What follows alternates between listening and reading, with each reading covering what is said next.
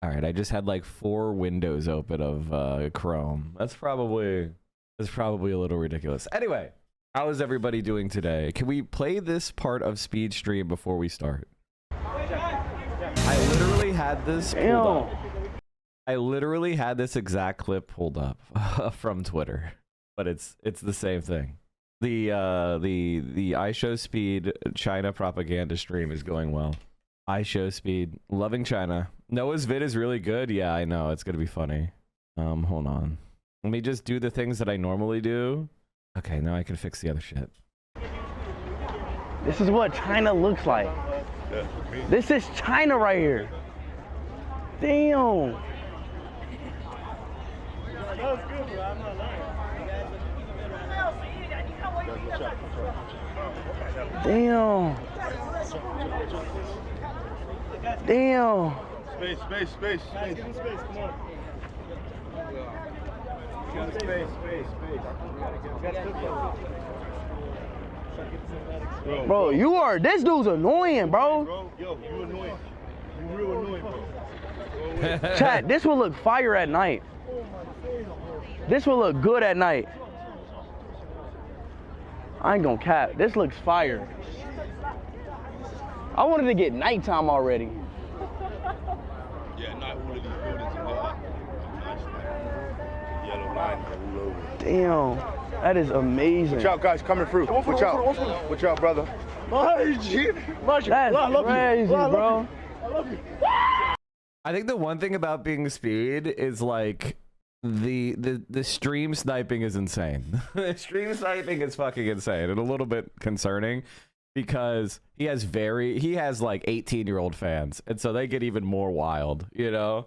So did you see the bodyguard? The bodyguard, dude. Like, at least he probably has multiple. That guy is big. At night. But it's also China, so This will look good at night. It'll be fine. I ain't gonna cap. This looks fire.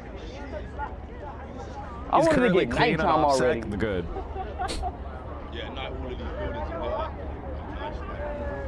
Yellow line all over. Damn, that is amazing. Watch out, guys, coming through. Watch out. Watch out, It's brother. crazy he went to China after the racist stuff he pulled during the World Cup. You have to think, the thing about Speed is when he does stuff, he's a kid. And a lot of it is not in any way malicious. He's just doesn't know that he's doing dumb shit. I did dumb shit as a kid too that I didn't even know was bad, you know? So as long as you learn and you come from a place of like, oh damn, I'm sorry, I didn't mean to offend you. How can you get mad about that? You know what I mean?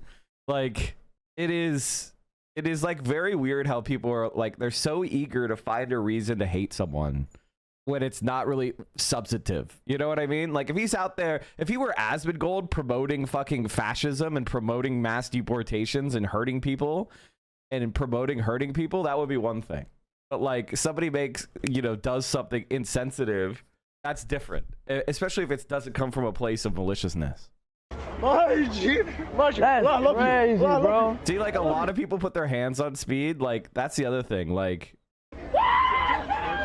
Chill. Chat, China look bro, I want to see what this look like at night. Can you jump in the water? Definitely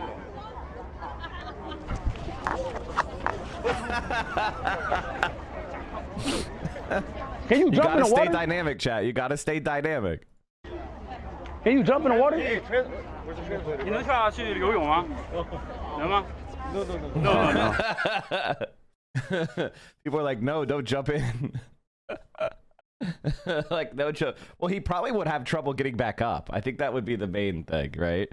Anyway, the iShowSpeed propaganda tour is going off well. What are we covering today? Okay.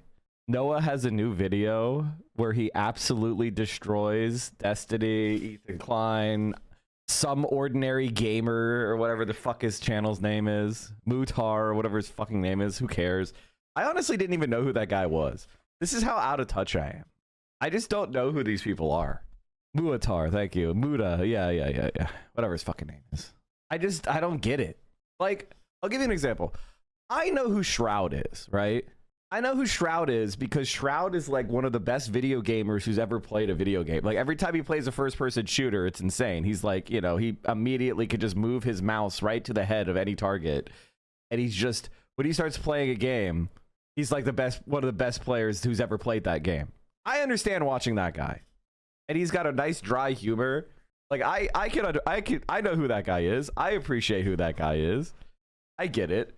But then you have people that are like Asmongold or Muda, and it's just like, they're not funny, they're not intelligent, they're not good at games, they don't have good opinions about games. And I want to make this clear, this isn't just ideological. I think it is possible to be a conservative critic of art and be intelligent.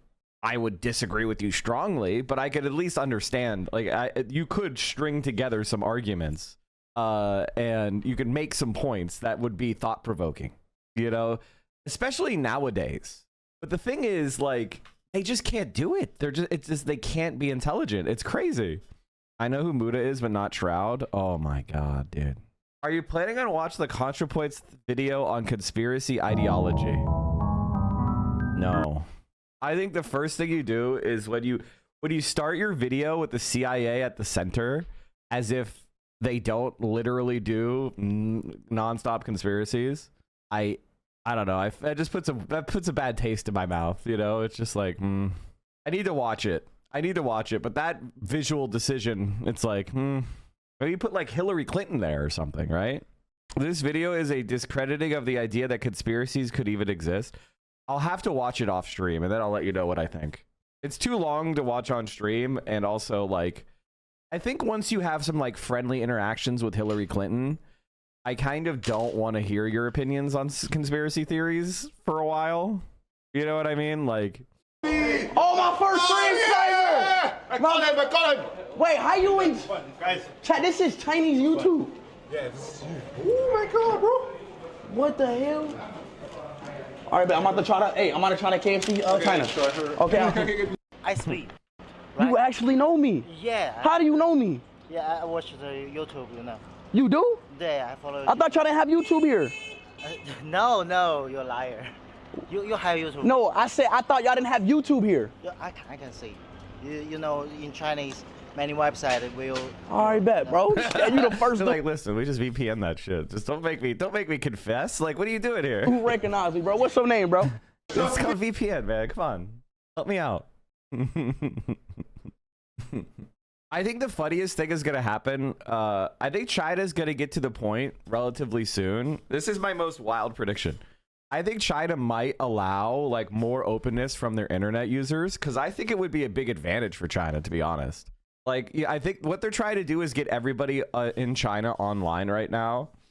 It's one of their like projects, and I think it would be actually probably smart, because like I think there was a lot of concern about the way the US would be able to manipulate them, but honestly, I don't think that's actually true. The Moonies are gone. This is just in Japan though, dude. The Moonies are South Korean. So yeah, they got attacked in Japan, but not in South Korea, right? Have you seen the Johnny Harris where he orgasms at the thought of role-playing G? Okay, chat. Kat did something that I like. I've been kind of like, I'm a little bit more skeptical of Kat just because she never was like a socialist. She was never really in the socialist. She was in the like progressive. Maybe she's called herself a socialist before and I just never caught it.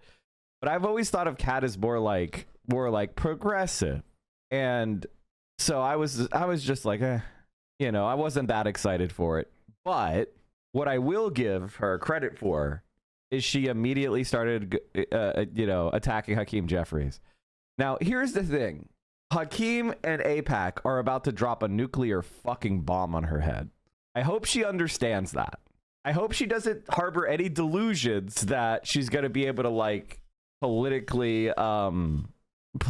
like, navigate it. The Samsung CEO is dead at 63? What happened? He had a sudden heart attack. You're telling me one of the wealthiest people on the planet died of a heart attack? By the way, chat, BYD is taunting Elon Musk. The 3 letters that keeping Tesla bulls up at night. BYD. That's the car maker eating everyone's lunch in China, the world's biggest auto market, and rapidly gaining market share around the globe, except in the United States, of course, because of long-standing trade restrictions on Chinese imports. On Monday, BYD reported $107 billion in revenue for 2024, crossing the $100 billion level for the first time and besting Tesla's annual revenue by $10 billion.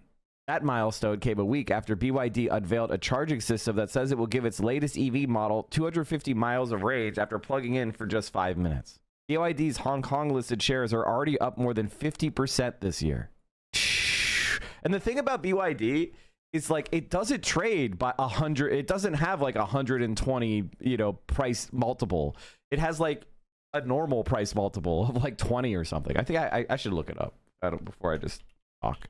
And these things have gotten so much worse to look at. Legitimately. Okay, there is no PE ratio. What's going on? Diluted earnings per share is 3.99. Anyway, they sell a lot more cars than Tesla. Their growth potential is way better than Tesla's, and they trade at a much smaller multiple. It's crazy. All right. So, what else do I want to talk about today? Let's finish what I was saying about Cat.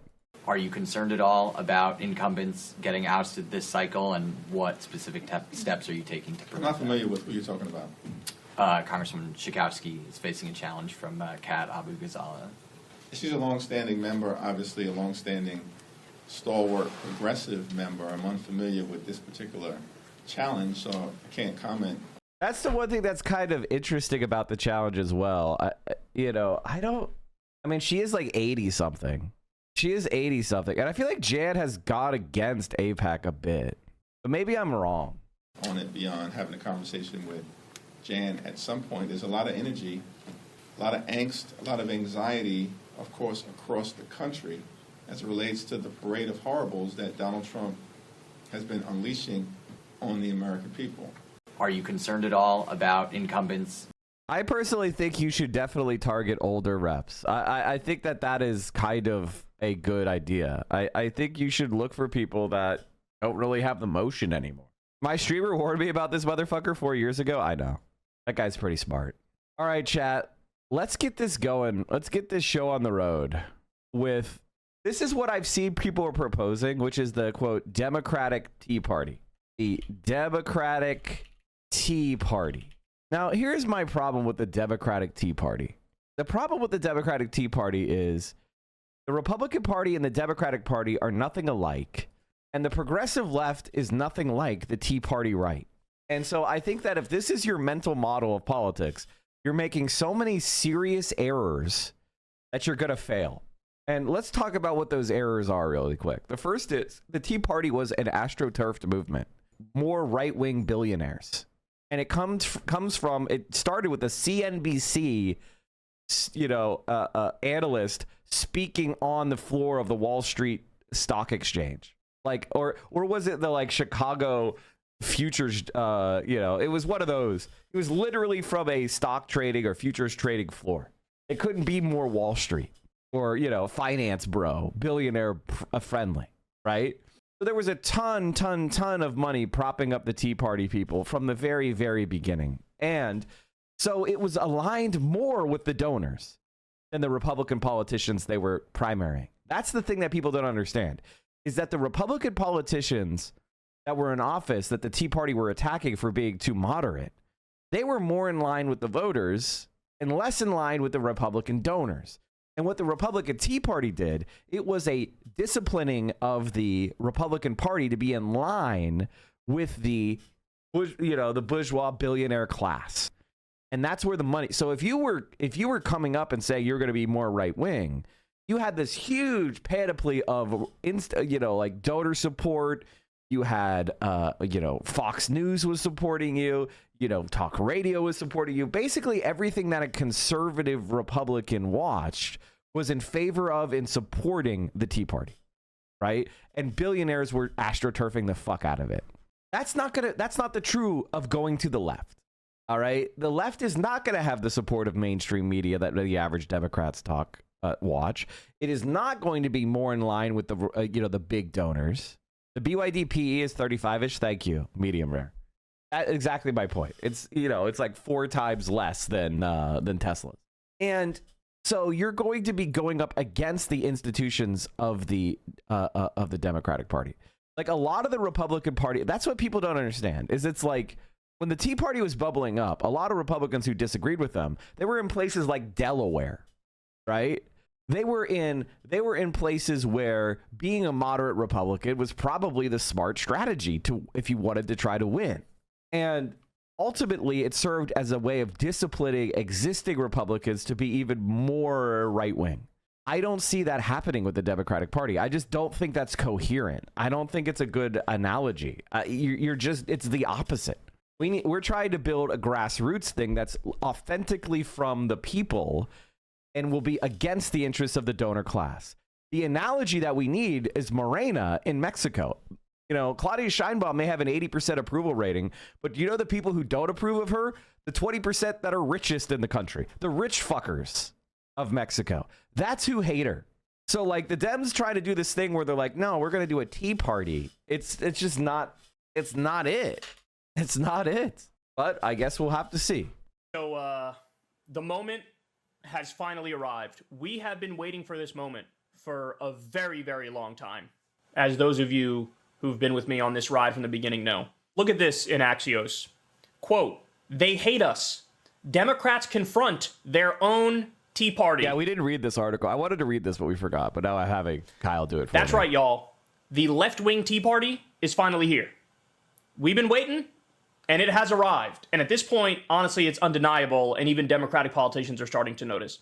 Look at this. Democratic members of Congress back home in their districts for the last week have been encountering a level of anger and hostility that some see as reminiscent of the 2010 Tea Party wave. The dynamic could spill over into the 2026 primaries, lawmakers tell Axios, with the infuriated grassroots attempting to throw out House and Senate Democrats as they see as unprepared to take on Trump. Quote, any Democratic incumbent who thinks they can rest on their laurels and not show their constituents that they are fighting like hell is making a mistake, said Representative Jared Huffman, a Democrat of California.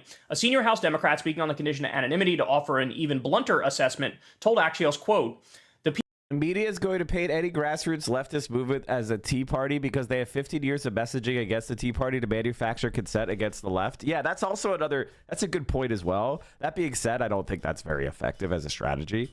But yes, exactly. They want to be like, we've told you the Tea Party, like the thing about the Democratic Party, that's the reason why, like a lot of people will ask me stuff like this. And this is probably the opinion that the mainstream Democrat centrist think is the strongest against Bernie. They say that the argument they think is the strongest against Bernie is this. You think Bernie would have won? Well, he lost the primary. How could he win the general if he couldn't even win a primary? Right? Like that's the argument that I think centrists in general, Democrats in general, think is the strongest argument against Bernie Sanders. And the answer to that is very simple. The type of person who votes in Democratic primaries is not a representative of the Democratic Party as a whole or of the majority of the general electorate, meaning that they are different in kind. They're not representative. And so what do you mean by they're not representative? Well, the answer is they're much more college educated. They make a lot more money. And they're older. And so what I'm saying is the primary is not like a random's 20% of the electorate that vote or 30 or 40% of the electorate that vote. It's the type of people who identify themselves closest with the Democratic Party and who are more upscale and educated. Those are the people that vote. But when you talk about the general election, that's almost the entire adult population. On a presidential year, we're getting 75, 80%, between 70 and 80% of the adult population, the eligible voters are voting. So that's like almost everyone votes in the presidential, right? And so the types of people that vote in the general election for the president were disproportionately less likely to vote in the primary.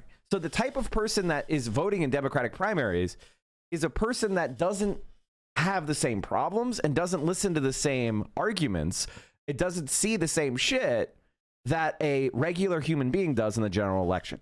And that's what makes the left, that's the problem the left faces right now, is that the people that, like, Bernie Sanders is very popular among independents and people who call themselves moderate. Let me see if I could find a poll. Oh man, I really wish I had a poll for this right now. I didn't pull one up, but hold on. I think I saw something the other day that said he had net +10 approval rating. If anybody can find it for me, I don't know. I feel like if we don't split and try to do the takeover, the Democrats will just F it up and it'll flop. You know, here. The reason why I'm saying that trying to take over the Democratic Party is stupid is because of this analysis that I'm providing you, which is the people that vote in Democratic primaries just consider themselves Democrat. They are wearing blue. They're the vote blue to people. The vote blue, no matter who people, are the people who vote in Democratic primaries. The people who would get offended if you criticize Obama or Biden, they're the people who vote in Democratic primaries, right? They're not the people that, but in the general election, they are a minority. They can't win. So the problem is when you allow yourself to be trapped in the Democratic Party, what happens is the type of people that are going to select the candidates are going to be the people that are the most identify as a Democrat. And they are the people that trust the Democratic elites. They're the people that say, well, what should we do? What is Joe Biden saying about trans people? Joe Biden's saying that trans people are going too far. Okay, well, then I don't support trans people going in sports. I think a lot of people have been talking about the trans issue a lot lately, and they've been like, oh, man, the radicals think that trans women should be able to play women's sports. And if you go and look at the polling on that issue in particular, it didn't start to get really bad for trans people. It's till the Democrats started to say, I don't support women in sports.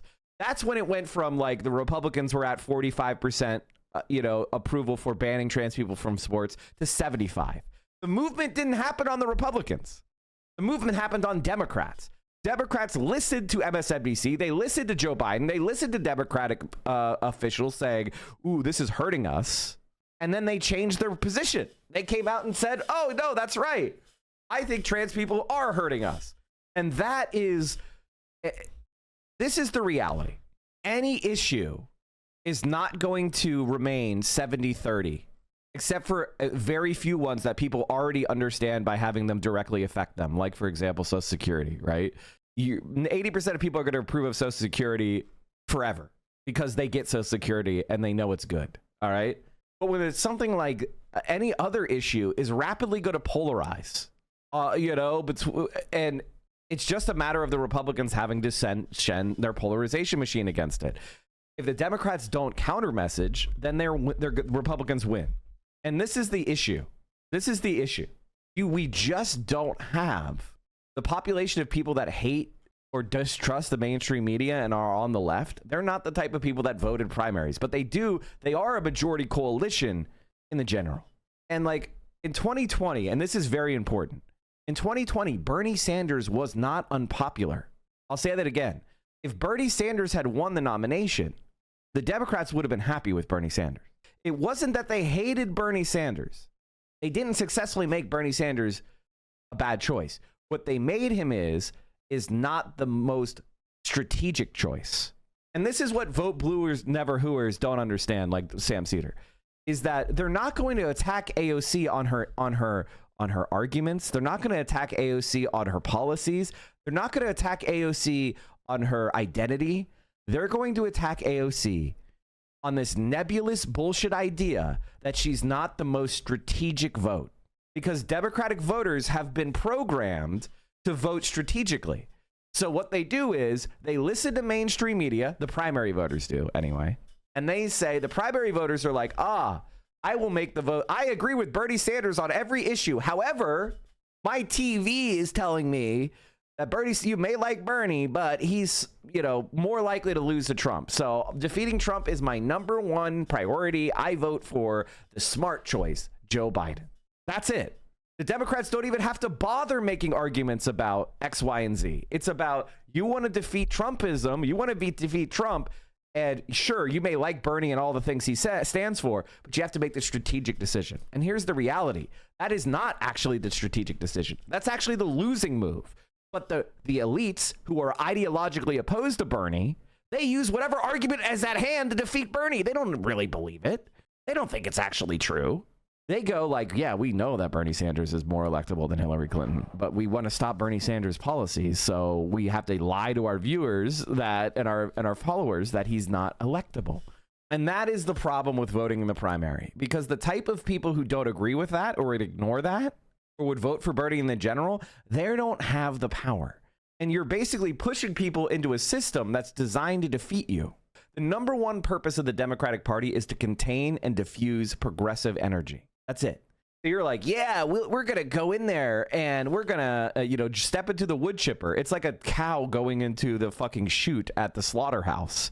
It's designed to keep you complacent up until the point they put a fucking captive bolt gun to your head and kill your ass. Let's take a look at this poll of Bernie Sanders approval, right? Bernie Sanders approval with moderates is 51%. Self-identified moderates, 51% to 36% disapprove. And he's got 14% approval with conservatives. This is a poll that has Bernie Sanders. So even moderates, so-called moderates, like Bernie Sanders. Let's compare Bernie Sanders to, say, somebody else. Elizabeth Warren. Okay, she's like not well known. I have to find her with somebody who's well known. Elon Musk, moderate, 36% approve, 57% disapprove. They got some weird people that they're polling. All right, Donald Trump, moderates, ideology, moderates, 42% favorable, 53% unfavorable. So Bernie Sanders is the most JD Vance, moderate, 34% favorable, 52% unfavorable. So Bernie Sanders has the best approval rating with moderates, absolutely destroys Donald Trump by 20-some points. Is that something that made sense? Is that something you knew? I mean, he's supposed to be some radical leftist, right? And yet moderates love him. Self-described moderates love him. How do you square that circle? And the answer is because people don't know what the fuck they're talking about when they say they're a moderate. Okay? That's the answer. And it's very unsatisfying, but it's, think about yourself in your high school classroom. And you were to ask your high school classroom to explain political ideologies and select which one they are. Motherfucker, they have no idea. Now, if you ask them what they think about specific policies, they'll have opinions on those policies. And it just so happens that those opinions would line up with Bernie fucking Sanders. And like, this is one of the things that people do to lie to you, right? They'll be like, a lot of people call themselves moderate and Bernie Sanders is not moderate. Therefore, Bernie Sanders is too far left. But if you ask the people who identify as moderates what they think of Bernie, well, whoopsie doopsie daisy, they love his ass. How does that square? Because the people saying Bernie Sanders is too far left and moderate, and there's too many moderates, are lying to you. They're trying to make an inference when a direct question would be a better question. And yet they don't show you the direct question of what self-ID moderates think of Bernie Sanders, because they're, again, ideologues lying to you. They like to lie a lot. It might also have something to do with the Americans being very progressive as a whole on their individual ideologies, but always vote along party lines which are diametrically opposed to their own individual ideologies. This is what you're talking about, is team sports. This is the other advantage of Bernie Sanders. He breaks people out of that mindset of team sports. People don't look at Bernie Sanders and think Democrat ideologue, Democrat partisan. They think of Bernie Sanders and they think honest guy who cares about people like me, who wants to do things to help me and my family. They don't think Democrat. And that lets a lot of people who might agree with him but hate Democrats like him. I mean, he's got 14% of conservatives saying they're favorable of him. That's pretty good. Elizabeth Warren, 8% of conservatives say she's good. Pete Buttigieg, 10% of conservatives have him somewhat favorable. I mean, so Bernie Sanders is way, way, way, way, way more popular. And like, if you look at Elon Musk, 80% of conservatives like Elon Musk. This is just partisan shit.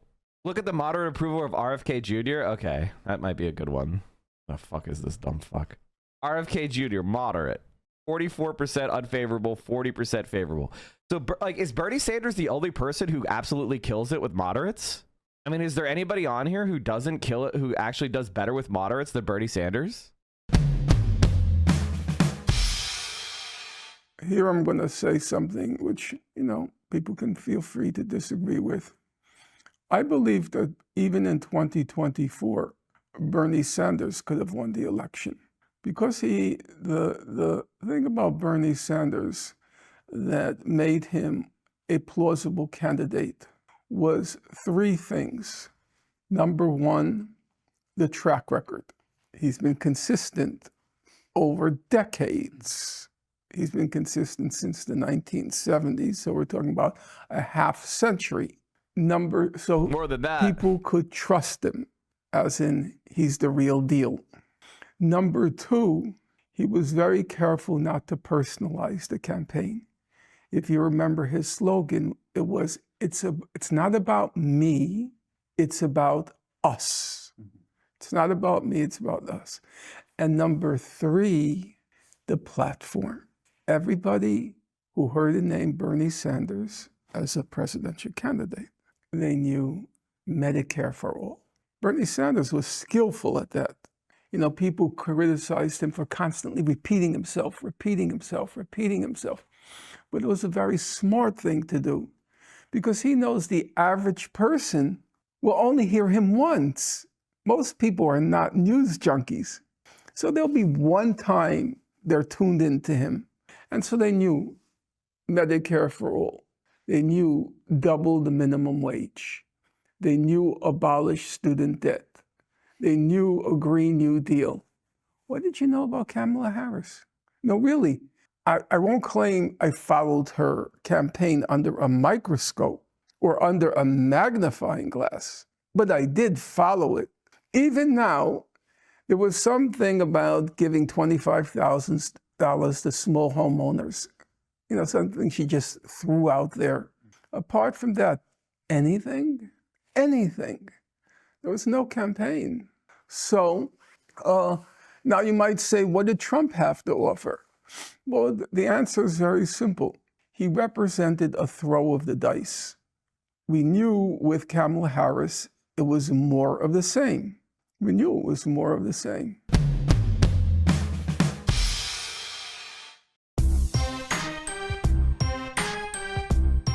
Wait, do I have like autoplay on? What the fuck?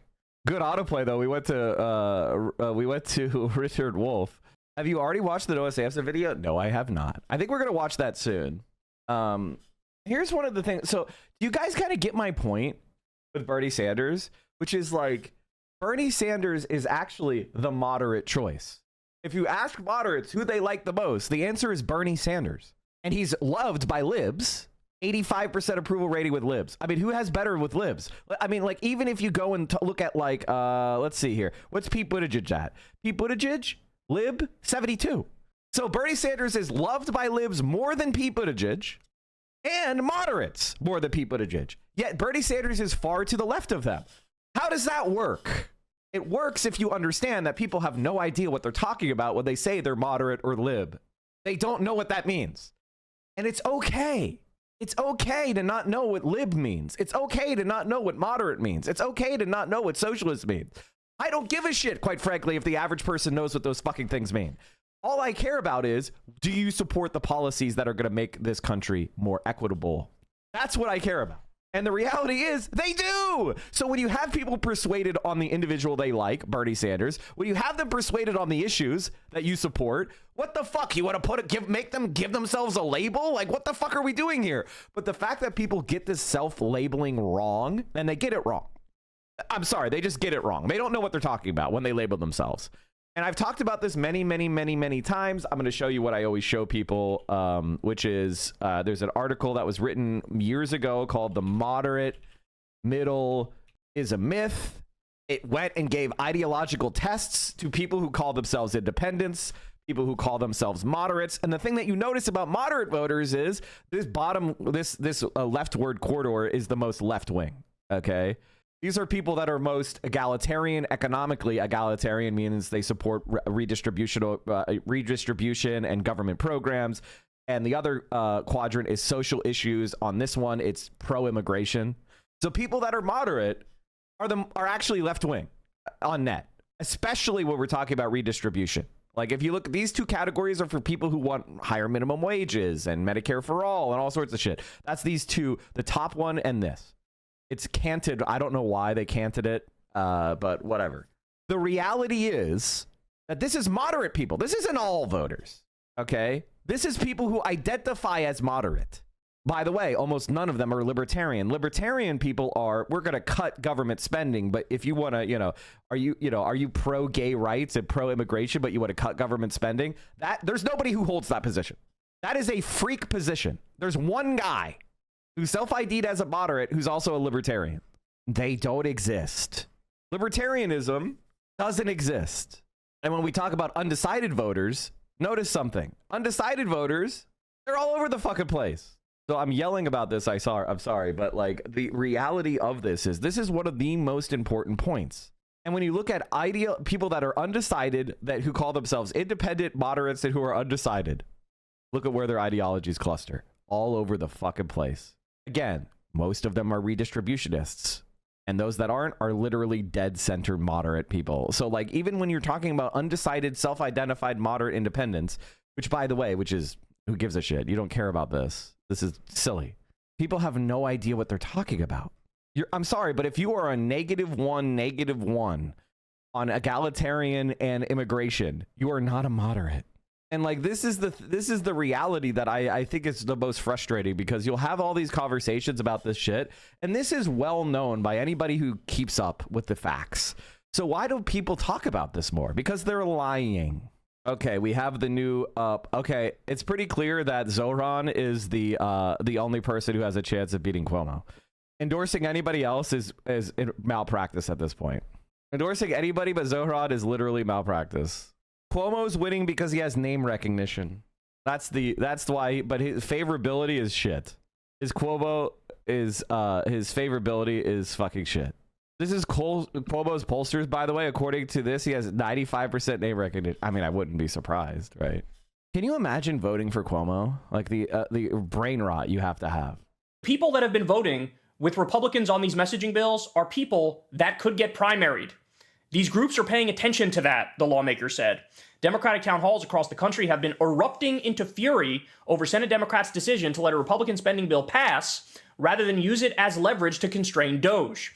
Several House Democrats pressed on Senate Minority Leader Chuck Schumer, folding in the government spending fight, have responded that the Senate leader should step down. So now you have Democratic politicians coming out and saying, Schumer's got to go, dog. John Hickenlooper, who's literally like just a nobody Democratic senator, normie as all hell, he was like, I don't know, dog. I think Schumer's kind of got to go. He really screwed the pooch on this one. Representative Sean Casten's town hall was repeatedly rocked by disruptions and was shut down by police after 45 minutes due to outbursts from pro-Palestinian protesters. The senior House Democrat told Axios that a colleague called them after a town hall crying and said, quote, "They hate us. They hate us. Among the things I got at a town hall were, will you call for Chuck Schumer to resign?" The lawmaker said. Last week I got, you need to tell your leadership they had no right rebuking Democrats for being strong at Trump's speech to a joint session of Congress. That's about Al Green, who stood up and said, you have no mandate to cut Medicaid, Trump. And then he got censured by including 11 people from his own party, voted with all the Republicans. Oh, I'm going to be principled to show. People are like, what the fuck is wrong with you? Somebody's finally standing up and fighting and saying, protect Medicaid, which is healthcare for poor people, and you're shivving them? You're stabbing them in the back at a moment like that? Jesus Christ. So the grassroots are where you are and where I am. And that has never been more clear ever in my entire life. Quote, another thing I got was, Democrats are too nice. Nice and civility doesn't work. Are you prepared for violence? For violence. This is the Democratic base. But that's the thing, man. It's not even just, like, it's not the left-wing base. It is the Democratic base. So now, in other words, my opinions, your opinions, the opinions of the broader left have now become the normie liberal Did I end up position. Emailing? I will. And that's what's different about this moment. Oh, by the way, chat, I just posted some of my mint political analysis that nobody. This is the stuff that gets the least amount of interaction. Why would it?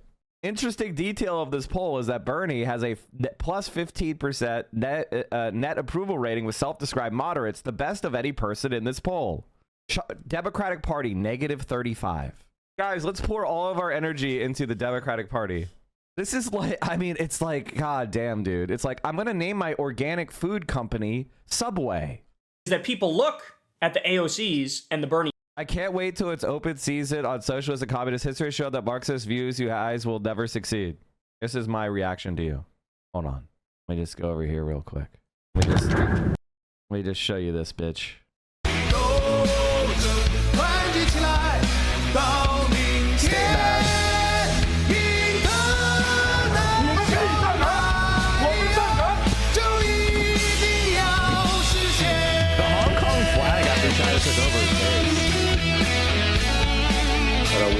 to the city of Beijing.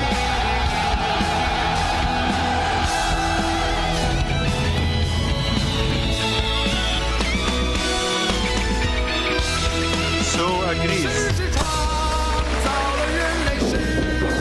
这是载入中华民族史册的一天。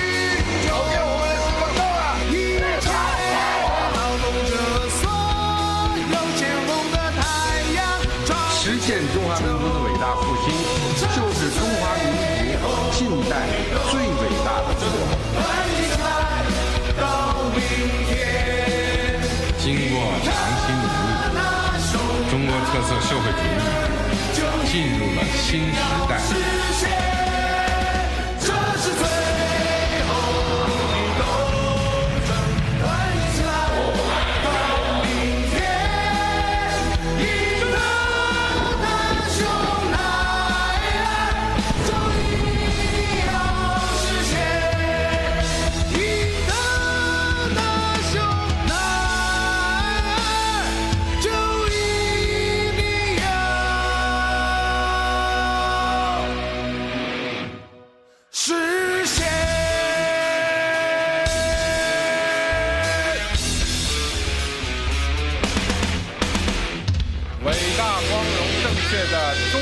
共产党万岁！伟大光荣英雄的中国人民万岁！ One of the funniest things about this music video is you end with that, and this is what China looked like under capitalism. And like, it's very funny because we're gonna win. Like, everybody understands that capitalism is not sustainable in the long run, that it is as stupid as the slavery systems or feudalism. Like, you have a system that has made Elon Musk the wealthiest man in the world because he lied about a bunch of stuff and got a bunch of rubes to buy stock. That's what you think the end of the human race is? It's about a bunch of rubes lying, getting tricked. So a stock number goes up. That's the thing that you want to reward. That's what you're saying. Pathetic. And the United States of America is weakening itself with the right winger, because the right winger has been tricked to believe that humanity is divided into races. Who's been tricked to believe that humanity is divided into nations, which are concepts that are really, really new. I mean, it's like, how embarrassing do you have to be to pick up a textbook and realize that we didn't have passports until like the 20s? These are concepts that are like a little bit over 100 years old. Human beings used to be able to flow from one state to the other, one city to the other. Like, all these concepts that this guy thinks are like born into humanity, like deeply are ingrained, are no more than 300 or 400 years old. The human race has been on this planet between 1 million and 250,000 years. Most of that time spent in primitive communistic societies with very little in the way of hierarchy or exploitation. And like, that's just sad. It's sad to think that this system is the end state of humanity, or that white people are better than other races, or whatever the fuck dumb shit you believe. It's actually legitimately dumb as fuck. What's the difference between the CCP and the CPC? I honestly don't know. The name of the party is the Communist Party of China. That's the name of the party. And CCP is Chinese Communist Party, which is something that people say as an insult. I don't know why they think it's such an insult, but it is what it is.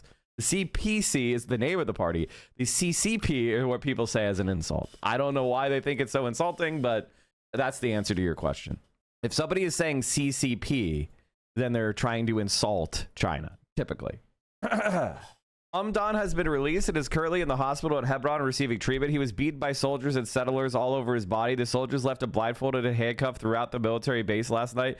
This is an Oscar-winning director who was kidnapped by the settlers of the IDF last night in the West Bank. He just got back from America after getting his Oscar for best documentary film. Anyway, long story short, if you think there's good, like, the idea of the thing about right-wingers is they are cowardly. This is the thing about right-wingers. They are cowardly. Like, there's a reason why Hitler killed himself in the bunker, right? because he's a coward, you know? And there's a reason why Nazis spend most of their time, you know, trying to shoot children in the head or gas children. And that's why they got their asses beat by the Soviet Union. They did that because they're cowardly. Is CPC because communism is meant to be global Communist Party of China instead of Chinese Communist Party? Am I wrong? Yes. Basically, what communists believe, in a nutshell, is that all human beings are inherently equal. What that means, and deserving of equal treatment. It doesn't mean that we get equal outcomes. That's not what that means. It means that our value as a human being is equal, and every human being is deserving of moral consideration. That your nation doesn't set you, or your race, which is a myth, doesn't set you over anyone else. That is a socialist belief. And now humanity is divided by cultures, by language. And the song that I showed you is called The Internationale. It's actually a French song. And one of the things about communism is it's actually Western thought. This is one of the things that's very funny to me, is whenever conservatives are like, defend Western thought. Socialism is Western thought. Anyway, so The Internationale is what the song they were singing. And there, you know, it goes in a bunch of different languages. I'm trying to think a note here. How about this? Arise, ye prisoners of starvation. Arise, ye wretched of the earth.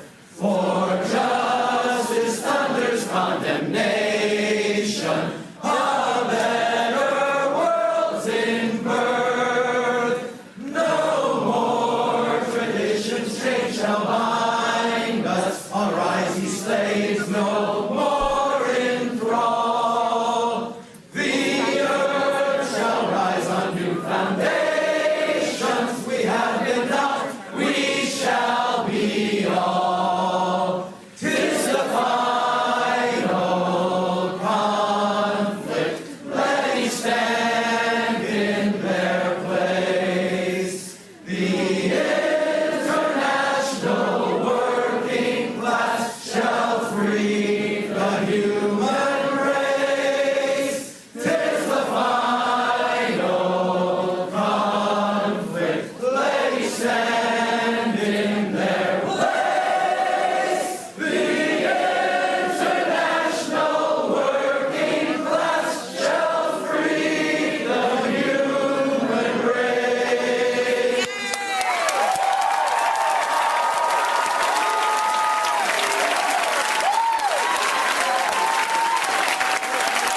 Beautiful. Bernie Sanders and the Jasmine Crockett's, and they go, oh, you represent me way better than Chuck Schumer and Hakeem Jeffries and all of these MAGA collaborator Democrats. That's how they're viewed now. Weak, feckless, spineless, MAGA collaborators, believe in nothing, will fight.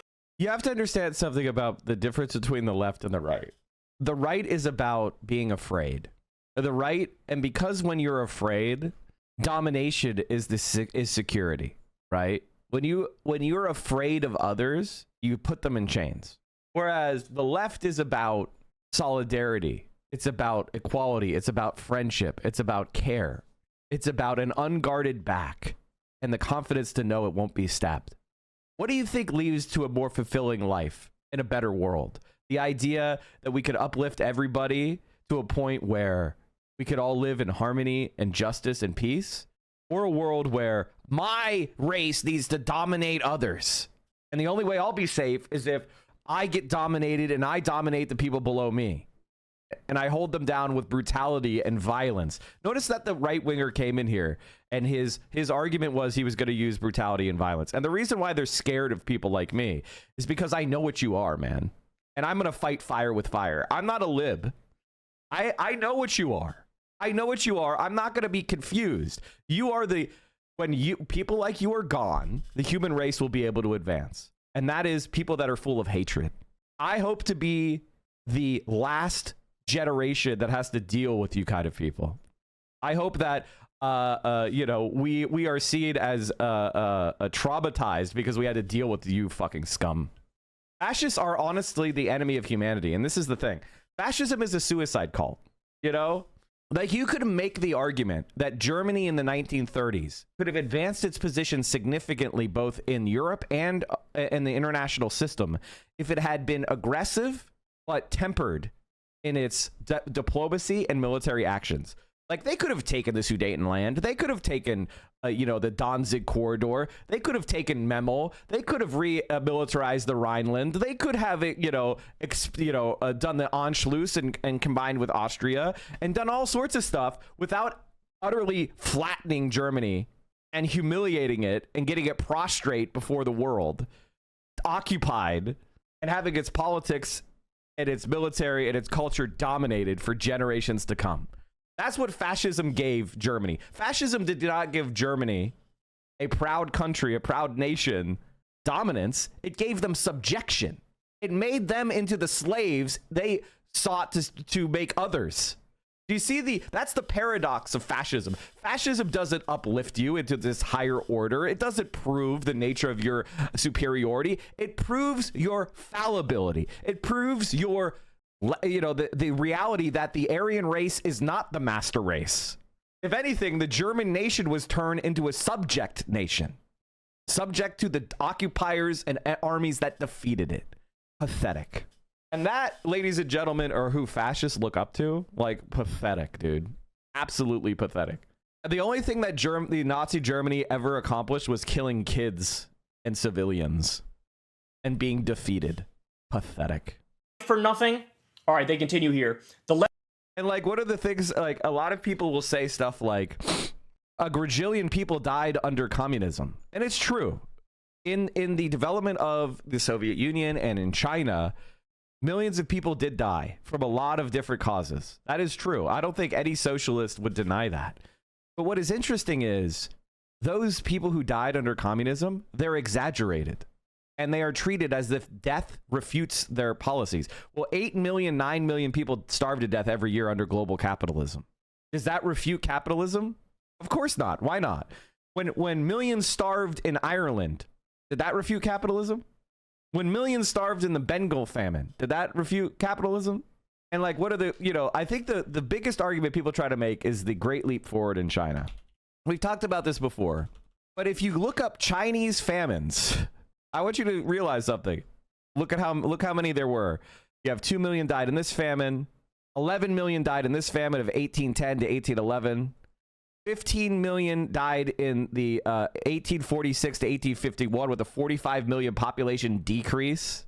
8 million died in the famine of 1857. 30 million died in the famine between 1851 and 1873. 13 million died from 1876 to 1879. Is this capitalism? 25 million died in the Chinese famine of 1906, 1907. 10 million died in the Chinese famine of 1928 to 1930. This is, is this capitalism's fault? 5 million died in the Szechuan famine of 1936. 1 million died in the 1942 to 1943 famine. And then you have this is the famine so delete all these famines, right? These famines don't matter. This is the famine that matters. The one that ended in 1961. This is why communism is wrong. And notice that there's no more. The Chinese Communist Party did the thing that was impossible. It ended famines in China. Oops. 15 to 55 million. And every single right-winger will say 55 million is the number, right? Not 15, right? If it was 15, it would be normal. It wouldn't even be the biggest famine in Chinese history if it's 15 million. So this is supposed to refute Marxism, but this doesn't refute capitalism? Why doesn't this refute capitalism then? It ended famine by creating a huge famine. No, what happened is the Chinese Communist Party reformed and figured out how to do national, collective agriculture and advance their agricultural industry. They modernized, because when China was taken over, it was by the communists. It was one of the poorest countries in the world. That's part of why they won, because capitalism had failed in China so spectacularly. They had been so humiliated and occupied and colonized that the people of China rejected capitalism. They rejected this and they fought for the communists. And that's why they won, because they were so tired of being dominated and humiliated and exploited. That's why. Do you know why it could be 50 to 55 million? Because it has to do with basically the right wingers try to make it as large of a number as possible. And they use things like, oh, there were avoided births, right? There were avoided births. So those count as deaths. right? Like she decided not to have a child because they were hungry, so therefore that is a death. Anyway, the fascist guy. What is the fascist guy saying? Okay, let's leave it the fascist guy. Okay. It's impossible to change the minds of anyone who thinks any types of Marxism works. The most powerful country in the world is Marxist-Leninist. I mean, I don't know what else to say. The largest economy in the world is Marxist-Leninist. I don't know what else to say. Marxism leads to totalitarianism. You just said you wanted to have open season death camps. I don't think you have a problem with totalitarianism. Your worldview is very contradictory, man. I don't think it makes any sense. Your views have led to more deaths and destruction than ever in human history. Nonsense. Fascism killed more people than communism in the like 20 years it was relevant. Marxism will permanently lose. Why would it lose? It's an objective description of reality. I don't think you understand what Marxism means. You should be afraid of the views that lead to mass death. 9 million people worldwide die each year from hunger and malnutrition. I guess we should hate communism because capitalism is starving 9 million people. I heard 8 quadrillion people dying is bad, but apparently not. Just someone who sees the faults of Marxism. All my kids are educated on the flaws of Marxism and capitalism. The flaws. The flaws. One of the things you'll notice with far right wingers like that is they can't actually defend what they're saying. They can't actually say what the flaw of Marxism is. The flaw of Marxism is what?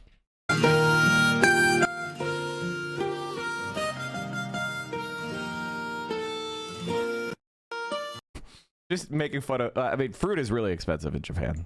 Level of exasperation is comparable to the Tea Party for sure, even if the issues and policies are very different, said Huffman. By the way, let me use this moment to point something out. If you are considering running for office in the Democratic primary, I want you to do it. I want you to do it. Because there's never been a moment more ripe for our ideas to win, for us. If you want to run in the Democratic Party primary, if you don't know how to do it, you shouldn't do it. Unless you are a community leader already, and you're like a major leader in your local progressive organizations, and you have the ability, or you have a large platform that you can raise money on. Like if you are just some random guy, you're not gonna be successful. In fact, what you should be looking to do is help somebody else who agrees with you on shit run. Just everybody running just like pointless, aimless, ignorant campaigns is not the win.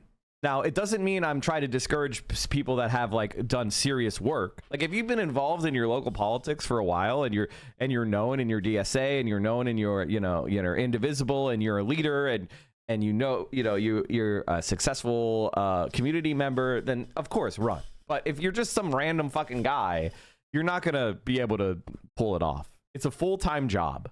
Is this a critique of Kat? No, Kat can run because she has a large platform. And so she's able to raise money from social media, and she's able to get attention to her campaign. She's able to mount a legitimate campaign that will be forced to be acknowledged. It was already acknowledged by national media. So her campaign is obviously a real campaign, like right off the bat. Before she even did anything, I mean, she was able to get a whole bunch of excitement behind her campaign. That in and of itself is proof that it's a good campaign. To rise up. The default perspective in all of these districts is protect Social Security, protect Medicare, protect Medicaid, fuck Doge, fight MAGA.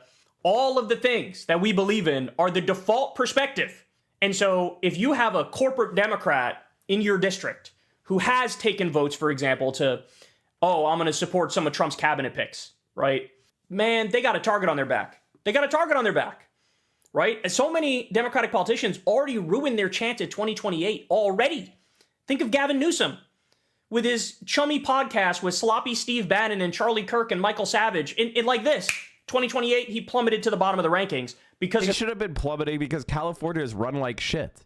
This is the thing that I think that this is why I don't really like the idea of running as a Democrat. I wish Bernie Sanders would start his own party. I think it would be think it would be hugely successful, to be honest with you. And I think it would be such a profound shock to the system. Like the Democrats have a hard, like this is where the position the Democrats are in right now, which is they need to convince the billionaires that they're worth bribing. That's how bad they are right now.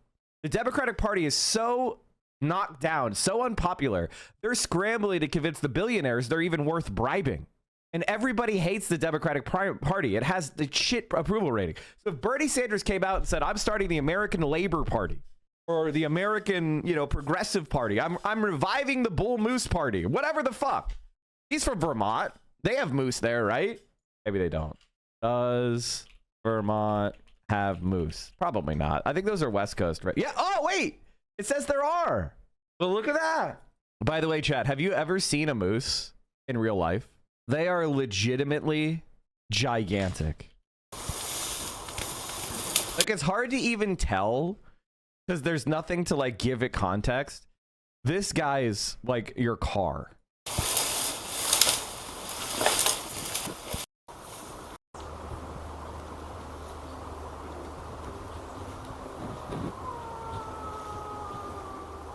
I would not be nearby two bull moose that were ready to clash.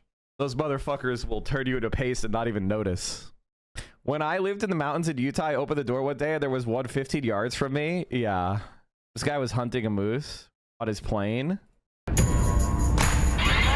This is Alaska shit right here.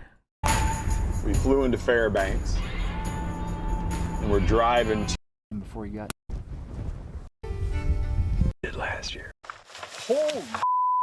Because the wind.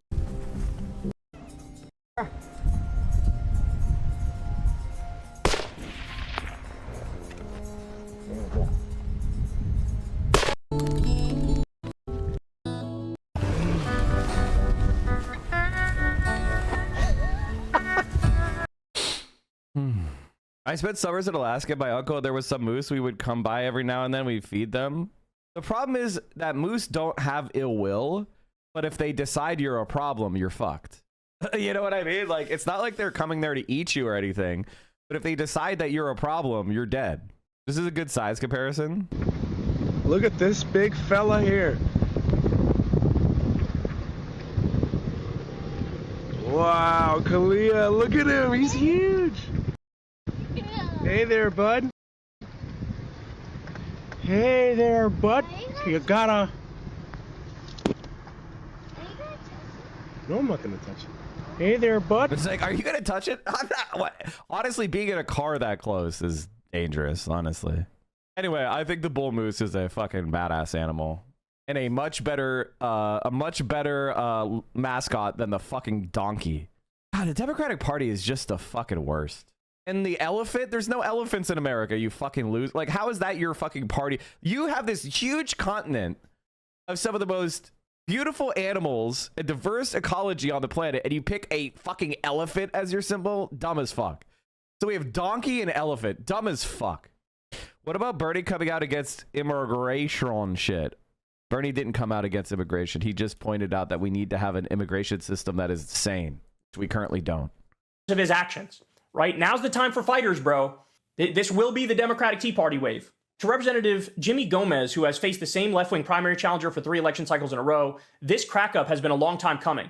Quote, the base has been pissed off for a while. I've been dealing with it for a long time, since 2020 at least. But most members didn't feel it because they weren't in top 2 elections, Gomez said. Still, he acknowledged, it seems to be more widespread now. Said Representative Delia Ramirez, my constituents have passionately said they are not happy with Democratic leadership. They expect more from me and from Democrats in Congress. For the first time since at least the aftermath of the 2008 election, Democratic voters have a net negative approval rating of their own party in Congress. And we get rid of, like, what's the... people cannot possibly think that a ballot line is worth this. Like, I think that people who think a ballot line is worth this are literally stupid. I think you're literally, they're just exposing themselves for being lazy fuck and stupid fucks. You could get it's not that hard to get on the ballot. Like, I mean, it is if you have no support and you're just a random guy. But a national movement led by Bernie Sanders could get on the ballot. I mean, it's not that hard. Fucking Jesus fucking Christ. Ross Perot can do it. You can do it. Let's talk about like ballot, independent ballot requirements. Let's see if this is like, okay, ballot access requirements for political candidates in Wisconsin. An individual could seek the nomination of a state recognized party. An individual could run as an independent. Independent candidates must petition in order to have their names printed on the general election ballot. Okay, So how do we do it? Let's do Congress. Okay. Let's look at Pennsylvania. Okay. U.S. House. Oh, I don't want to see the actual. We can find. I could just Google it. Honestly, it's not that big. It's not that hard. Is my answer. People do it in the Green Party and they get on the ballot. Like, come on, this is not that hard. In 1992, I was a 23-year-old apprentice electrician in Kokomo, Indiana, watching the presidential debate between George Bush, Bill Clinton, and Ross Perot. During that debate, one candidate won my vote immediately. They were talking about NAFTA, the North American Free Trade Agreement, which Congress had yet to approve. We have got to stop sending jobs overseas and move your factory south of the border, pay $1 an hour for your labor, have no health care, that's the most expensive single element, making a car, have no environmental controls, no pollution controls, and no retirement, and you don't care about anything but making money, there will be a giant sucking sound going south. My decision was made in that moment. I saw the threat in my community. If corporations were allowed to kill good blue-collar jobs in the Midwest to pay poverty wages to some poor Mexican worker, they were going to do it. And workers on both sides of the border would end up paying the price. That's why I voted for Ross Perot. Let's look at what's happened since NAFTA passed. Over 90,000 manufacturing facilities have disappeared in the United States, wrecking communities, ripping families apart, and leaving workers on unemployment or struggling to survive on low-wage jobs. Every plant closure is a bomb dropped in working-class communities. You can literally see the blast zones in Kokomo, Flint, St. Louis, and beyond. The big three automakers alone closed 65 facilities in the last 22 years. I'd love to say today that things have changed, but as we're talking right now, more work is being shipped out of the country, and more jobs are being lost or are in jeopardy of being lost. Stellantis has laid off thousands of workers at Warren Truck, while the trucks they used to build are being made in Mexico. John Deere, Mack Trucks, and many other companies are relocating work to Mexico right now, all in an effort to drive a race to the bottom. Economists and talking heads want to say that tariffs are bad for the economy. You know what's bad for the economy? Letting corporations ship jobs to other countries where workers make $3 an hour so the company can sell a truck for $100,000 and pocket the savings, while American workers and Mexican workers scrape to get by. Tell the workers who used to work at Lordstown, Ohio, that our trade system is working. Tell it to workers at Romeo Engine or What I think they should do is try to organize those Mexican factories, man. Baltimore Transmission, or Cleveland Casting, or Twin Cities Assembly, or Oklahoma City Assembly, or Janesville Assembly, Wilmington Assembly, Fredericksburg Powertrain, or St. Louis Assembly. The list goes on and on. There isn't a state in this country that hasn't been devastated by the free trade disaster of the last 33 years. The status quo is killing us. Some economists are trying to scare anyone, saying that the cost of tariffs will be passed on to working Americans. But the cost of NAFTA was passed on to working Americans in the form of plant closures, deaths of despair, and economic devastation. We feel its effects every day. Free trade isn't free, it's a disaster, and it's time to end it. The experts said NAFTA would help the working class. They were wrong. Ross Perot was right. NAFTA sucks, and it's time to fix our broken trade laws. What a king. What's his point? His point is that when you do NAFTA, so-called free trade isn't free.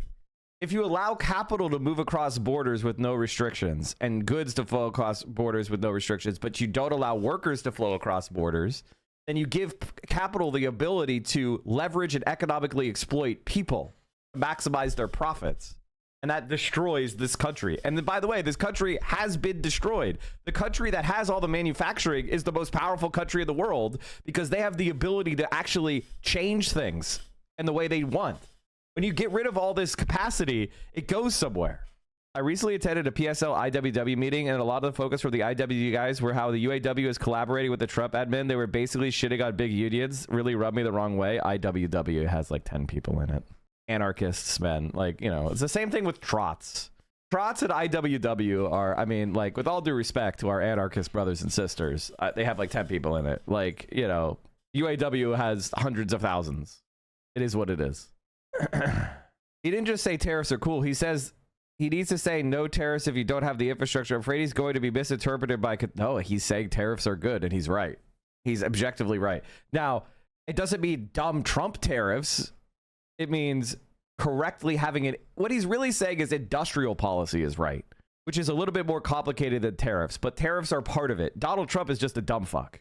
Donald Trump is just a dumbass piece of shit. Like, there's that being... That's why he didn't say Trump is right. He said NAFTA sucks. I like IWW, but whenever somebody's entire, like, their entire angle is to try to attack other organized labor groups, it shows that they're not really doing anything. You know, they're not really doing anything. I just talked about how there is no major left-wing media source online. There's no socialist platform, and people got at me about Hassan. But I'm sorry, if you're using your socialist platform to co-sign genocide apologists who not only deny the genocide in Palestine is happening, but endorse the perpetuators of it, you're a bad socialist. If you're using your platform to funnel support towards the Democratic Party rather than telling them to join their own socialist party, you're a bad socialist. If you're using your platform to co-sign someone who has constantly distanced themselves from Marxist theory and even suggested that it's an extremist understanding, you're a bad socialist. And I feel like it should go without saying, if you do... My feeling on this is I don't care. What if somebody's... I don't think this actually does anything. Like, I actually don't think this does anything. Hassan and I have always said something, which is electoral politics are where the masses are. I'm trying to convince people that we should start a new third party, or a new major party, a labor party, a working class party, a party of the masses. That's what I'm trying to convince. Now, Bernie Sanders has come a little bit in my direction and said people should run as independents. At least they've been convinced that maybe running as an independent could be a good idea. The masses are where the electoral politics are, because that's where state power is right now in America.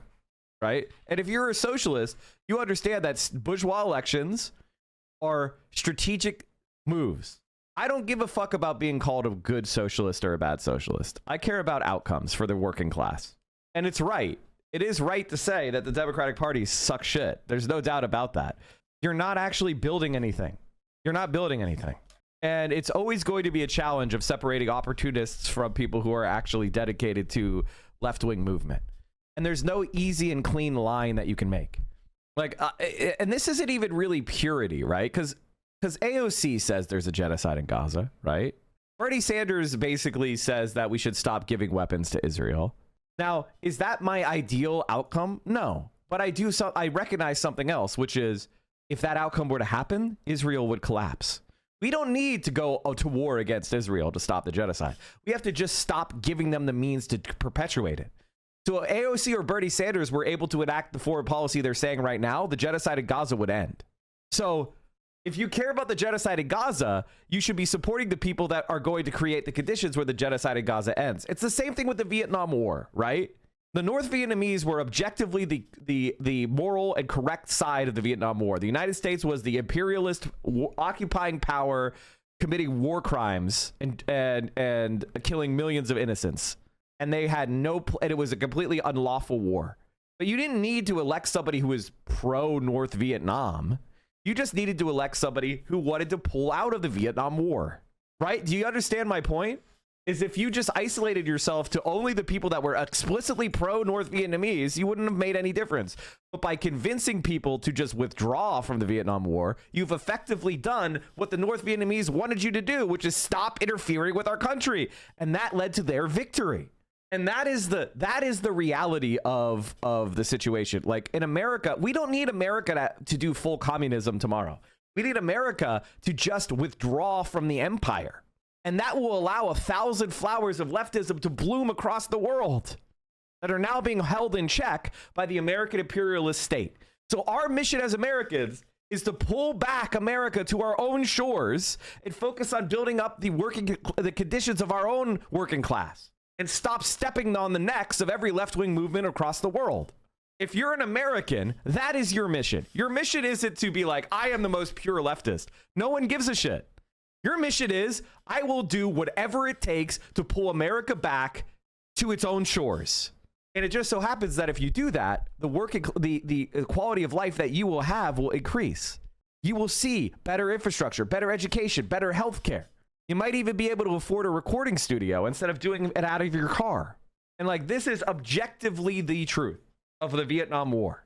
What happened to the Vietnam War is when leftists and liberals were able to unite and put tremendous pressure on the state to withdraw, that's how the Vietnamese won. The communists in Vietnam did not need us to fight South Vietnam for them. They needed us to shut the fuck up and go away. And that's the same thing with Israel. Israel is propped up because the United States is giving billions of dollars to Jordan, billions of dollars to Egypt. We're sending tens of billions of dollars of weapons to Saudi Arabia, which we prop up. We are interfering in Lebanon. We are supporting an Al-Qaeda affiliate in Syria. Like, the United States of America is creating the unrest of the Middle East. If we just pulled the fuck back and just let the Middle East and the Arab world govern itself, it would develop its own left-wing movements, its own pan-nationalist movements, and it would unite. And Israel would be forced to reckon with a new reality and end the apartheid and end the genocide. That is what this guy doesn't seem to get. He seems to think that Bernie Sanders and AOC having kind of shit opinions on issues or issues that are not quite as ideologically consistent with him equals they're the same as the liberals. And that is, quite frankly, ignorant of history, ignorant of world politics, ignorant of reality and what our mission is as left-wingers in fucking imperial core. And I don't know what else to say. Like, you know, I am not unabashedly endorsing Bernie Sanders and AOC. I'm just saying that's where the masses are, and I want to keep my mind connected to where the masses are, not to entertain this spiral into irrelevance of my perfect left-wing, my own personal left-wing presentation. That doesn't do anything, man. This is going to be a quick video about a very, very... And so, like, I look at this shit and I think to myself, what is he trying to do? What is the objective of the guy in the video? What is his idea? I think what he's saying is you should make him the biggest leftist streamer. Like, that, ladies and gentlemen, seems to be the sum total. And I'll close this point with this video. Personally, I'm embarrassed. I'm embarrassed that the United States of America is being humiliated and is leaving an area that we had come to defend, and we've been defeated. Personally, I'm embarrassed. I'm embarrassed that the United States of America is being humiliated and is leaving an area that we had come to defend, and we've been defeated. Now, this is the American ambassador to South Vietnam being forced to flee as the forces of North Vietnam ended the Vietnam War by capturing Saigon, or as we all know it, Ho Chi Minh City. Like, that's kind of the point I would say to this guy, which is like, I get it. I get the frustration with Bernie Sanders and AOC. There's plenty to be frustrated with them. And endorsing Kamala Harris was dumb. Because by endorsing her when she had such terrible positions on the Gaza genocide, you created space for people like this guy. It was just a miscalculation, and they were wrong, period, dot, to do so. I didn't endorse Kamala Harris because of that issue.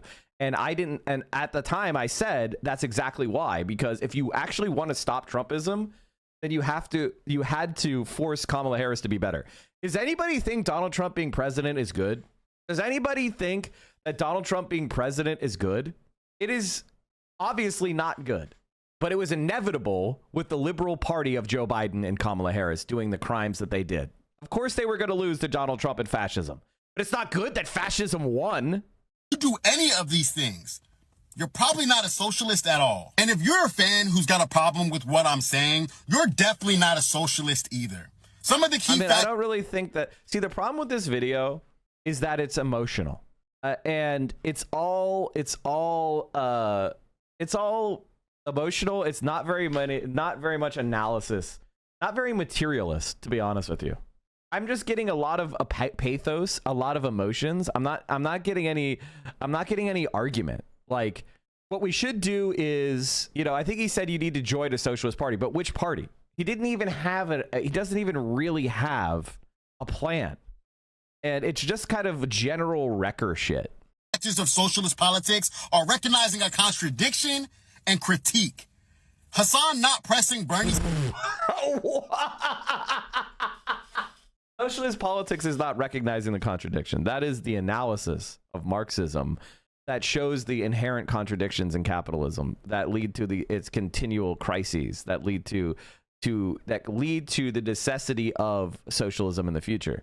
That's not the sum total of socialist politics. Socialist politics is about organizing the masses and boosting class consciousness and recognizing the revolutionary condition you're in and building towards a future where you could actually achieve a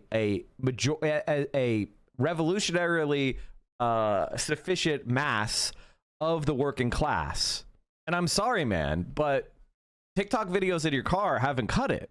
And like, I feel a lot of the frustration that other people feel at Bernie and AOC. I do. I feel like they have a lot of bad lib advisors. I think they're in the DC milieu. I think they're too disconnected from DSA or other socialist organizations. I feel like they hang out in this space of opening up the conversation toward more left-wing politics, but they don't lead. They're a little bit sheepish, and they're always trying to triangulate. They're being politicians, and politicians are inherently pragmatic opportunists. That's what they are. So instead of whining, complaining that they're not being the good boys and little girls you want them to be, why don't you build some institutions that can hold them in check and put the fear of God into them? And this is, you know, ultimately, I think a lot of people analogize too much with conditions that happened in the past, and they don't address the conditions we're in now. The conditions we are in now is that liberals are disenchanted with the Democratic Party, that liberal elites are working to collaborate with a fascist state, and the Republican Party has collapsed fully into a fascist or crypto-fascist Trumpian cult. And they are attacking some of the fundamental liberal pillars, like free speech, that make socialist organizing possible. And I think a lot of these people are not like this guy. I don't know who the fuck this guy is. I don't know who this guy is. Like, I don't know what the fuck this guy is. I mean, he's got a few TikToks. It's getting sad, fam. Liberals are out here desperate, gassing up Bernie Sanders again. Like, did y'all not get his grift his second presidential run? That man stole hundreds of millions of dollars from working class people to turn around and endorse the very same party that sabotaged his presidential run. He was oddly quiet when Democrats were in power, the wealth gap was increasing, and cop cities were popping up everywhere. But now he wants to fearmonger about an oligarchy in power and the rise of authoritarianism. He was oddly fearmonger. It's objectively true.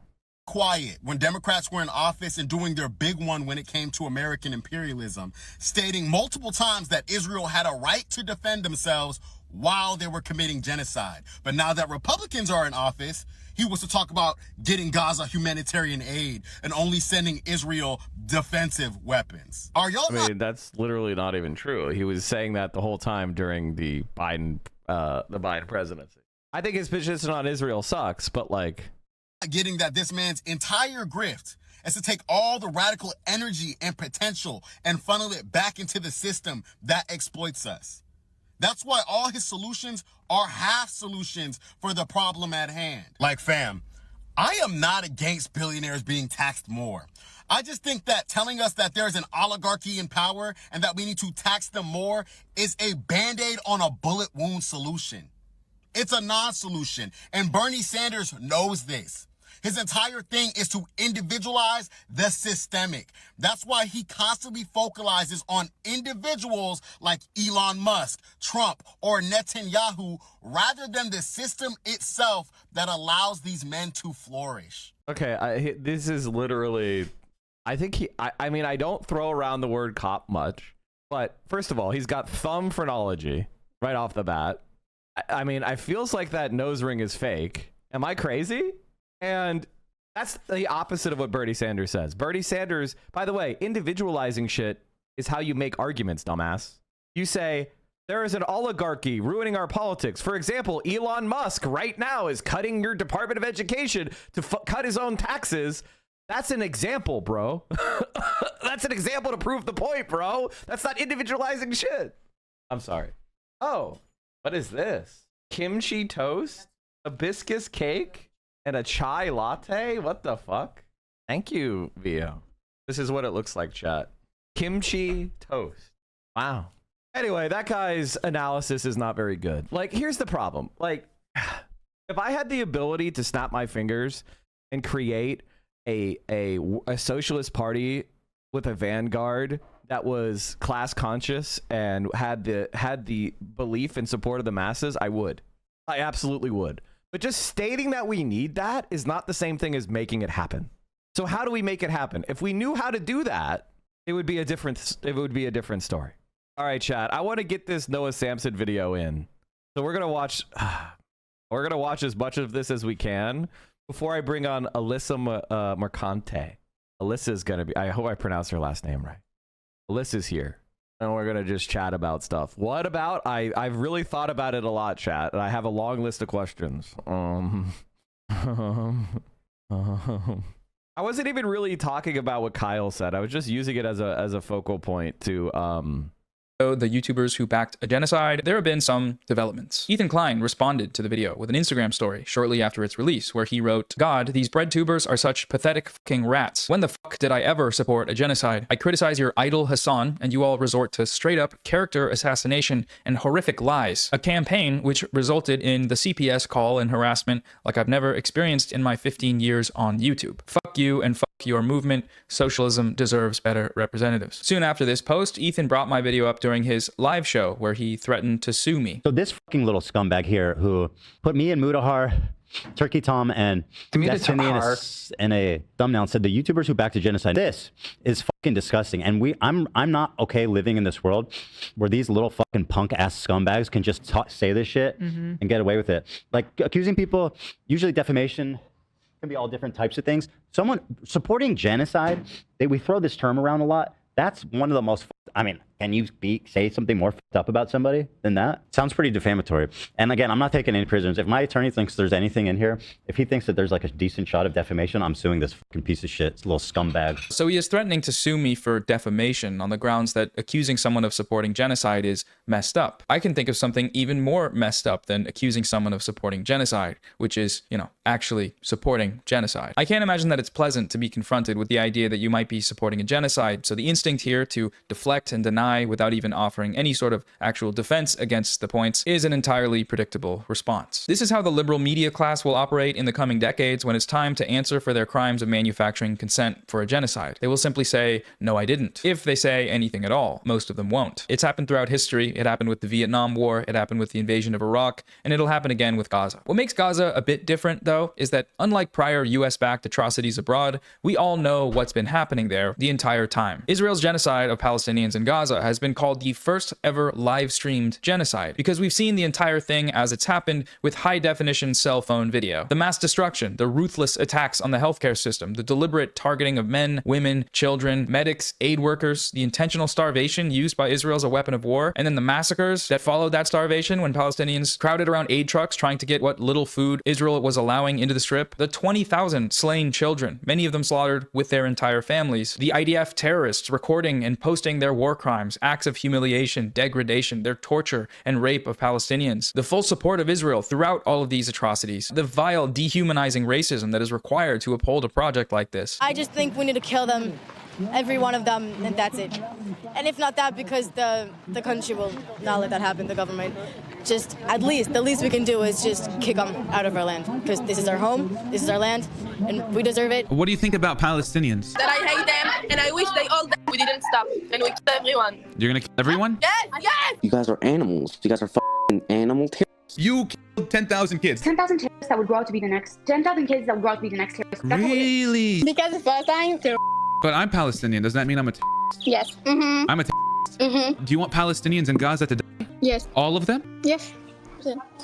Oh my God. We've seen all of this, which is why the whole no, I didn't defense doesn't hold up because, you know, yes, you did. We have you on video during this genocide that everyone saw, spreading propaganda that's been used to justify that genocide. It's so vile to deny the suffering and trauma of the victims just because you need your heroes at Hamas to be perfect. My friends, defeating our brutal enemies requires both courage and clarity. Clarity begins by knowing the difference between good and evil. And these monsters, they rape women, they burnt babies alive. Many anti-Israel protesters, many choose to stand with evil. They stand with Hamas. They stand with rapists and murderers. The Gazan Health Ministry, which, by the way, Gaza Health Ministry is run by Hamas, terrorist organization. I think a lot of people are all too happy to What not the look fuck is wrong with his eyes? too deep into these things, but again, Gaza Health Ministry is Hamas. There was more Jews displaced than Palestinians during the Nakba. We have you on video attacking and delegitimizing the only groups in the world militarily resisting that genocide, with arguments plucked directly from the US State Department, the #1 material supporter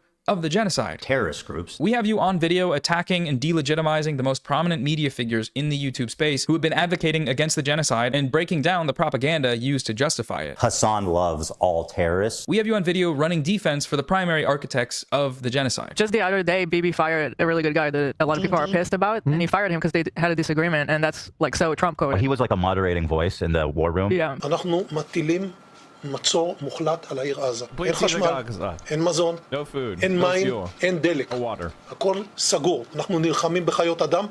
We have you on video attempting to portray the perpetrator of that genocide as some kind of beautiful, free, diverse, democratic state. We're planning to go to Israel in June with my parents and all the kids. It's going to be such a great trip.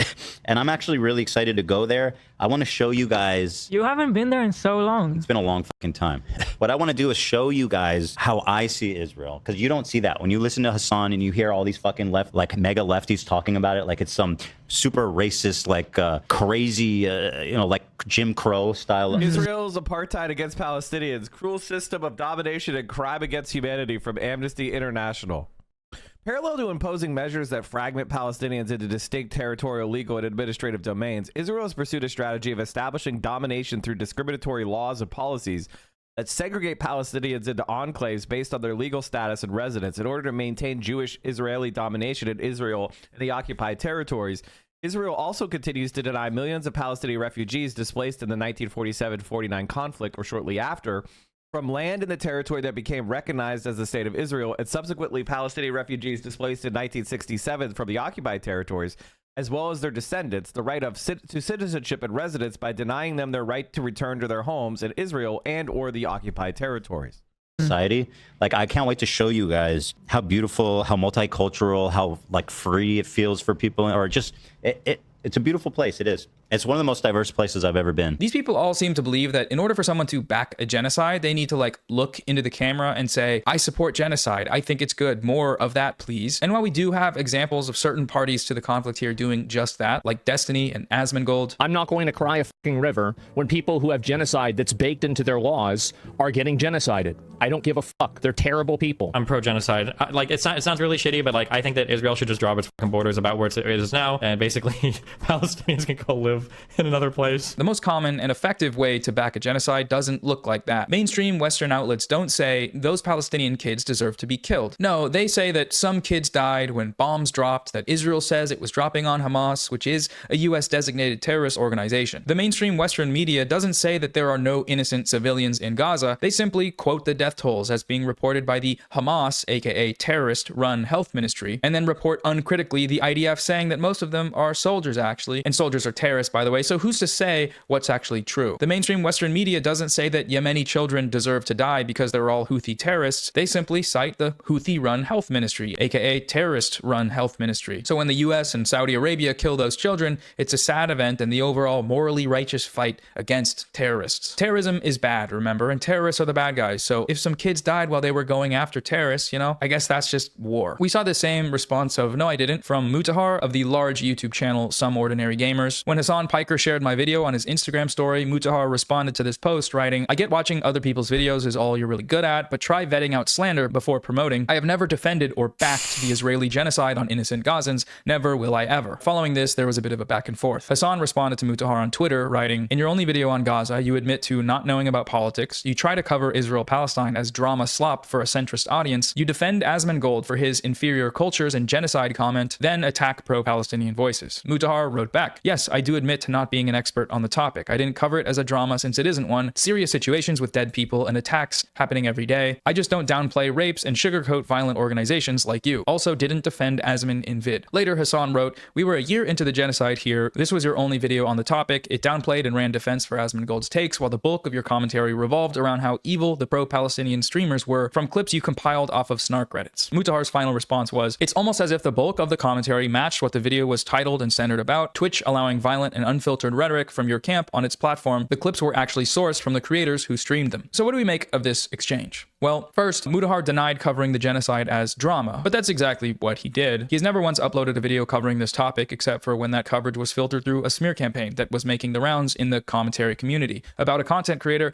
they all don't like. You know, Hassan bad. He denies defending Asmongold in his video, once again making no effort to actually defend himself on that point, but that's also false. Mutahar whitewashed Asmongold's comments further than anyone else really. He went so far as to change the content of what Asmongold actually said to make it seem like he wasn't talking about Palestinians when he was. In this situation, one could, if they were to extend the charitability, could say that Asmongold was probably referring to extremists in the Islamic religion. Even Asmongold himself admitted that that's what he said when he apologized. This is why he was banned. Now, whether Mutahar stands by this characterization of Asmongold's genocidal rhetoric or not is a different question, but he did do that, and the record inferior culture. He didn't say this extremist organization deserves to die, right?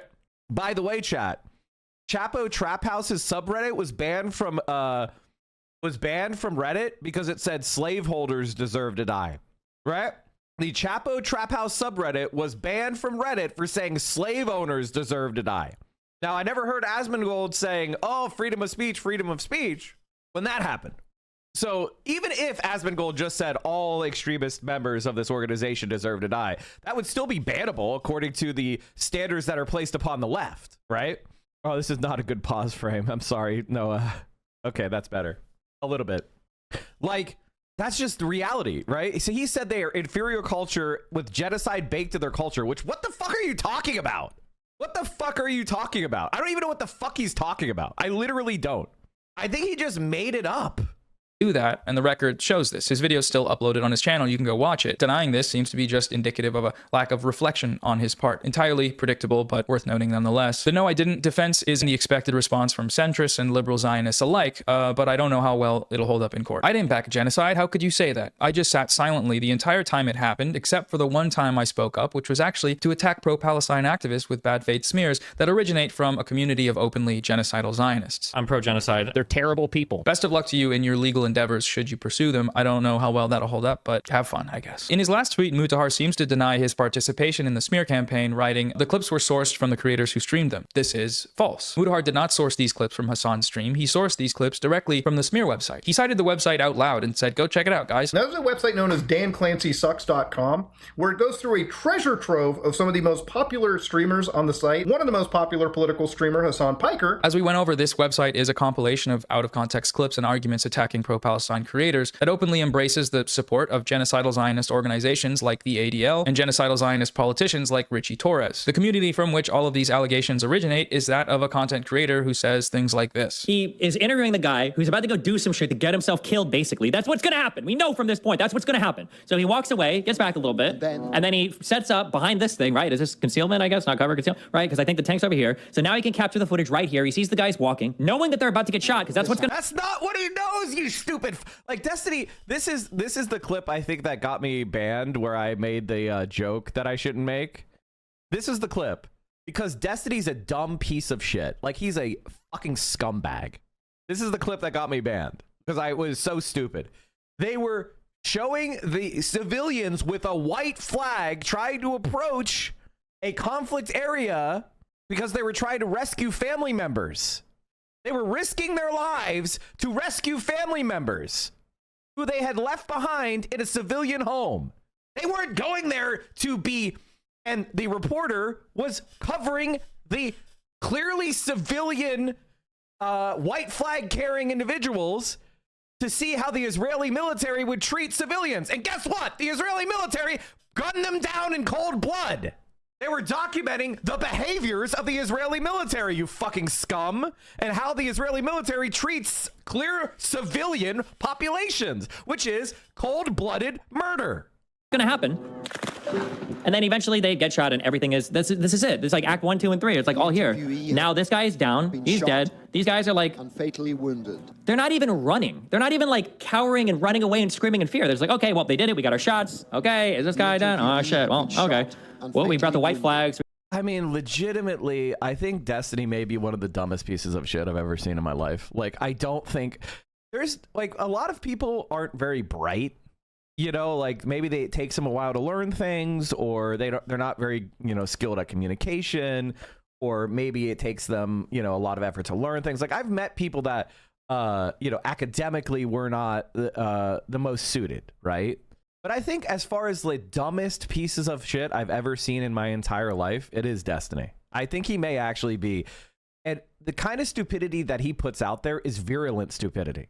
Like he makes other people who listen to the words he says and take it seriously dumber. Like he's subtracting intelligence every time he tries to communicate his ideas. It is a poisonous fume of stupidity. How can you watch this and think that he's making a point that makes any sense? So we can put that over the bleeding part, assuming he got shot in his actually, right? A flag on and his then chest. this guy, what is this guy running back to grab the wife? By this stage, the man's wife, his widow, has heard what happened. And then, like, what does this mean? The wife has heard what happened. Like, bro, this is crazy. I'm sorry. The tracking live movement shot of the lady running up to her dead husband? Like, what is this? By this stage, the man's wife, his widow, it's called coverage of what's happening. Now, I know if Destiny died, there would be no wife rushing to his side because he's divorced. 2 times divorced. But when you have a wife who loves you and you get hurt, she will rush to your side and care for you. When somebody loves you and you die, they mourn. Nobody will mourn when you die. I mean, the only thing that'll happen when Destiny dies is I think Dan Can't Stream will probably make some joke about how he shit himself as he died and then move on. Like he'll have like a 5-minute like, yeah, he's dead and he shit himself as he died. Anyway, like that'll be the sum total of the Destiny tribute. Heard what happened. Somebody went back and told her, right? The 5 martyrs that walked forward, you know, your husband was the unlucky guy. He drew the short stick today, so come forward, cry for us on camera. Do you think the guy intentionally wanted to get killed? No, I don't think he wanted to die. I don't think they were thinking they were going to die, but they probably were hoping to get shot at, or maybe so you're saying the woman was acting? I don't think the woman was acting. She probably was sincerely sad. Her husband got fucking killed, but I think they were farming TikTok clips. I mean, remember the professional journalists watched this tragic scenario unfold and they shot it professionally, which somehow means that this person being murdered in cold blood with a white flag by the IDF is somehow not valid. Meanwhile, hundreds of thousands of people have been killed. Okay. And we don't have these clips, right? So this is one of those rare clips where a professional Western reporter was there when it happened and they recorded it.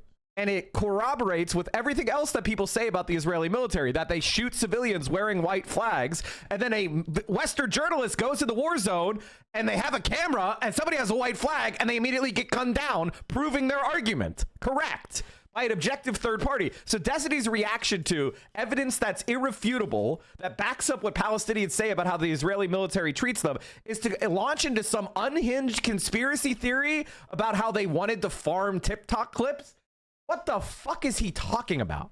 Now, one of the things that's really cool about war crimes laws, and this is something you guys should all keep in mind, is that there's something called universal jurisdiction. And if you are a genocide defender, that means wherever you are in the world, if somebody arrests you, and it doesn't have to be a law enforcement official, it could just be any person who sees you, anybody who arrests you and transports you to the International Criminal Court is acting lawfully. These people I mean, these people actually, yeah, like have suicide bombers. So it's not that big of a stretch to imagine that they would be willing to get shot. However, now I haven't gone down this road because this is way more, it would require me to make a lot more assumptions, but it's also possible he didn't get shot, right? Now, do we know the name of the guy? Is he actually dead? Do we even know if this is his wife? These are a whole bunch of questions that would be valid. Now, if I was way more on the pro-Zionist side, I would be asking those questions. Who is this guy? Do we even know if he's actually fucking dead? Like, we don't actually see the wound. Right? It seems like they don't have any problem showing anything else. Like, why just the white flag so that it can look all bloody? Like, Western media doesn't like to show gore. Western media doesn't like to show gore. If you are not a complete fucking moron, you know that. The actual gunshot, you have no problem showing other violence, right? What Pallywood means is that you're capturing intentional video footage to sell a certain narrative about what's going on, basically. So Pallywood might be, this, right? So the idea is that like 4 innocent civilians are like walking up and you just want like a clip here of the IDF shooting them for no reason because they're civilians with white flags. And you kind of ignore the fact that like, okay, well, they're in a battle zone in an area they were told to evacuate from, or they're going back to try to release somebody that was captured. Like that's like, they weren't trying to release someone who was captured. That's just a lie. Again, he's too stupid. I mean, like, legitimately, I think if you have a friend that likes Destiny, you have a problem in your life.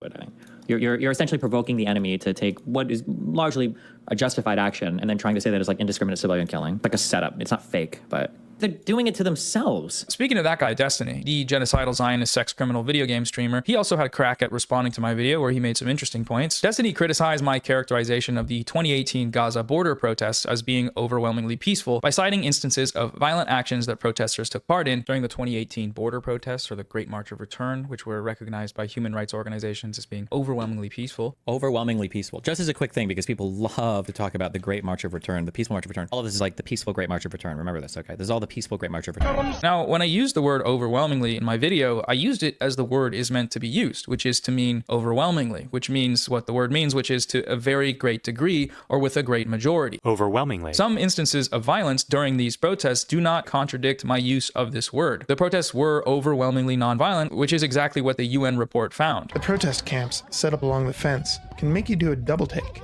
In parts, they look like a community festival, a carnival, a fair, like a distant cousin to Burning Man.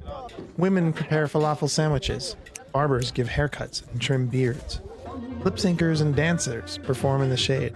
Actors ham it up playing cruel Israeli soldiers. Families come with their children.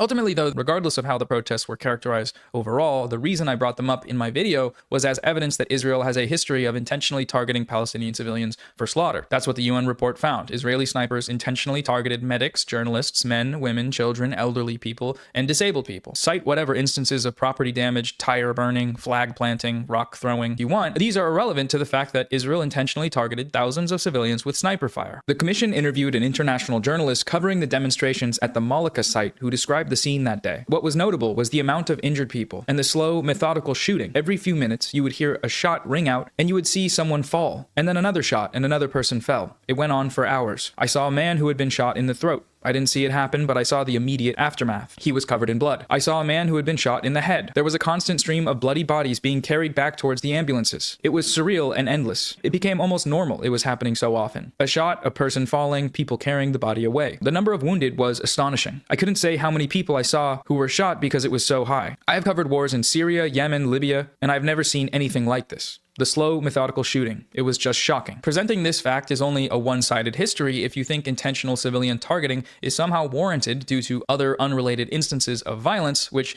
definitionally cannot be true. This is, of course, if we're taking international law into account, but Destiny's a Zionist, so that's not high on his priority list. I'm pro-genocide. Destiny has had similar Israel glazing-induced English language difficulties in the past. He had this same response when Norman Finkelstein brought up the 2018 border protests in the Lex Friedman Israel-Palestine debate early last year. In 2018, there was the Great March of Return in Gaza. By all reckonings of human rights organizations and journalists who were there, it was overwhelmingly nonviolent. Along the Gaza perimeter, there was Israel's best trained snipers, correct? I don't know best trained, there were snipers. Fine. Snipers. Okay, all right? Because, hey, laugh. What's the funny part? What's the funny part? I don't know what the funny part is. It's hilarious. The story's so funny. You're lying about the Great March of Return had aspects of violence to it. According, even the UN says it themselves. But you only select what the UN says that you like. See, the problem, Mr. Morelli, is you don't know the English language. You don't. I can read from the UN website itself. In regards to the Great March of Return, they said, while the vast majority of protesters acted in a peaceful manner, during most protests, dozens have approached the fence attempting to damage it. The vast majority of the protesters acted in a peaceful manner. So this is the thing about Destiny. He's a fascist, so he doesn't like when people protest. And what Destiny likes to do is treat people as a fascist in a way where the actions of an individual that can then be used to justify the extermination of everyone in that category that he creates, which is, of course, anti-liberal to the most. This is the thing about Destiny. He claims to be a liberal, but when the question of like liberal values actually come up, he's a fascist, genocidal maniac, because he's a racist. So he doesn't believe that Palestinians should have rights. He also he's never had anything he ever cared to protest over anyway. Like, he's never thought about joining a protest because he doesn't care about other people.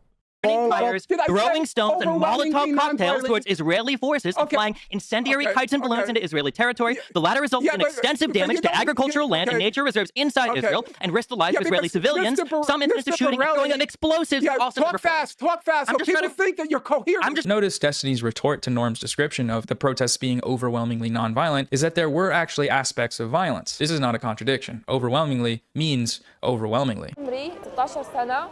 صابت في يوم الأرض تاريخ 30/3 يوم الجمعة كنت على الحدود الشرقية في رفح كان في آلاف المتظاهرين والمتظاهرات شباب وفتيات ونساء. The point of the Israeli, like the March of Return, is that there is no strategy that the Palestinians could pursue where somebody like Destiny will recognize them as legitimate. Right? If they do peaceful protests, they're shot down and nobody cares. Destiny will defend it and say somebody flew a balloon that was an incendiary balloon, right? And then that's as far as he's concerned. If somebody threw a stone, it doesn't matter that hundreds of thousands of people protested peacefully for Destiny. It's justified to shoot 6,000 of them. And this is the reality of the Israeli state, and why, ladies and gentlemen, the one thing that I'll tell you that gives me a kind of serenity is Israel will fall. It's just, the only question is when and how.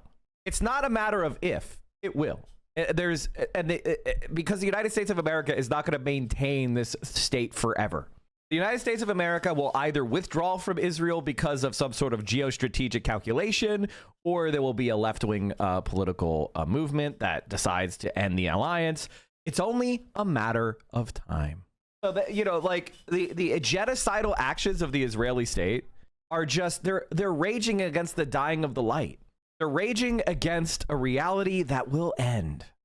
وأطفال وشيوخ وصلت على الساعة 9 صباحا بدينا إنه أول ما وصلنا قعدنا شفنا وين رح نقعد وبعديها رجعنا. And by the way, burning tires create smoke clouds which obscure sniper vision so they can't shoot you as easily. أنا وصاحبتي لما وصلنا لقينا كل الشباب راجعين كلهم لورا ما حد متقدم. فمسكنا أنا وياها إيد بعض ووصلنا نقدم قدامهم وأجوا باقي البنات صاروا يمسكوا إيدينا والشباب صاروا يهتفوا ويشجعونا أكثر مشان نقدم أكثر. كنت أمسك الأعلام وأغرسهم وأقرب أكثر وأكثر. غرست العلم ومسكت علم ثاني وصرت ألور فيه فالاحتلال يعني ما عجبه هالمنظر يعني طبعا يعني كنت أنا محروقة يعني من جوا كنت بغلي يعني تعرف تشوف في كل الظلم يعني أنت بتعيش كل يوم كنت من الأقلية الموجودين يعني كنا بنعد على أصابعي اللي قدام أنا قدمت كثير وكنت بعيد عن اليهود أقل شيء 20 متر. By the way, notice that these Israeli soldiers are not under fire, right? Like they're not being shot at, right? There's not drones attacking them. There is no conflict here. It is soldiers in a sandbag bunker, armed up behind security fences. They're not under attack. They're not being shot at. There's no violence. They're methodically shooting people walking around with flags. It's not confusing here. This is what happened, right? And Destiny says that this is justifiable. I mean, and by the way, like I do think that this is one of those situations that does enrage me. And so I have to control myself Because if I say what I'm thinking, then I'll get in trouble. But all I could say is that this kind of genocidal propaganda is a war crime on the level of actually shooting the people. لما لوحت في العلم سمعت الطلعة صابت صدمة يعني كابوس أول ما شالوني وقعت على الأرض بعدين شالوني ثاني مرة ودوني على الإمبلاس كنت يعني بدي أنام كنت وجع كتير. Now you find it so far-fetched.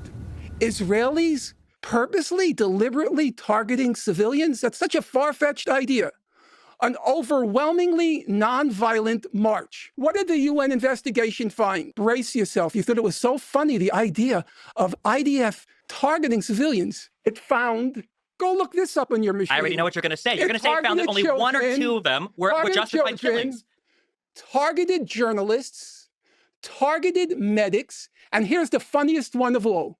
It's so hilarious. They targeted disabled people who were 300 meters away from the fence and just standing by trees. Zionism's crazy because it kind of backs you into a corner of having to defend the indefensible. And I don't know, if you're as shameless as Destiny is, that's not really an issue. They're doing it to themselves. But for most rational human beings, you see someone arguing that and you say, oh, that's an insane person. And that's the high ground we have on Zionism. The more people understand the truth, the less people are going to be publicly willing to defend these crimes. Destiny later nitpicks my comment about the media's use of terrorist designation in articles. Before covering the attack, these outlets always, of course, make sure to mention Hezbollah's US designation as a terrorist organization. Don't worry, guys. They were just terrorists. Nothing to see here. We got the bad guys. They were bad. We are good. Mission accomplished. Relying on a U.S. terrorist designation is retarded. But you don't need to do that. You could just know what Hezbollah is, which is like a paramilitary militant group that's funded by fucking Iran that now has like seats in the fucking Lebanese government that is like hostily taken over the southern part of that country, right? You could just know that. You don't fuck a U.S. terrorist designation. But we're gonna start simping for them now? Is that what we're gonna do? Okay. Even if we're going to explore the reasons why this terrorist designation is to him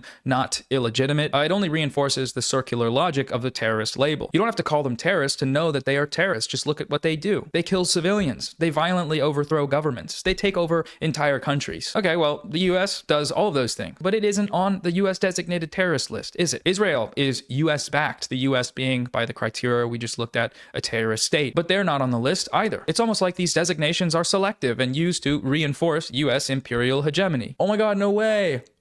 What? These subhuman, Neanderthal, knuckle-dragging, white dipshits, like Noah too, will sit here and fucking defend Hezbollah, which is what he's doing, as like a legitimate governing party. Hassan, the terrorist supporter as well, who is also very white, don't ever be mistaken by his background or the way he looks sometimes, depending on what he's trying to present. Hassan is also one of the whitest people in the West, okay? One of the whitest people in the West. He's one of the whitest people in the West, folks. You've never seen a whiter guy than this Hassan guy. Ultimately, we don't need to take people like Destiny seriously. Zionists criticizing Hezbollah is not doing so in good faith. Obviously, he is a Zionist. He supports the genocidal Israeli regime and opposes resistance to it, which is what Hezbollah is. The group exists as a response to Israel's repeated colonial killing sprees in Lebanon, which are not terrorism, apparently, because Israel's the good guys. So he's not a person we need to take seriously in any of these conversations on what needs to be done. That's the sort of criticism trap here on YouTube. You know, a guy who isn't a part of your movement criticizing your movement. I don't like having to even bring him up. I honestly just like that white boy's clips. I thought it was funny. One of the whitest all I can say people in the West. Subhuman. All I can say is, like, whenever I see Destiny on the beach, like, this song starts playing in my heart.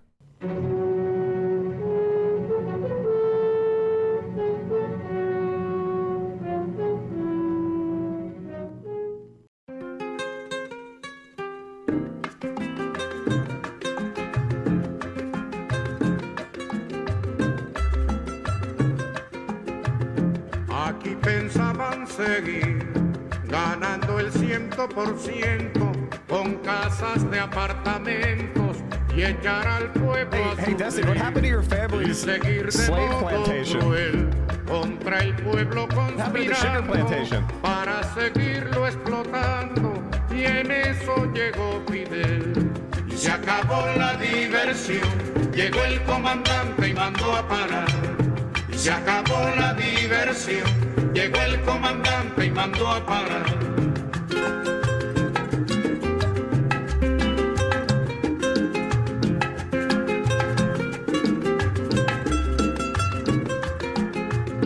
Aquí pensaban seguir, tragando y tragando tierra, sin sospechar que en la sierra se alumbraba el porvenir, y seguir de modo cruel la costumbre del delito, hacer de Cuba un garito, y en eso llegó Fidel. Y se acabó la diversión, llegó el comandante y mandó a parar. Y se acabó la diversión, llegó el comandante y mandó a parar. And then Fidel came.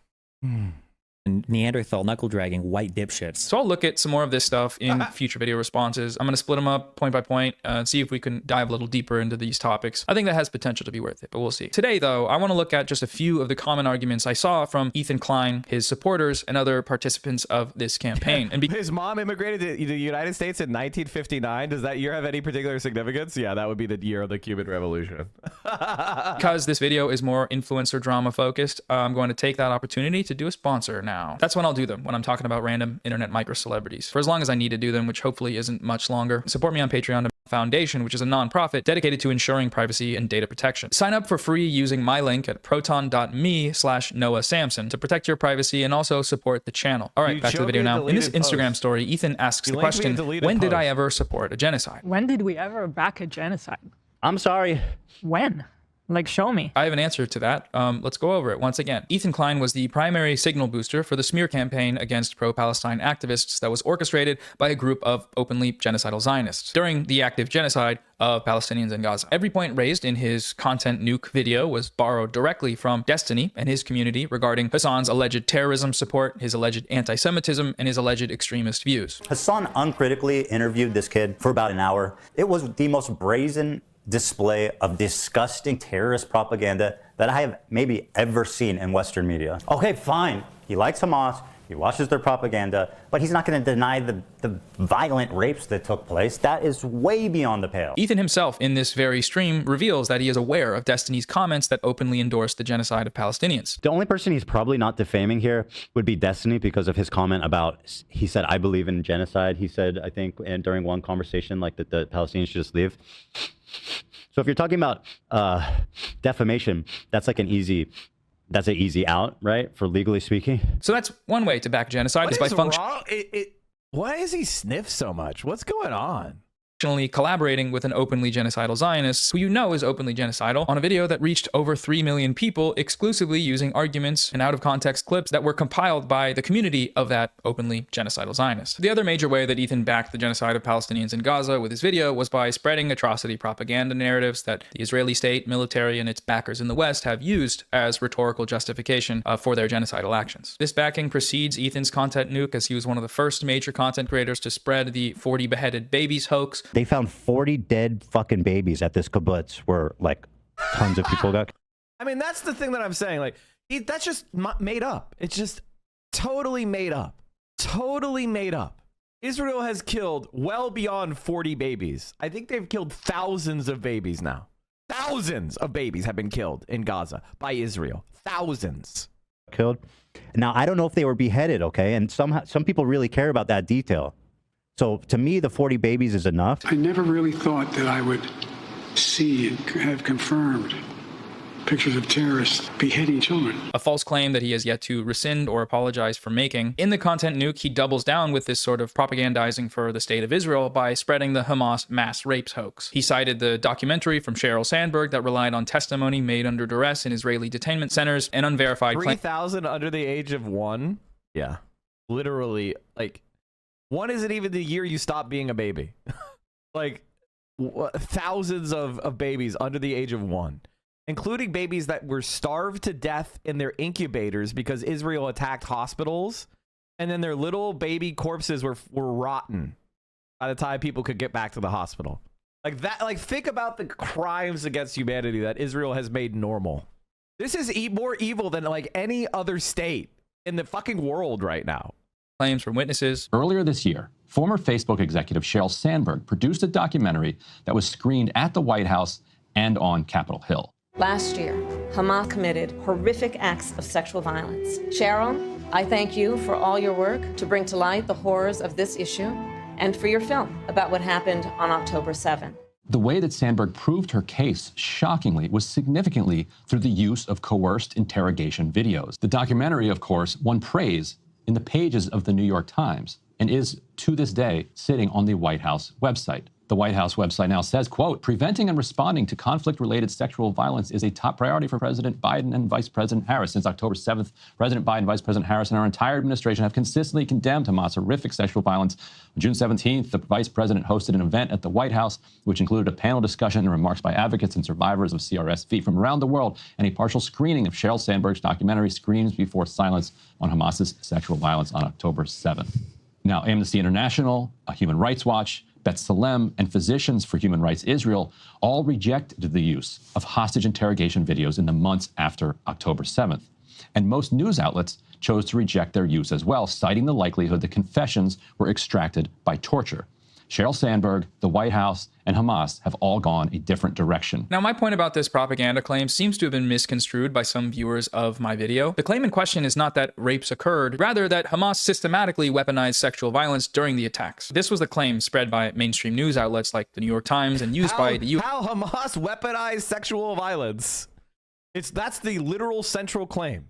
Not that sexual assaults occurred. And by the way, Denims, Hassan, and I have always said that when you have a paramilitary group that goes on and launches an attack and it loses discipline because of the success of the attack, like the Israeli military was utterly defeated. When they fought toe-to-toe with Hamas, they lost. They lost. Like when the Israeli military wasn't shooting at civilians, they lost.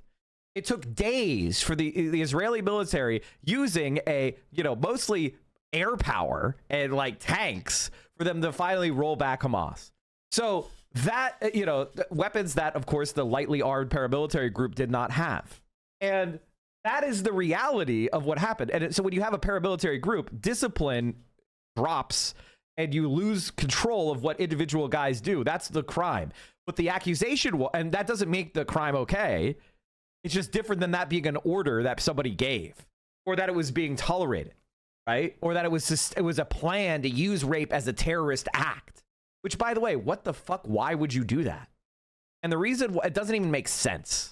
U.S. government and the Israeli government as a pretext for blowing up occupied apartment buildings to target low-level Hamas commanders. The UN report that was released and cited widely by defenders of Israel as evidence that this is true says the opposite. The mission team was unable to establish the prevalence of sexual violence and concludes that the overall magnitude, scope, and specific attribution of these violations would require a fully fledged investigation. Ethan's citation of the conclusion to this report, point 86, that there are, quote, reasonable grounds to believe that conflict-related sexual violence occurred at several locations, does not at all verify the claims made in his video in the central piece of evidence which he cited for it, which was Sheryl Sandberg's propaganda film. What happened on October 7th was mass, systematic, planned rape and genital mutilation of women. Nor in all the places that systematic sexual violence was alleged against Hamas, which it was many, many places, mainstream places. This conclusion also does not contradict anything Hassan has ever said about October 7th. In every clip cited in the video, Hassan is talking about the systematic rapes claim. The systematized mass rapes that Hamas dealt on October 7th, not a single bit of that has been verified. The clip that was cited repeatedly by Ethan, what he seemed to think was a smoking gun, downplaying the violence, specifically the sexual violence, which he's done a lot of. Doesn't matter if fucking rapes happen on October 7th. Like, that doesn't change the dynamic for me even this much. So that's the other part of this problem that many people can't contend with. Like, the Palestinian resistance is not perfect. They're not like so good. They have magical bullets.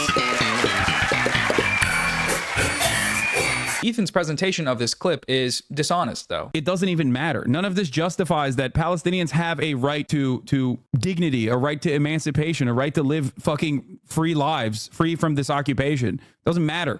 Doesn't matter if fucking happened on October 7th. Like, that doesn't change the dynamic for me even this much. Hassan isn't talking about sexual violence in a vacuum. He's talking about it in relationship with something else, in relationship with the struggle for Palestinian liberation. It's like saying that it doesn't matter if rapes occurred during a slave rebellion. That doesn't change the dynamic that slavery should still be abolished, which is an entirely uncontroversial statement, if you're against slavery, of course. Some noted that the UN report called for further investigation into these alleged crimes, and that's true, it did. However, further investigations have been repeatedly denied by only one party, and that party is Israel. Why not put the responsibility and blame the atrocities quite simply on the perpetrators and say it was Hamas who did it? When I accepted the invitation from the government of Israel, we had a number of meetings and we discussed the parameters and explained clearly the purpose of the mission, which was only for the purpose of gathering, analyzing, and verifying information. But still, it is pretty clear who did it after talking to survivors and hostages returned, right? It wasn't the Belgians who did it. It's pretty clear.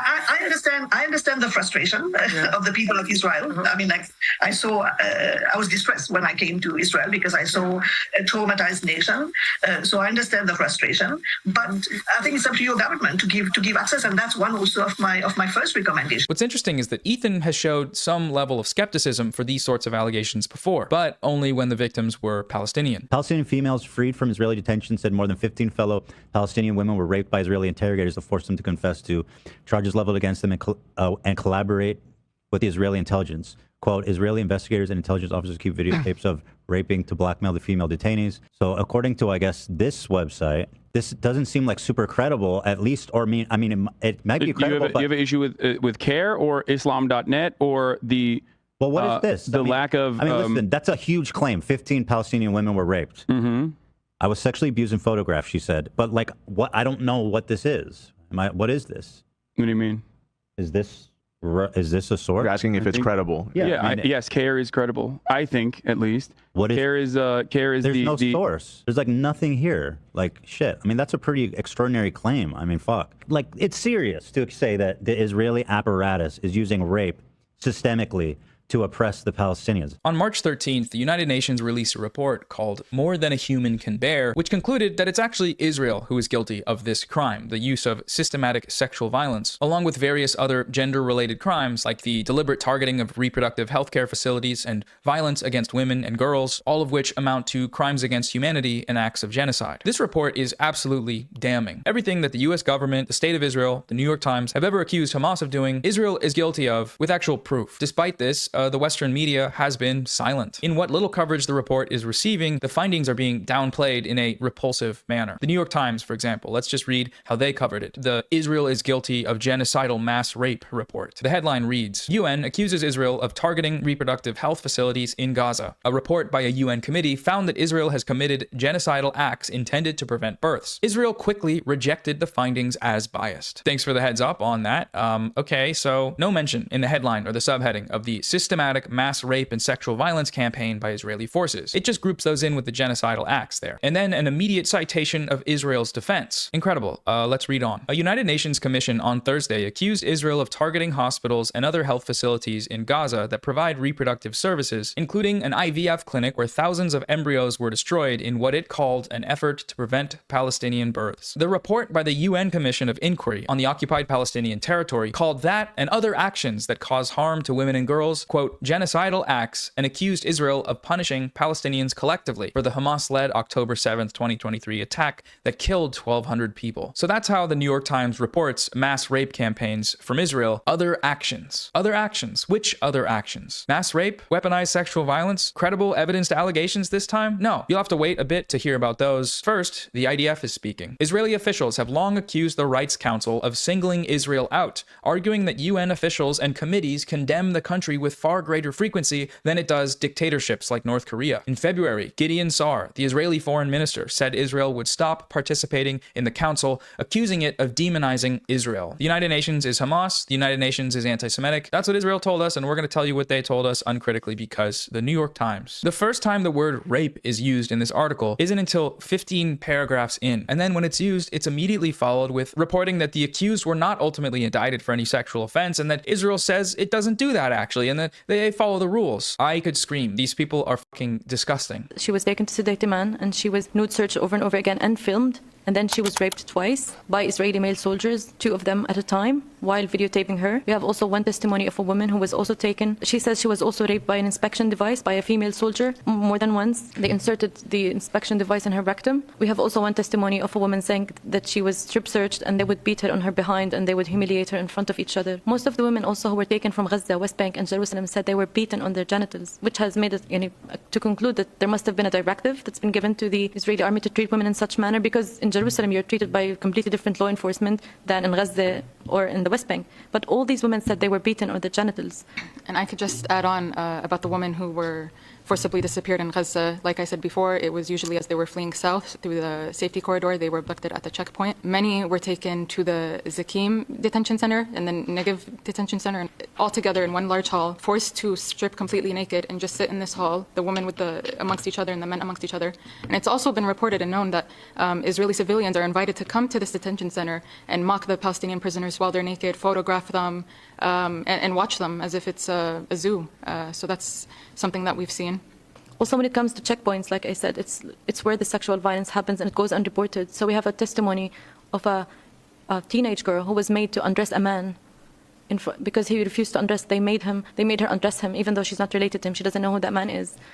And while being searched and touched and molested on their breasts and on their genitals as well. The media has largely downplayed this report and its findings, but it does conclude that Israel is guilty of the most prominent accusation made against Hamas on October 7th, which is that it weaponized sexual violence systematically. Israeli security forces do this in a coordinated, intentional manner with the goal of subjugating, humiliating, and collectively punishing the Palestinian population. Will the people in this smear campaign acknowledge the existence of this report? Will they acknowledge that their unverified accusations against Hamas are verified, actually, by this report against Israel? I personally doubt it, but who knows? It's serious to say that the Israeli apparatus is using rape systemically to oppress the Palestinians. The other piece of Zionist propaganda cited by Ethan in his video was his downplaying of the Nakba. He has participated in overt Nakba denial before. 1948, the War of Independence is called in Israel. Others know it as the Arab-Israeli War.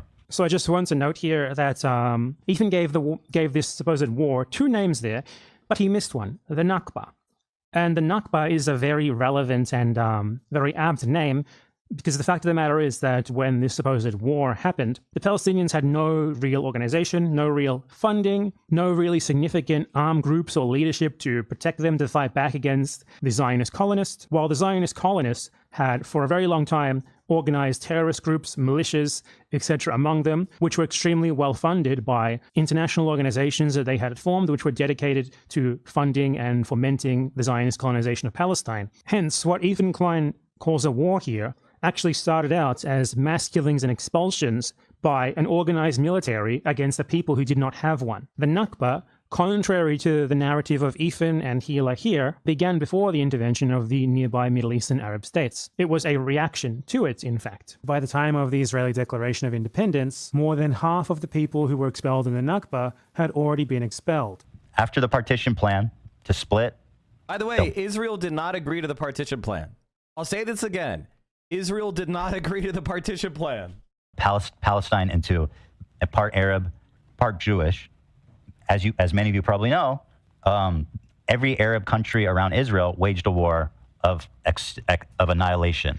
Okay, so Ethan left the Nakba out of his narrative here entirely. That is absolutely inexcusable. It's like leaving the Holocaust out of World War II. It simply cannot be forgiven. It is abhorrent, honestly. It's the only way that his narrative can really hold up here as well. But he does it again in the content nuke in a different way. He downplays the Nakba in the content nuke by equating it to Jewish expulsion from Muslim countries. In fact, there was more Jews displaced than Palestinians during the Nakba. 1 million Jews. This is done with misinformation, so he lies by omission regarding the nature of Jewish immigration to Israel. But even if he hadn't, this is on its face a piece of Zionist propaganda. Because being a refugee does not enshrine upon you some right to steal other people's land and make them refugees. That's what the settlement of Israel was, and any equivocation between that and other factors is a direct rhetorical justification for the crime. The very premise behind it is obvious.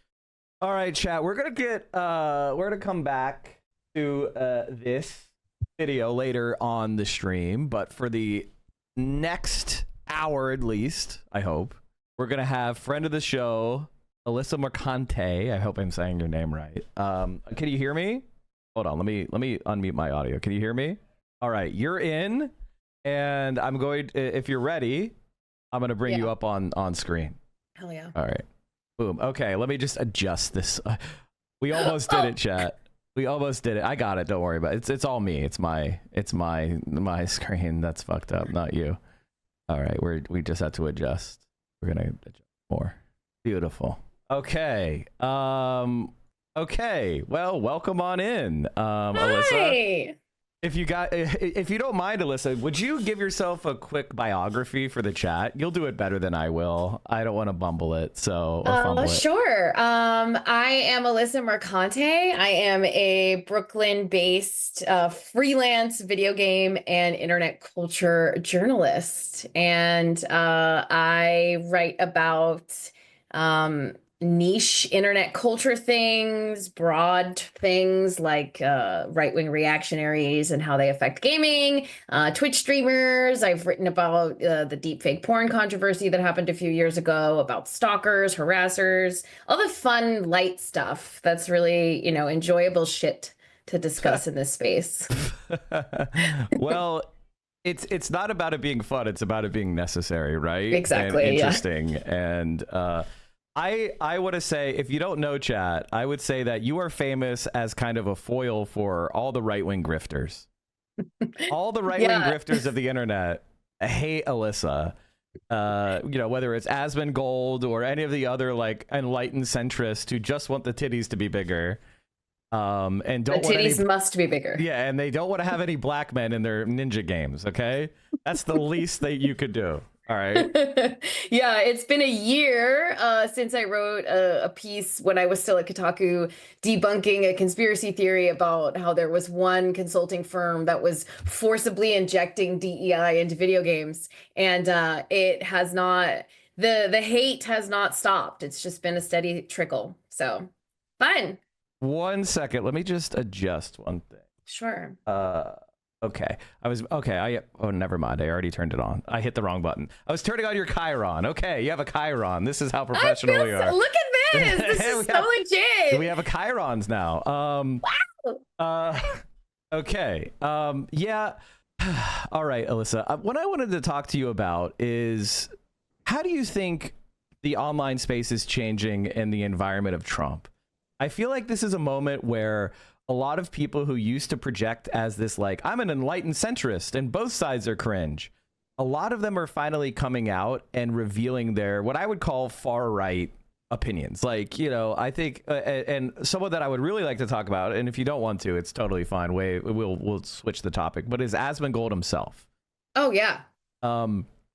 I have, just to give a little bit of a preamble, and then we can talk more. I hope you don't mind this being more conversational than journalistic interview, which is, I've known for a long time that Asmongold was kind of a far-right personality. He has this one friend of his, McConnell, I think is his name, who frequently was, would say like racist, neo-Nazi comments. And he also had when he first started coming up as a creator, he had a WoW character. It was called like, what was it, like Nordic something. And it was the same name as Andrew Breivik's WoW character. Like, he took his WoW character and named it after Andrew Breivik, who's a famous terrorist for killing a bunch of kids at a summer camp and then putting bombs in Oslo. And detonating bombs in Oslo and killed like 60 some people, mostly kids. Sick. And so you don't know, like, when he was called out for that, he said, "Oh no, it's just my edgy humor."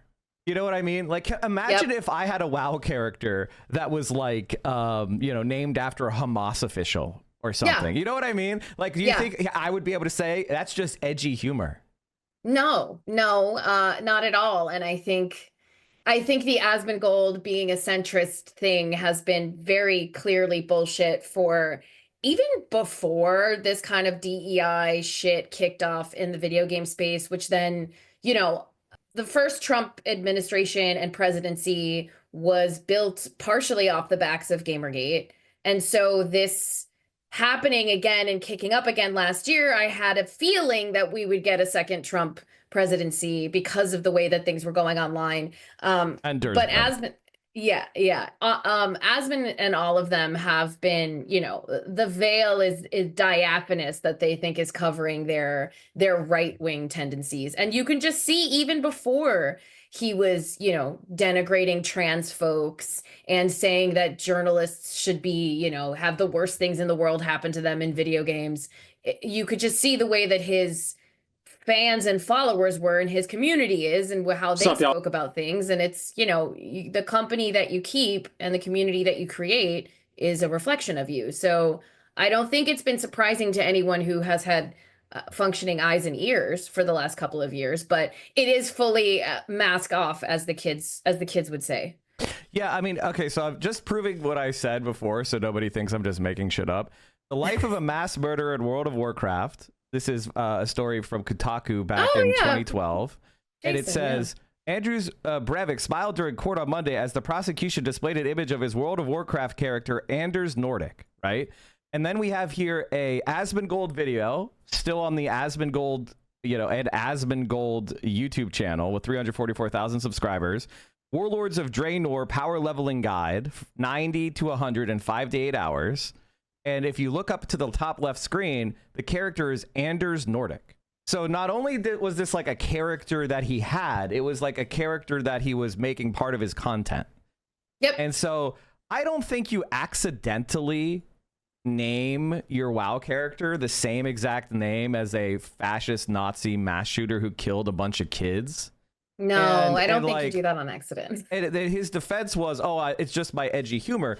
And I think when maybe you could disregard this, 10 years later, if he wasn't then saying Palestinians are a lesser race, a lesser culture, I don't care if they're genocided, right? Or if he wasn't saying, he supports mass deportations, including American permanent residents because they're protesting Israel, right? Like this is a guy who, it's not just that he did this edgy stuff in the past, it's that it's a continuum and it's continued, and you have been kind of one of his main foils, I guess. Why do you think you and Asmongold are in conflict? Because he tries to pretend that he's the quote most pro-woman streamer on the platform. I mean, I wash my ass, so that automatically puts us in conflict.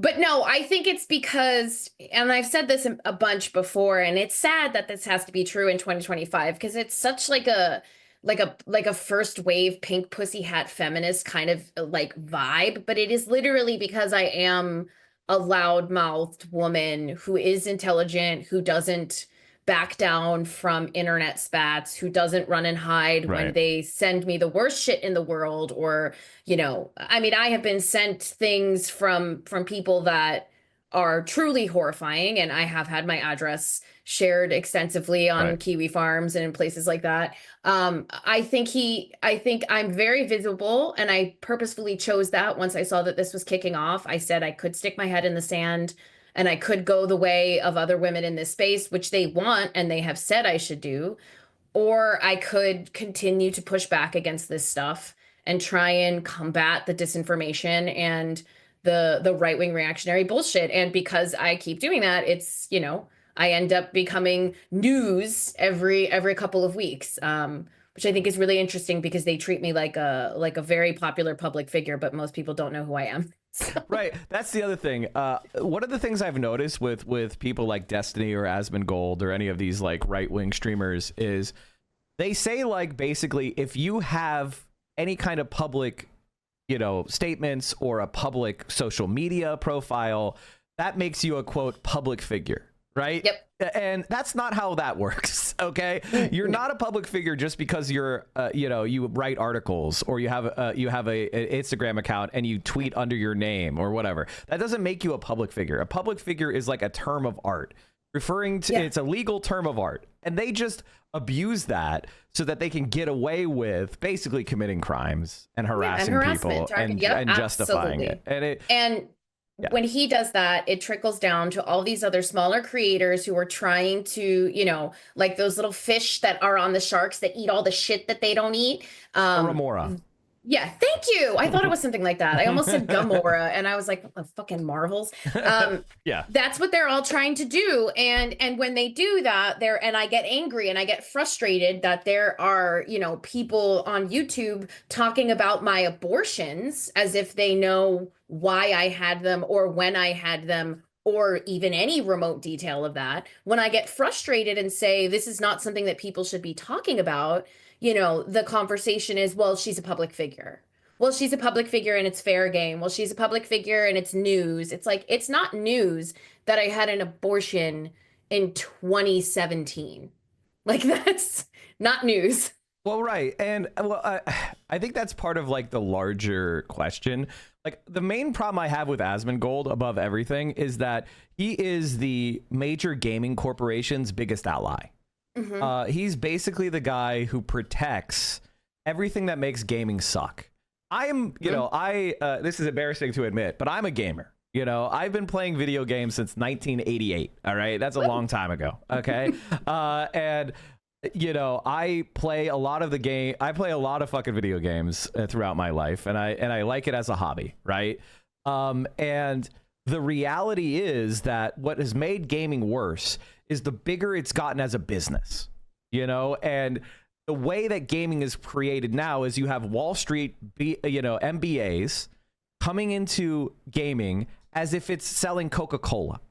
And they do the same practices, which is what's addictive and what can we do to extract the most amount of money. So, you know, we're talking about injecting gambling. We're, injecting like all these different tactics to make you spend more money, more DLCs, more crunch on the workers. So what should be a unity between the creators of video games, the artists that actually bring us the games, and the people that love games, people like Asmongold actually create this division between us and side with the mega corporations to attack the workers, the programmers and the developers that actually bring us the games, and side with the men who make games worse for profit.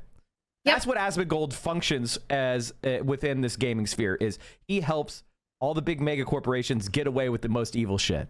And, I've said this a million times, the people like him and other people who are aping his behavior, they do go after the workers. They go after the people on the lowest rungs of the ladder who don't have the financial protections to keep themselves off of these spaces, or to keep their information private, or even to just clap back because they're scared that the company that they work for will then pull them off to the side and chastise them for telling somebody who told them that they shouldn't exist because they're trans to eat shit.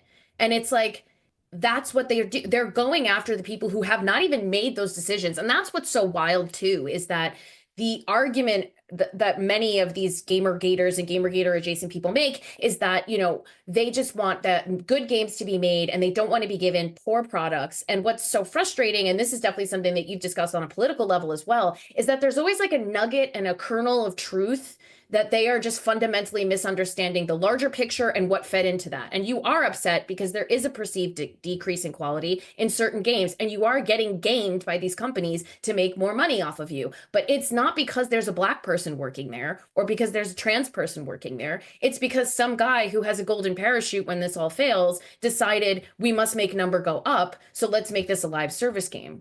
And that has nothing to do with the people who are developing and coding that game. Well, right. And like, I talked about Asmongold. He said the other day that the vast majority of political violence in this country is left wing.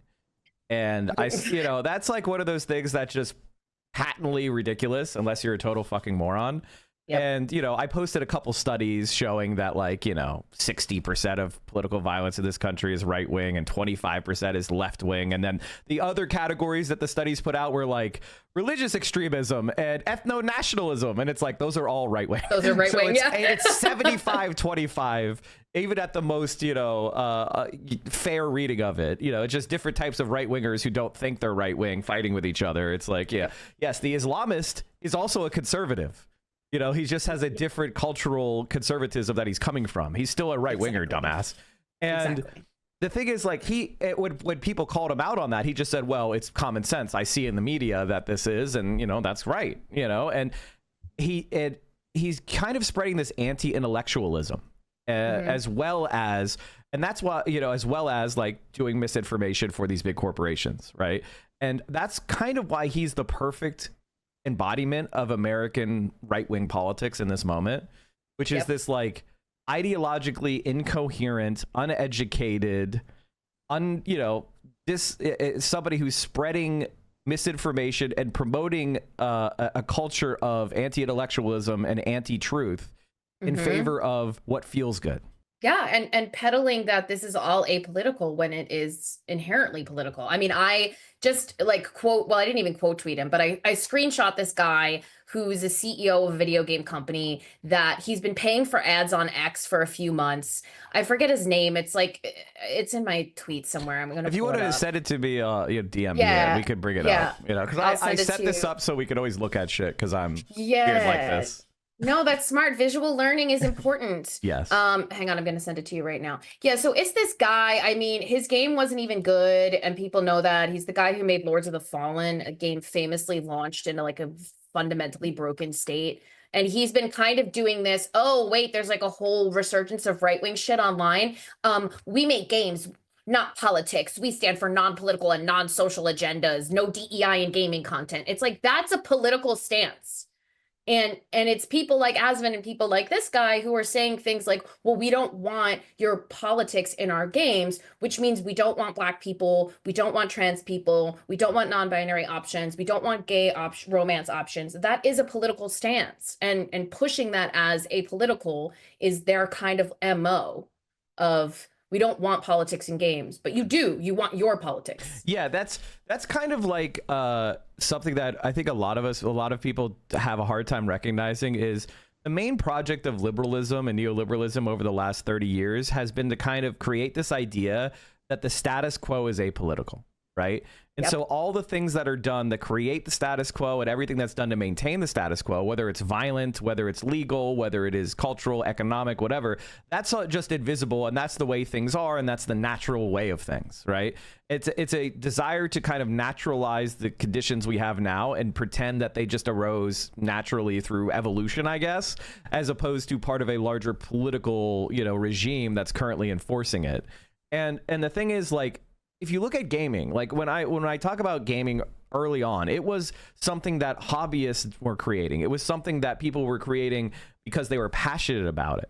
They didn't come to making video games because they were trying to make money. They came to making video games because they wanted to make games, and they had this new ability and new medium to do it and create this kind of culture around that kind of enthusiast, that kind of person that was like pushing the cutting edge of computing. And it wasn't this like cash cow to make a bunch of money, right? And it later evolved into that.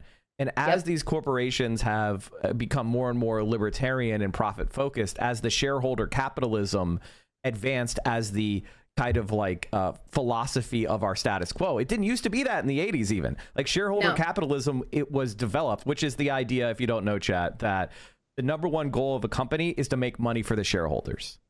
That is not how it was always thought of. Even in the 50s and 60s and 70s and 80s in America, that is not the way companies operated. They didn't just try to make short-term profits for the shareholders. They oftentimes considered things like the workers or the vision of, the executives or creatives within the company. It was shareholder capitalism and that ideology, which is companies are only here to make as much money as they can. They have no social responsibilities, that created the gaming culture we have today, which is, as I said before, microtransactions, DLCs, crunch, releasing games that are broken, and doing things that are focused on maximizing the bottom line as opposed to creating games that are fun to play. Yep. And the COVID played a huge role in this because there was record profits in the games industry during COVID, during lockdown time, because more people were playing games than ever before because they weren't leaving their houses or their apartments. So you had an injection of new people playing games and buying games that was not going to last once we returned to normalcy or people had to start going back to work so that your bosses could confirm that you were working for them. And they went on a hiring boom, these video game companies. They decided to push forward on a couple of really ill-advised kind of behind the times live service game pushes because they're still chasing that big Fortnite, pie in the sky. Live service is about continually extracting money, right? Exactly. Like, they don't like the model of I sell you a $70 game and then that's all the money I get, and then I have to like make patches and like support the game, and they don't want to do that. They want to have you constantly take your money out, credit card out and buy more shit. Yeah, and once they realize that even gamers who, like, no offense, are by and large some of the stupidest people in terms of like understanding anything other than their narrow purview of the world, once they realize that even gamers were like, I don't want to buy into this live service game that's not even that good, and games started failing like Concord or like Suicide Squad, Kill the Justice League, you know, and then the quote COVID profits were not sustaining all the way through, you know, 2022, 2023, that's when you saw these mass layoffs in the games industry, studios shutting down, games getting canceled. And so now we're at this really crazy inflection point of there is a crisis in the video game industry. There's a crisis of creativity, there's a crisis of workers' rights, there's a crisis of ideology, and then you have gamers who have turned their consumerism into an ideology as well, who are just angry that like boobies aren't big in games anymore. And I don't even think that's true though, because it's like even games where there are big boobies, it's like it has to be done in a certain way, right? Like the boobies have to be an object. It can't be boobies with a character who's also like assertive and is, you know, in charge of their own worldview. It has to be these almost like playing with dolls. Yes. I've always said that it's like they want to play with action figures. And, you know, Stellar Blade was a perfect example of that. She was an android the main character was an android who had like very little personality, who had this absolutely absurd body type. But it was also sexless. Yeah, exactly. You know she was what I sexless, mean? but that's what they want because they want to fuck a doll that doesn't do anything. Like it's well, right, because like, yeah, I mean, we could get into all sorts of like psychological shit that's happening. Yeah. and like, you know, this is kind of the problem that I was talking with some people the other day about this, about the left in particular and like men in general. And I might have a different opinion than you on this. I actually think like when women say men aren't shit, for example, they're right. Men aren't shit right now. Like they're hurting. Like they're not performing economically. They're not performing academically. They're having less sex. Fewer of them are having sex, and those that do have less. And they're more likely to, you know, be further behind in kind of life milestones. And this is there is a gender gap, right? You know, women are performing better than men. This is just a fact. And like I think that you know, for the longest time, men, of course, and continue to dominate women, the men at the top, the capitalist class, and we do still have a patriarchy, and all those things are true, and there is a whole bunch of stuff that is oppressing women. But there's a lot of men that have fallen off the cliff. And, you know, there is not a path towards a good, dignified life, you know, for most men. No, and I've talked about this. I mean, I talked about this a little bit in my piece that I did for Rolling Stone about stalkers and Twitch streamers. Like, there is a crisis of masculinity. Young men are in a very bad spot. And I must make it very clear, they're in a bad spot because of the patriarchy. Like, men put them in a bad spot. Like, men created a society that made it so that they felt like they aren't worth anything if they aren't rich or if they don't have a wife and kids and some sort of, you know, traditional nuclear family. That is not the fault of women or queer folks or anybody like that. But they are in a crisis. And the problem is, you know, men all the way from the top down, like Elon Musk, and then you go a layer lower and you go to like an Asmongold, and then you go to a layer lower to the men who are trying to be like Asmongold. They all identify and they all recognize that. And what they do is, instead of giving them, you know, solid solutions, like, I don't know, fucking therapy or going outside and meeting a woman and talking to them. Oh, I have a better solution, which is socialist revolution. But no, in all seriousness. Yes, no, actually, but they don't give them those solutions. They just give them more and more things to be angry about. So there's an anger churn, a consistent anger churn of Spider-Man meme pointing at all of these other things to be pissed at, Black women and queer women and women who don't shave their armpits and a Black guy in a Japanese game, like, rather than them actually, you know, having class consciousness. Who actually existed and was a real person. You know, rather than them realizing that this is, you know, they are put in this position because of a dominant class, financial class, that does not give a fuck whether they live or die as long as they continue to make profit for them in some way, shape, or form. And that is like too much for their brains to handle. We can't even go near talking about that, because then they call it pocket watching or something stupid when I point out that reactionary YouTubers are getting rich off of keeping young men angry. Well, I think of Asmongold in a more complex way, because like I think of him as kind of almost oh God, there's a word for this in Japan. The Japanese are advanced in this shit, but that's what I was looking for. I can't remember it, but basically I'll describe it and maybe the chatters will tell me, which is, it is almost like a protest lifestyle, which is like, I'm not going to work my shitty 9 to 5 job at minimum wage.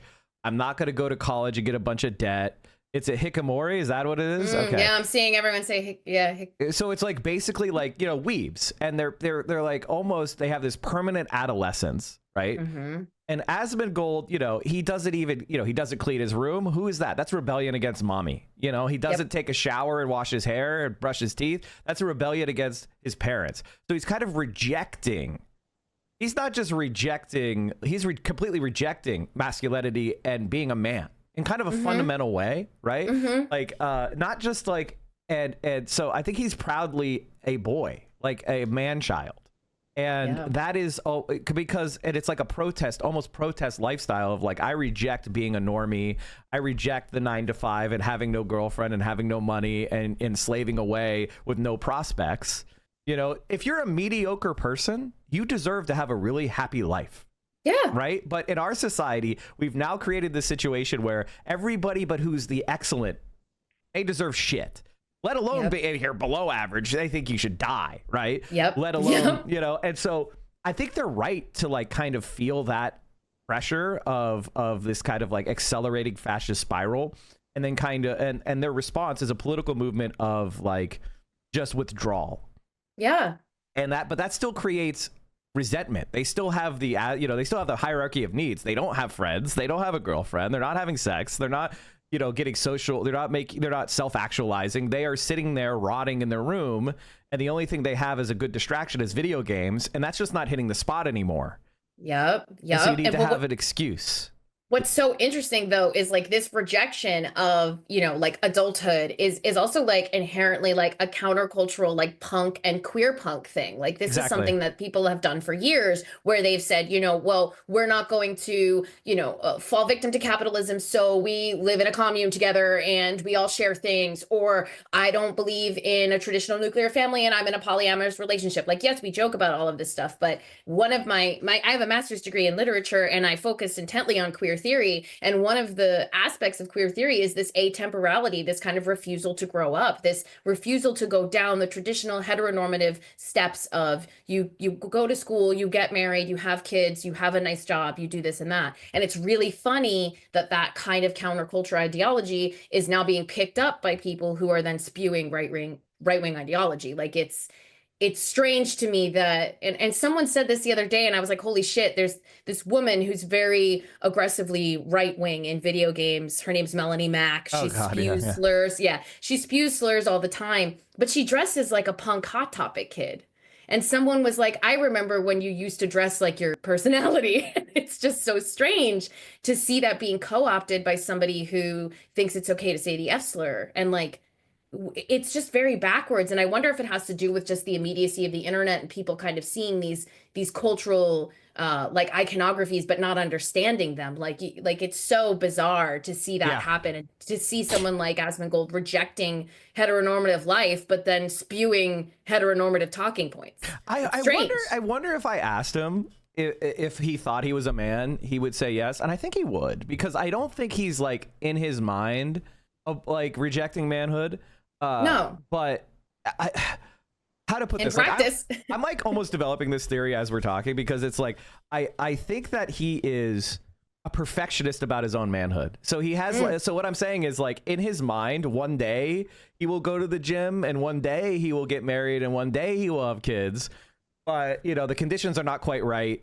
And so he's going to focus on, this other stuff, and he just rots, right? Like the days, like he's almost procrastinating, executive dysfunction, and like because he doesn't know what to do to get it, right? So he has this vision of what things should be, but he doesn't see a path of ever getting there. And so he never starts. And then he needs to find scapegoats for why he can't accomplish it. Now, Asmongold's really fascinating because there is absolutely no reason that he couldn't live the best possible life. Oh my God, yeah, he's successful. He's rich. He's rich. He's successful. He has a lot of followers, and the world is his oyster. But yet he chooses to be surrounded by the bottom of the barrel, rotten fast food wrappers, his own filth, you know, the home that his mom raised him in when she was on government assistance. Yep. Right. And it's like, and he's turned against, it's kind of wild to me that the guy who only created this career because of government assistance given to him and his family has turned to a right-wing politics of the hyper elite rich who want to destroy all those programs. Right? Who want to take them all away. And he's their biggest advocate. It's fucking crazy.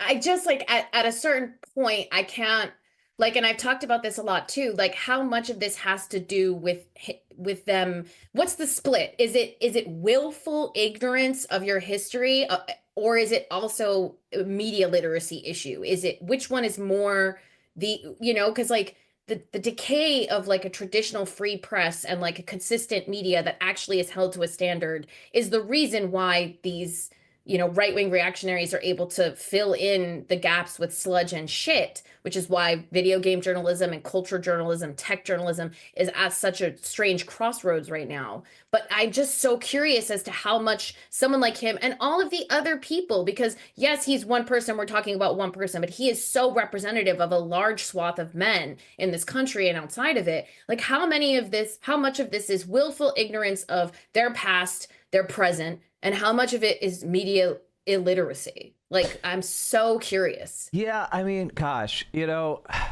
appreciating art is one of those things that's really fun because even when you don't really know what's going on, you can still do it, right? Like, it's like whenever you produce a piece of art, you want novices to come in. You want people that don't have the literary references and they don't know history and they don't know your influences and that they're kind of just reacting to the shapes and the colors and the feelings and the what's on there at face value. That's most people. That's most people consuming art. It is. It's like a great example of this for me is Starship Troopers, right? Starship Troopers is a film that is made to lampoon fascism and to show a post-racial fascist society, and the whole conceit of it is, what would a movie created in that universe look like? Yep. And that's what it is. It is. Yep. And so everything that's stilted, the soap opera lighting, the characters that are literally, wax figures and cardboard cutouts. It's all done intentionally to lampoon this as a horrible, horrible society. And then there are certain things that kind of get through the propaganda, like at the, it's clear the humans are losing the war, right? The last scene is, a bunch of literal children are being press ganged into the military.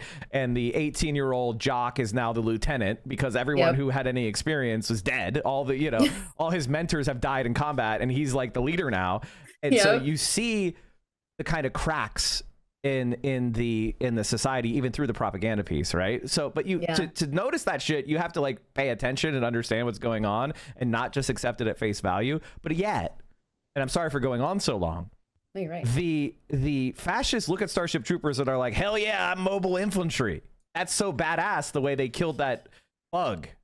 This happened with Helldivers, the game that is essentially Starship Troopers video game. Exactly. Like, they completely misunderstood the entire, joke satire aspect of it and took it as like a hoorah, propaganda machine. And they got angry when anybody pushed back. Like there was a Helldivers community manager that was, I think, a queer woman. And she was like, you're welcome here. And there's gay flags you can put on here and there or something. And they freaked the fuck out. And it's like, did you not understand what this is based on? And then now they're still holding on to this as like one of their bastions of anti-woke games. And it's like, you guys are not paying attention, or you're purposefully only picking up the things that you want to. And that's what I mean about that willful ignorance or purposeful ignorance. Like how many of them are actually completely misunderstanding that when Helldivers is jokingly saying like, well, if you die in combat, like your family will be proud of you type shit.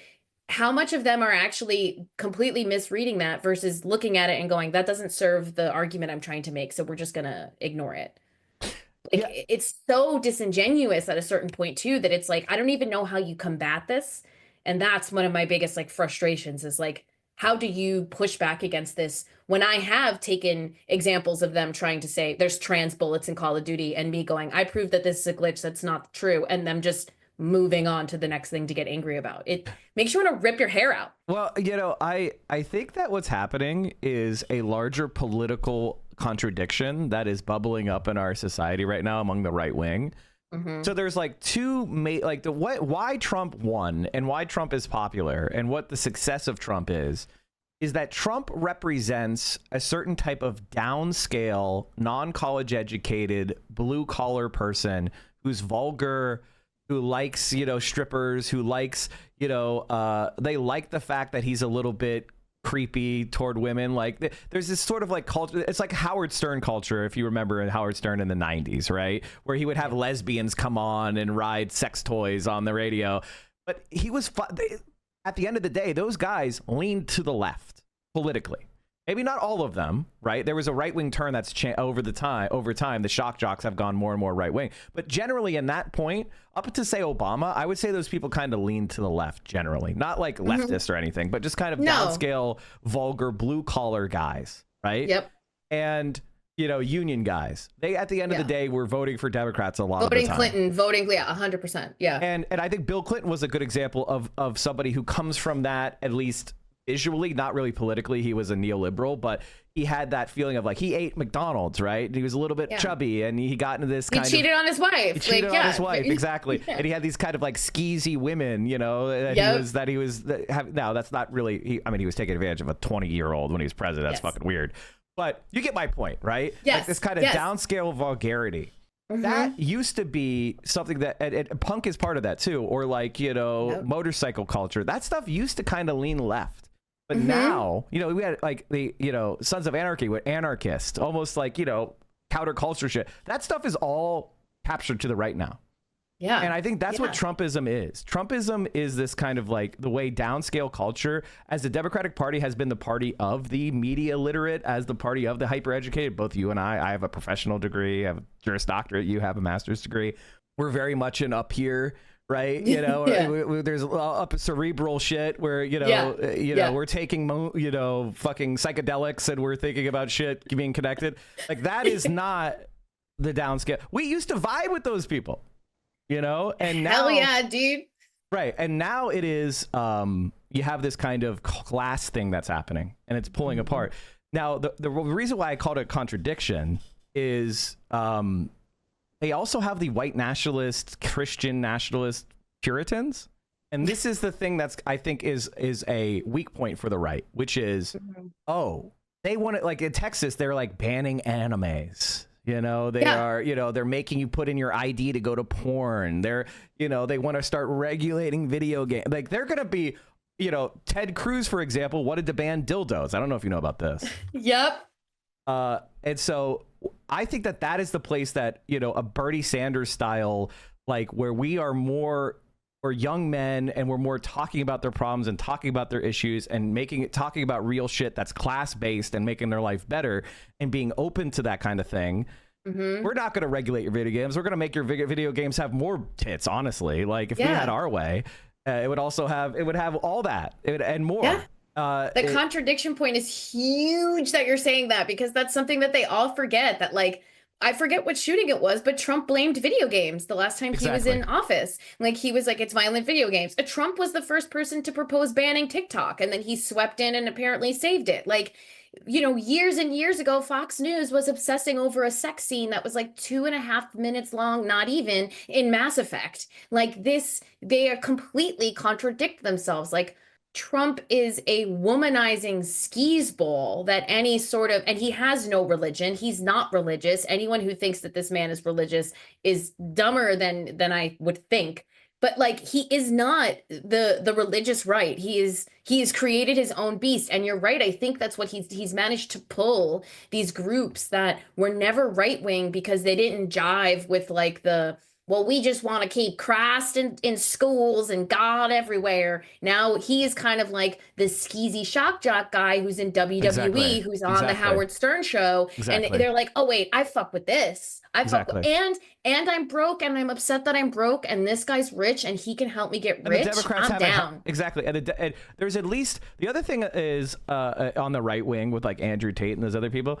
Like I think a lot of left wingers is so patently stupid when you look at it that you can't see the virtues of it, and that makes you, in my opinion, a bad leftist. And like, so what is the virtue of somebody like Andrew Tate? And I'm going to compliment Andrew Tate. The answer is self-empowerment. He gives you this mythos of if you do this, this, and this, if you treat women like this, this, and this. Now his shit is bullshit and it's all wrong, but he gives you this feeling of like, I'll be in charge. I'll be the alpha male. I'll be, you know, my will be effectuated on the world. I'll get what I want. I'll be the boss, right? And so that's self-empowering. Nobody wants to be told, okay, the reason why you suck is because this gigantic infrastructure of international capitalism that has made you that you are just a bug compared to, and you were always going to be a failure and you're hopeless. That so many leftists, kind of spread. That's our analysis, right? In a lot of cases, where problems are not your fault, it's the problem, it's the society structures. We don't give them anything to do about that. Solution, we don't give them any solution. So if you're dying of something, and one person says, well, you have cancer and you're gonna die, and another person says, here's snake oil and it'll cure you, you're gonna reach for the snake oil every single time. So if we want to fight back against these people, I think that we actually have to have a movement that is offering them actual medicine. And we have to show them their lives actually getting better, which is the struggle, because we're not just fighting the right wing, we're also fighting liberals. Yeah, and I've seen at small scale some things like this. And ironically, one of the women, Anita Sarkeesian, who was kind of the central, one of the central pillars of people who hated, people hated them during the first Gamergate. She had created a company called Feminist Frequency. And then there was an offshoot of that I think it's called the Games and Harassment Hotline. I interviewed them a few years ago when I was doing a piece about how gaming conventions are still such hotbeds of like gross, skeevy behavior. And what they did that was really interesting was they were a hotline that people could call when they were uncomfortable, and they had trained people to talk to them about what happened. But they also had workshops with men who had been accused of sexual harassment or deviant behavior or making people uncomfortable, where they would sit down and talk to them and be like, okay, so like, this is kind of what happened, what you did, and why it wasn't fucking cool. And I think ironically that it came from a woman who has been so maligned in this space. And I don't know if many people know that she even did that. I think that's huge. And that was kind of an example of like, we can rehabilitate these people if we put in the work.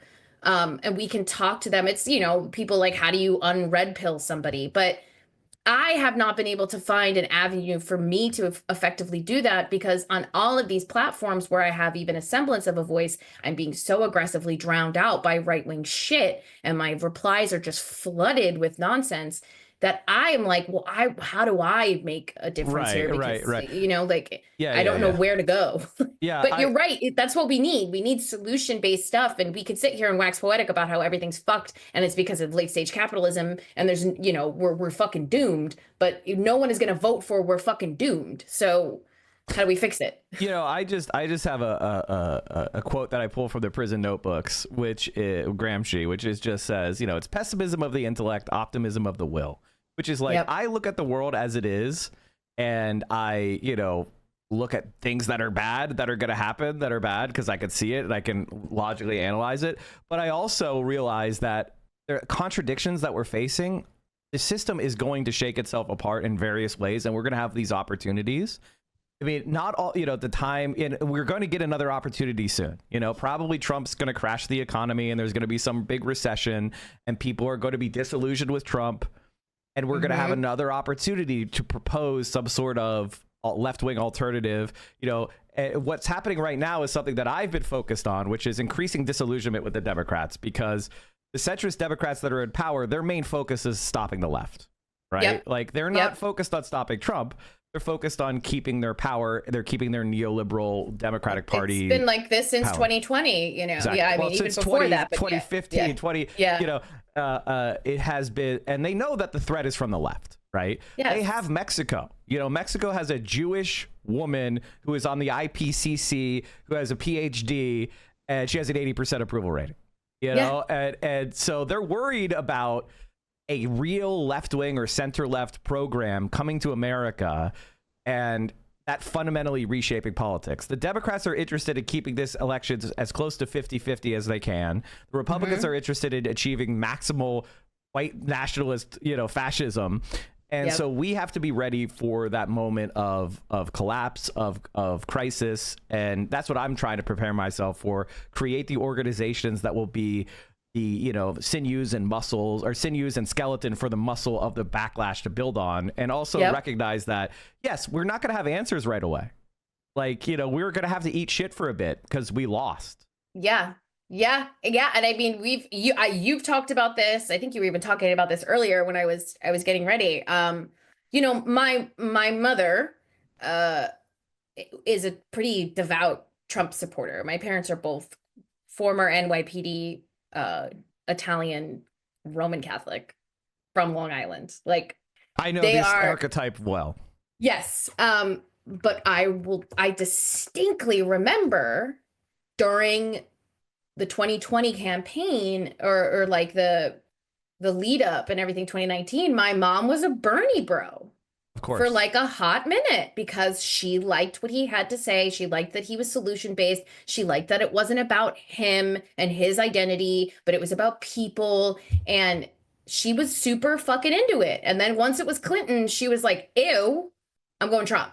Well, I actually think, like, if you go back and study, like, people have been talking about how men have been going right wing over the last, like, young men have been going a lot more right wing over the last 5 to 10 years. And they kind of point out things like, you know, right wing streamers and right wing influencers, you know, Aiden Ross's, your Asmund Golds, or whatever, you know, your Joe Rogans.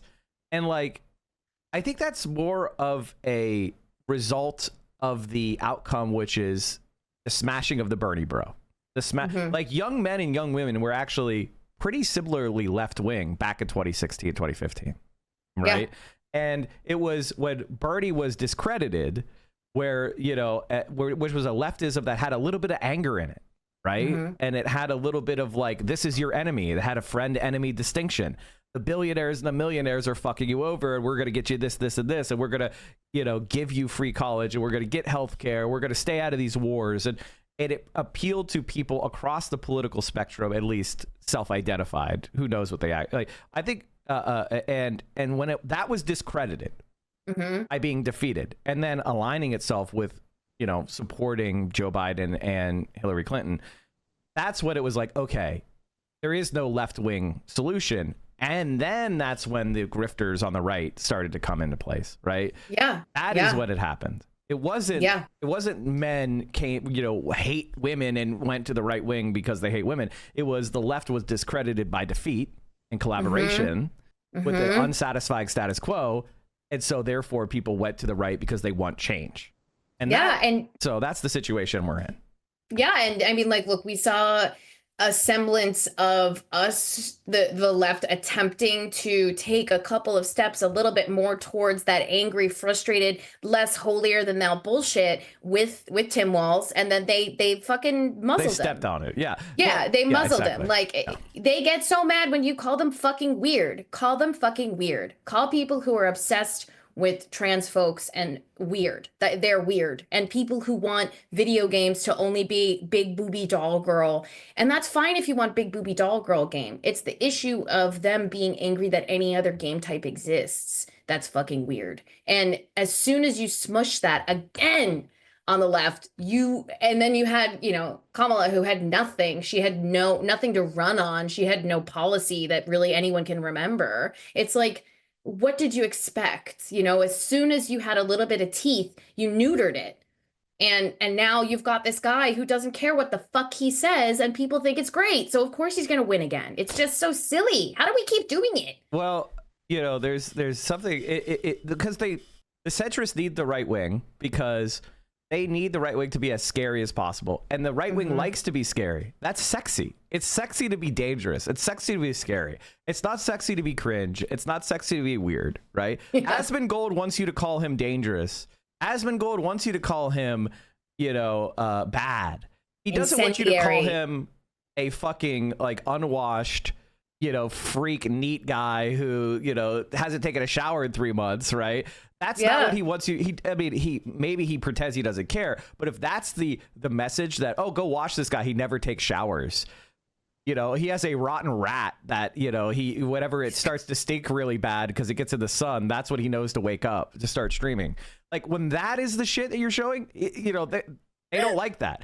They don't. And the same way, the way they discredit the left, and they do it to me, and I'm sure they do it to you, is they try to say like, oh, these people are cringe. Look at this time when they got embarrassed. Look at this time when look how cringe they are. They never get laid or whatever the fuck. Who does? Or you are a slut or whatever. Yes. And yeah. That's a big one. Yeah. Because they're trying to discredit you without having to listen to what you say. And put you into this box that they could just disregard. And so that's why the weird thing worked so well. Because being weird isn't sexy. Nobody wants to be weird. Being dangerous, they want to be dangerous. So angry that I made this listen, I was at Dave and Buster's Times Square yesterday. Don't ask why, but I was there. I had a very big Coors Light. And I saw this tweet from this guy being like, reminder, we make games, not politics. And I was like, dude, this is loser behavior. Gamergate, Trumpism, the alt-right, it's loserdom. It's dork-ass loserdom. The internet made them think they weren't losers for a little bit because they all found each other. They're fucking losers. And they went off. I mean, I have trying not to look today, but it's like, Mark Kern, Grums being like, Alyssa Mercante attacking a developer. It's like, dude, I called him a fucking loser. Like, this is not an attack. This is not harassment. Please look at the things that I have been showing you I have been getting for a year that you've said isn't harassment and isn't an attack. They get so angry when you just say something as simple as, this is a loser. This is loser behavior. You sitting here saying our games will never have DEI. It's a loser behavior, and you're so obviously capitulating to a group of people. He's paying for ads to say this on Twitter. It's like, you're a dork. Why don't you show me an ad of the gameplay, bitch? Like, yeah, dude, you can. Well, it was fucking fundamentally broken when it launched. The game was shit. Exactly. It was like if Dark Souls took a fucking Ambien. Like, it was not good. Like, no one liked it. And cool. So make your weird game. But this whole we make games, stop it. Like, it's so transparent, dude.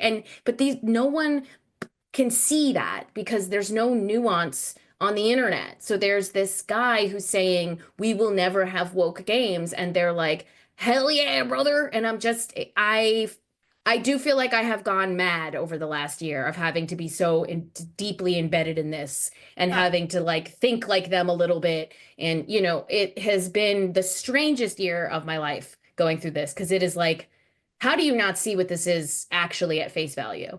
Yeah, I mean, I think one of the things that's really common in a lot of these right-wing spaces is more critique less than creativity. Like, if you want to have a game about the Crusades where the Crusaders are the good guys, make the fucking game. Show me what you've got, show me your badass right-wing game, and if it was good enough, I like the studying the history of the Crusades. I find that interesting. I'm a white man. I like Rome. I like thinking about Rome. Like, but I just think about it from a more in-depth perspective than just, the aesthetics of muscled, oily men like they are commonly fixated on. Interesting. And that's the kind of thing that's really fascinating. It's like, it doesn't really cost that much to like put out an indie game or put out a game if you really are. It's somebody like Asmongold has more than enough money. I think he has a game studio, doesn't he, chat? Wasn't there a project he was going to work with? Was there like an OTK game studio? I guess he left OTK, so maybe not. Yeah. Well, I mean, and then there was also Dr. Disrespect was making a game. That didn't happen for reasons.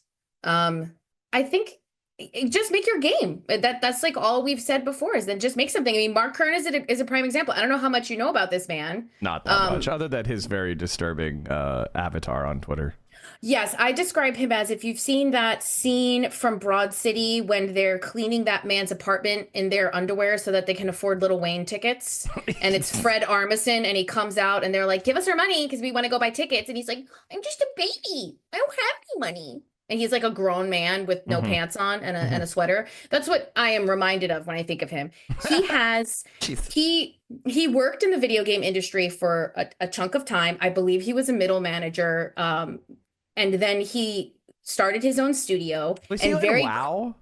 Yes, he was involved with WoW, and then he very quickly with the new studio that he started, from what I understand, spent a lot of money on a lot of frivolous things, including a several $1 million West Coast Customs bus that he wanted to be like a LAN bus for this game, and paying for this huge studio that people were shooting music videos on, that they were going to do live action cutscenes for, that he essentially tanked the game, was kicked off of like the board, and then started railing against woke.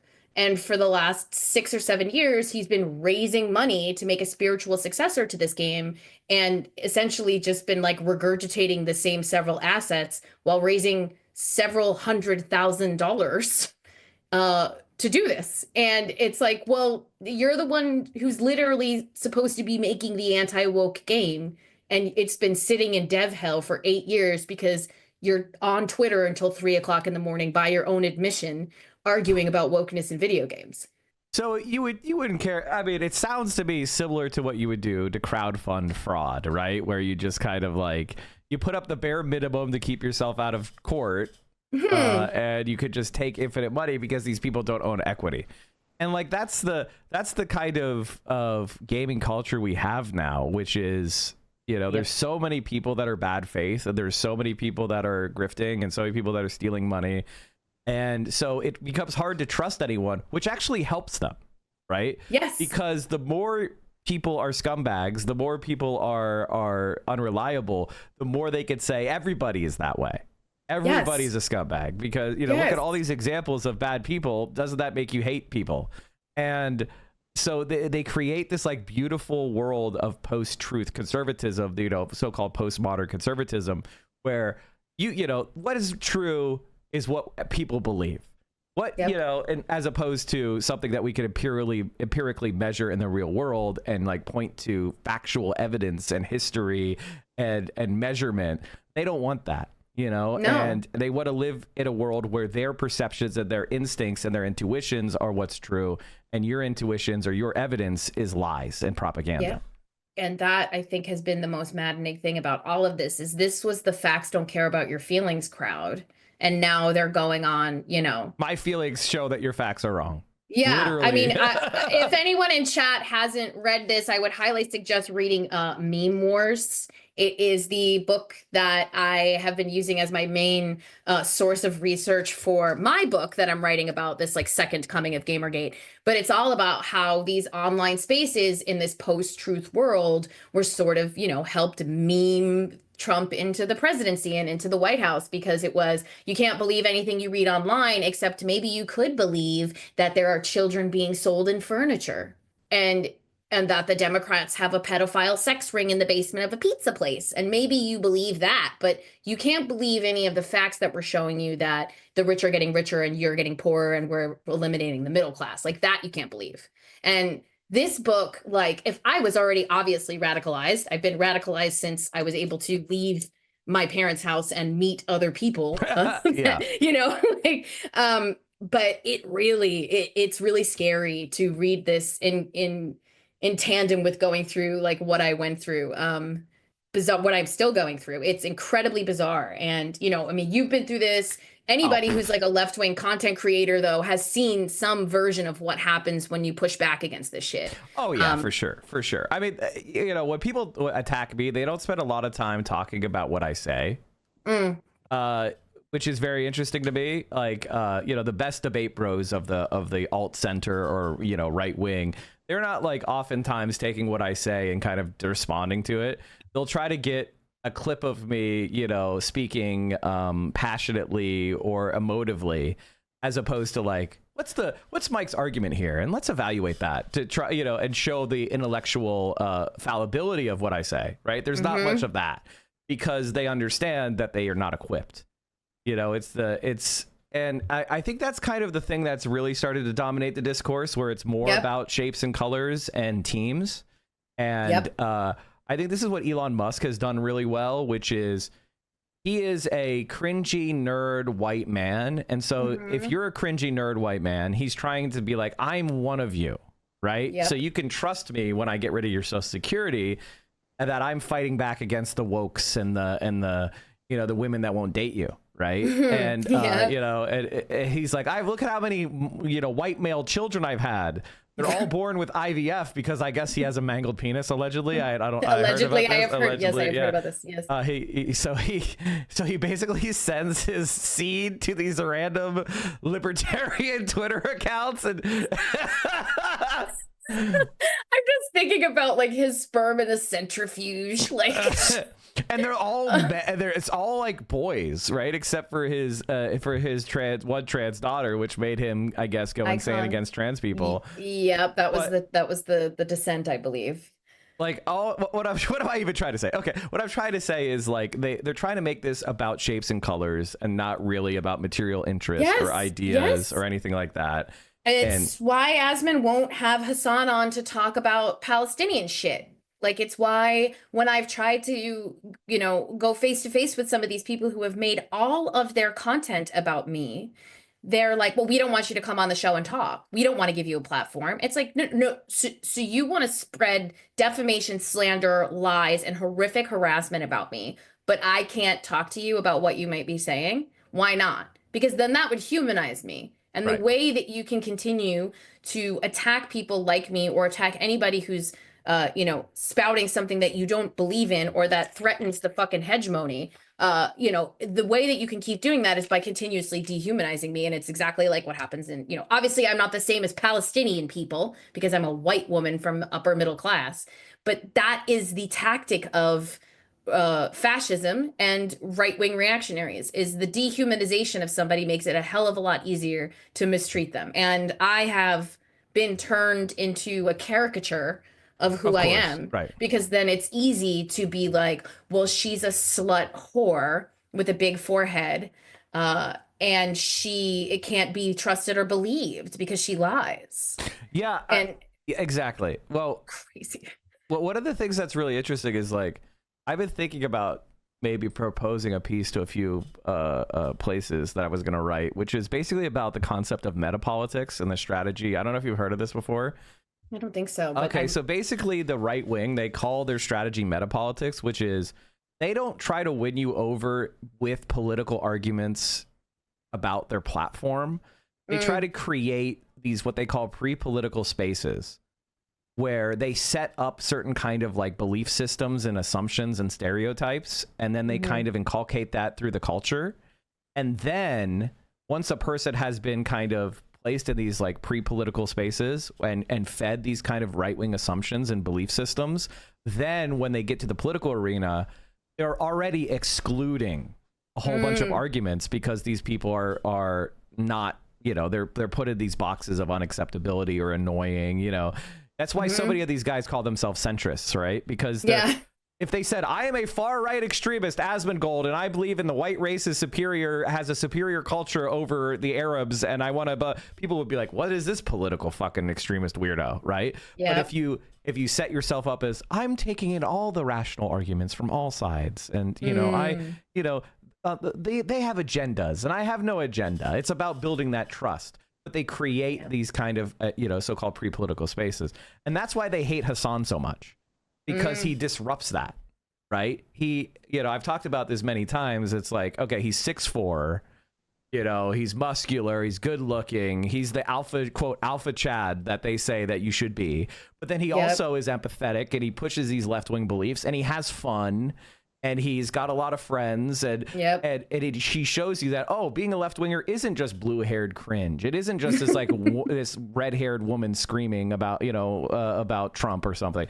You could be a normal, well-adjusted guy with a girlfriend, and also believe that capitalism is fucking up gaming, right? And you know, and so when they see him in those spaces, it disrupts the whole project that they're going on. So that's why they're so fixated on trying to destroy him and deplatform him, because he fucks up their game, which is, you know, Asmongold could never compete with Hassan on intellect or looks or, you know, gregariousness. He has to try to.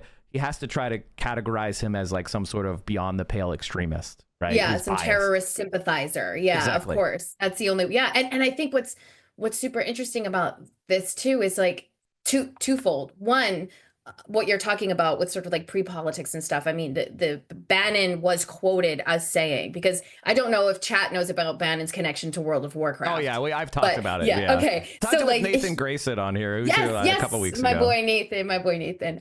You know, he literally said you can take these angry young men and you could turn them from Gamergate and you could turn them onto Trump. And that was their strategy for the first Trump campaign, and it happened again. But what I find super interesting, and it's kind of related, but it has to do with what you were saying about blue-haired blah blah blah bisexuals, is that this is the same jokes.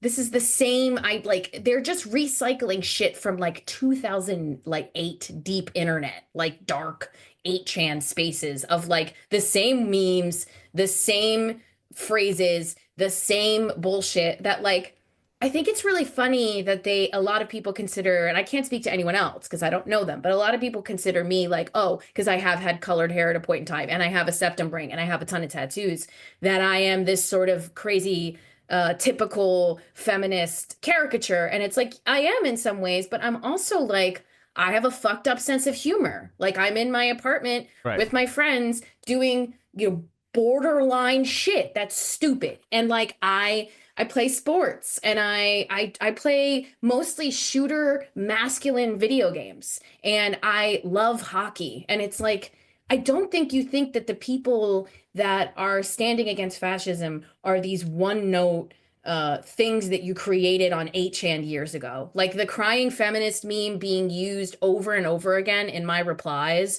It's just so bizarre because it's like, first of all, y'all don't have any new material. And second of all, you believe because the people who you follow ideologically have not moved or budged really in years, that none of us have either, that the left is this sort of flat anti-sex, accusing every man of being, weird and rapey kind of like, that's not what we're like. That's not what anyone I know is like. Like I have a lot of fun and I say fucked up shit to my friends and we make questionable jokes and we go out and we drink and we go to games and I hang out with blue collar folks and right wing folks in spaces and I don't get in a fight with them everywhere that I go because it's like, I'm not going to disagree with the guy who's wearing an FDNY shirt at the sports bar. Like, let's just give him a minute to breathe. Like, it's strange that I think they think every single thing that we do has to be this sort of, well, I'm going to get in an argument with you for argument's sake because this is what I do. And I don't believe it's just exhausting because yeah, I think I get what you're getting at, which is also just, we talk about how everybody is so much more shut in. Like, I think most of us now, the average person, if you teleported them back to 1995 and they did their same behaviors, they would be considered a shut-in loser. Like the average person now.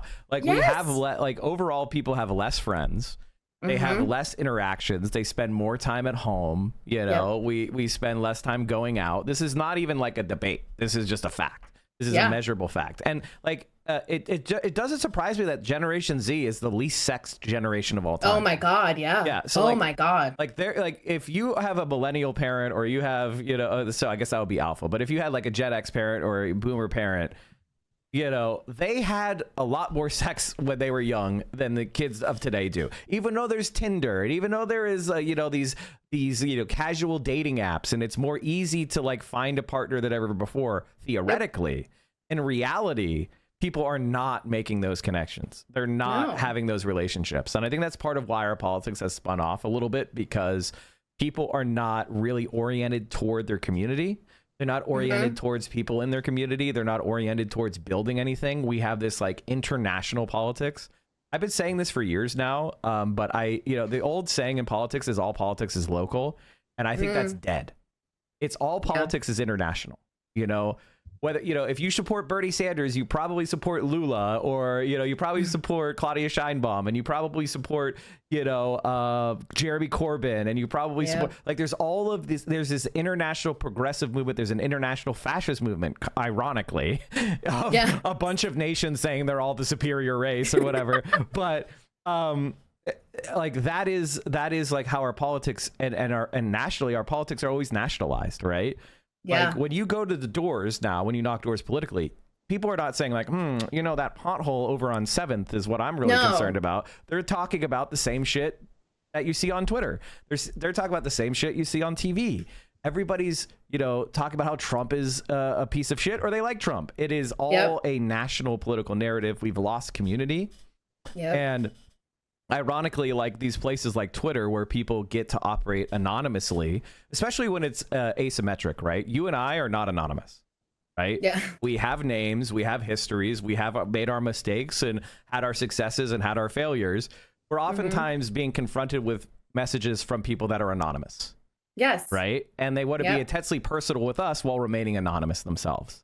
Right. And that kind of like behavior encourages them to feel a little bit more comfortable because they don't have the accountability of us like looking at them, pointing the camera at them and saying, you know, you're a virgin, you're 35 years old, and you're yelling about, you know, WoW Classic is making changes or whatever the fuck, you know, like that is a political situation we find ourselves in. And like just to talk about the Steve Bannon real quick, I don't know how much more time you have.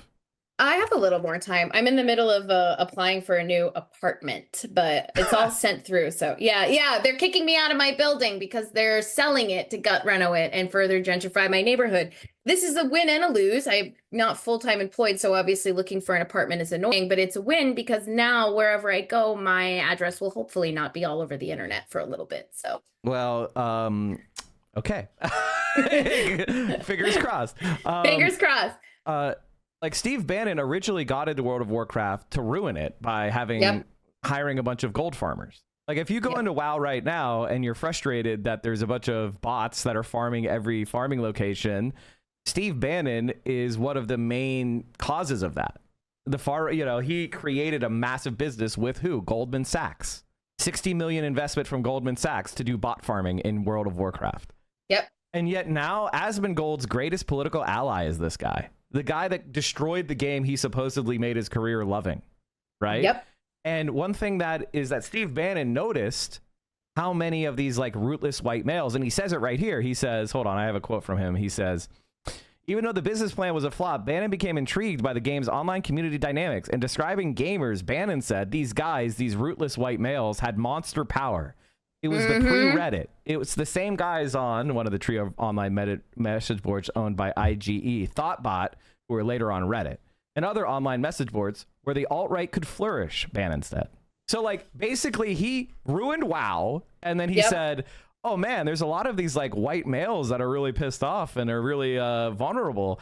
And then he immediately went to exploiting them again. He exploited your game, he exploited your pocketbook, and then he exploited your personality so he could get tax cuts for his super rich friends. And the funniest thing as well, I love us exchanging quotes. My other book that I'm using for reference is Devil's Bargain about Bannon and Trump and the nationalist uprising.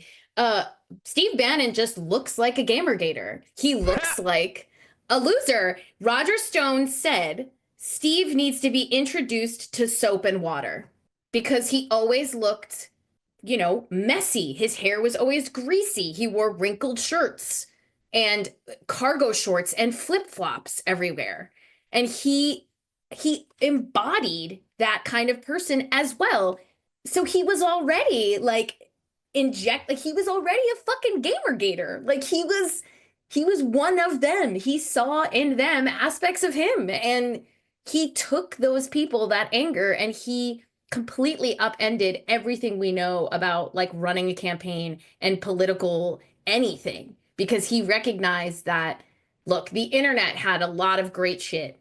Like the internet did bring together groups of people who would have never met. It allowed queer folks to find identity and to find support in spaces where they never would, in rural places, all of that kind of shit. But it also allowed for the people who would have, like you said earlier, you know, in the 70s and 80s, just been the weirdo in your hometown that still lives with his mom. And everyone's like, oh, that's strange Carl. Yeah, he's a bit odd, that one. It allowed him to find all the other strange Carls around the world and get angry that they were the strange Carls and point it at somebody else.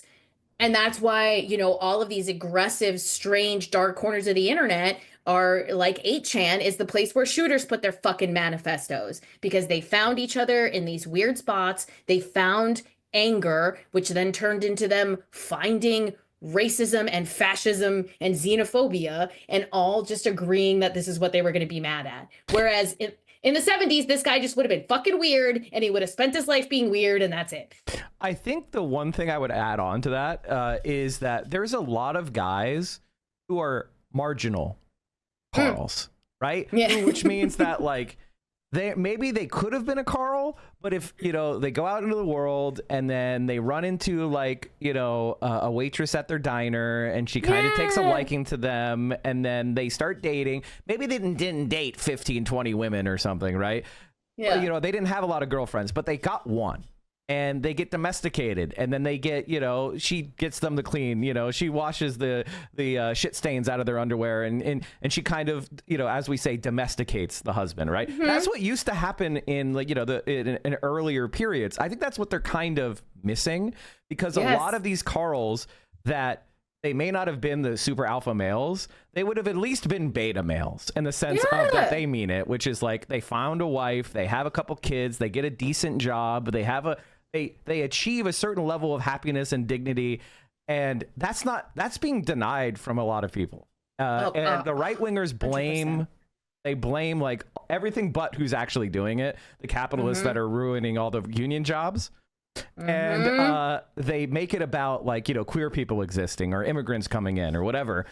And so like that's what I think these communities, that's the toxic nature of them, is they're turning a lot of guys who may not have been the alpha chads, but who might have been able to live a good life had they been given that opportunity to find success in their life, and turning them into, they're growing the number of guys who are Asmongold's. Yes. Right? Like it's more people that were marginal who might have fallen into that are all falling into it because they're creating these self-fulfilling prophecies of, you're only 5'9", that's way too short. And I'm like, bitch, I'm 5'9". I never had a problem finding a girlfriend. It is what are you talking about? This is like, yes, and I make jokes about short men all the time, but like I used to be married. I was married to a very short man who I met at a bar because we went out places. Like it's exactly. And that's something that I said when this first started, when these people were getting very angry at me and finding all of my old pictures and all my old posts and obsessing over me. I was like, these kinds of people who are angry about wokeness in video games or the titty ratio being down, they are not people who I would ever see at my coffee shop on the corner, who I would ever see at the local, who I would encounter at the park with their dog.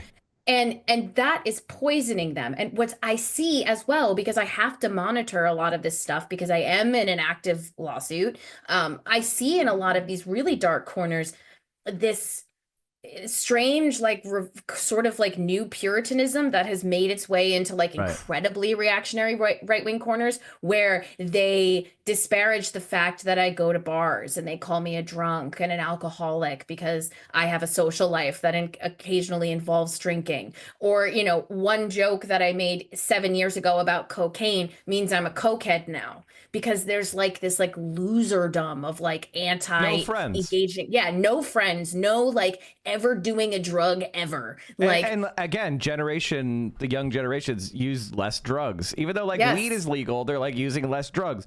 They're drinking a lot less. Actually, the alcohol industry is in severe trouble because every year more boomers and die, and that means they're losing a lot of customers.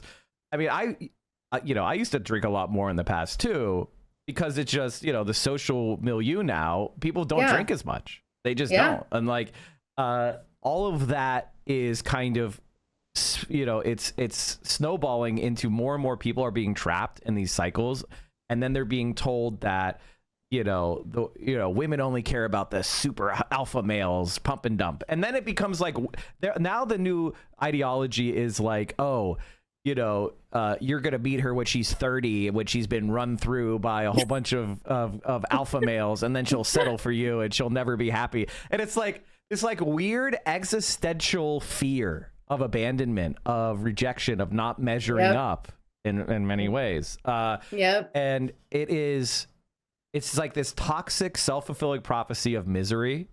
And that's what they're kind of selling to each other, because when you buy that, like the black pill, as they call it, it does give you something, which is it relieves your anxiety.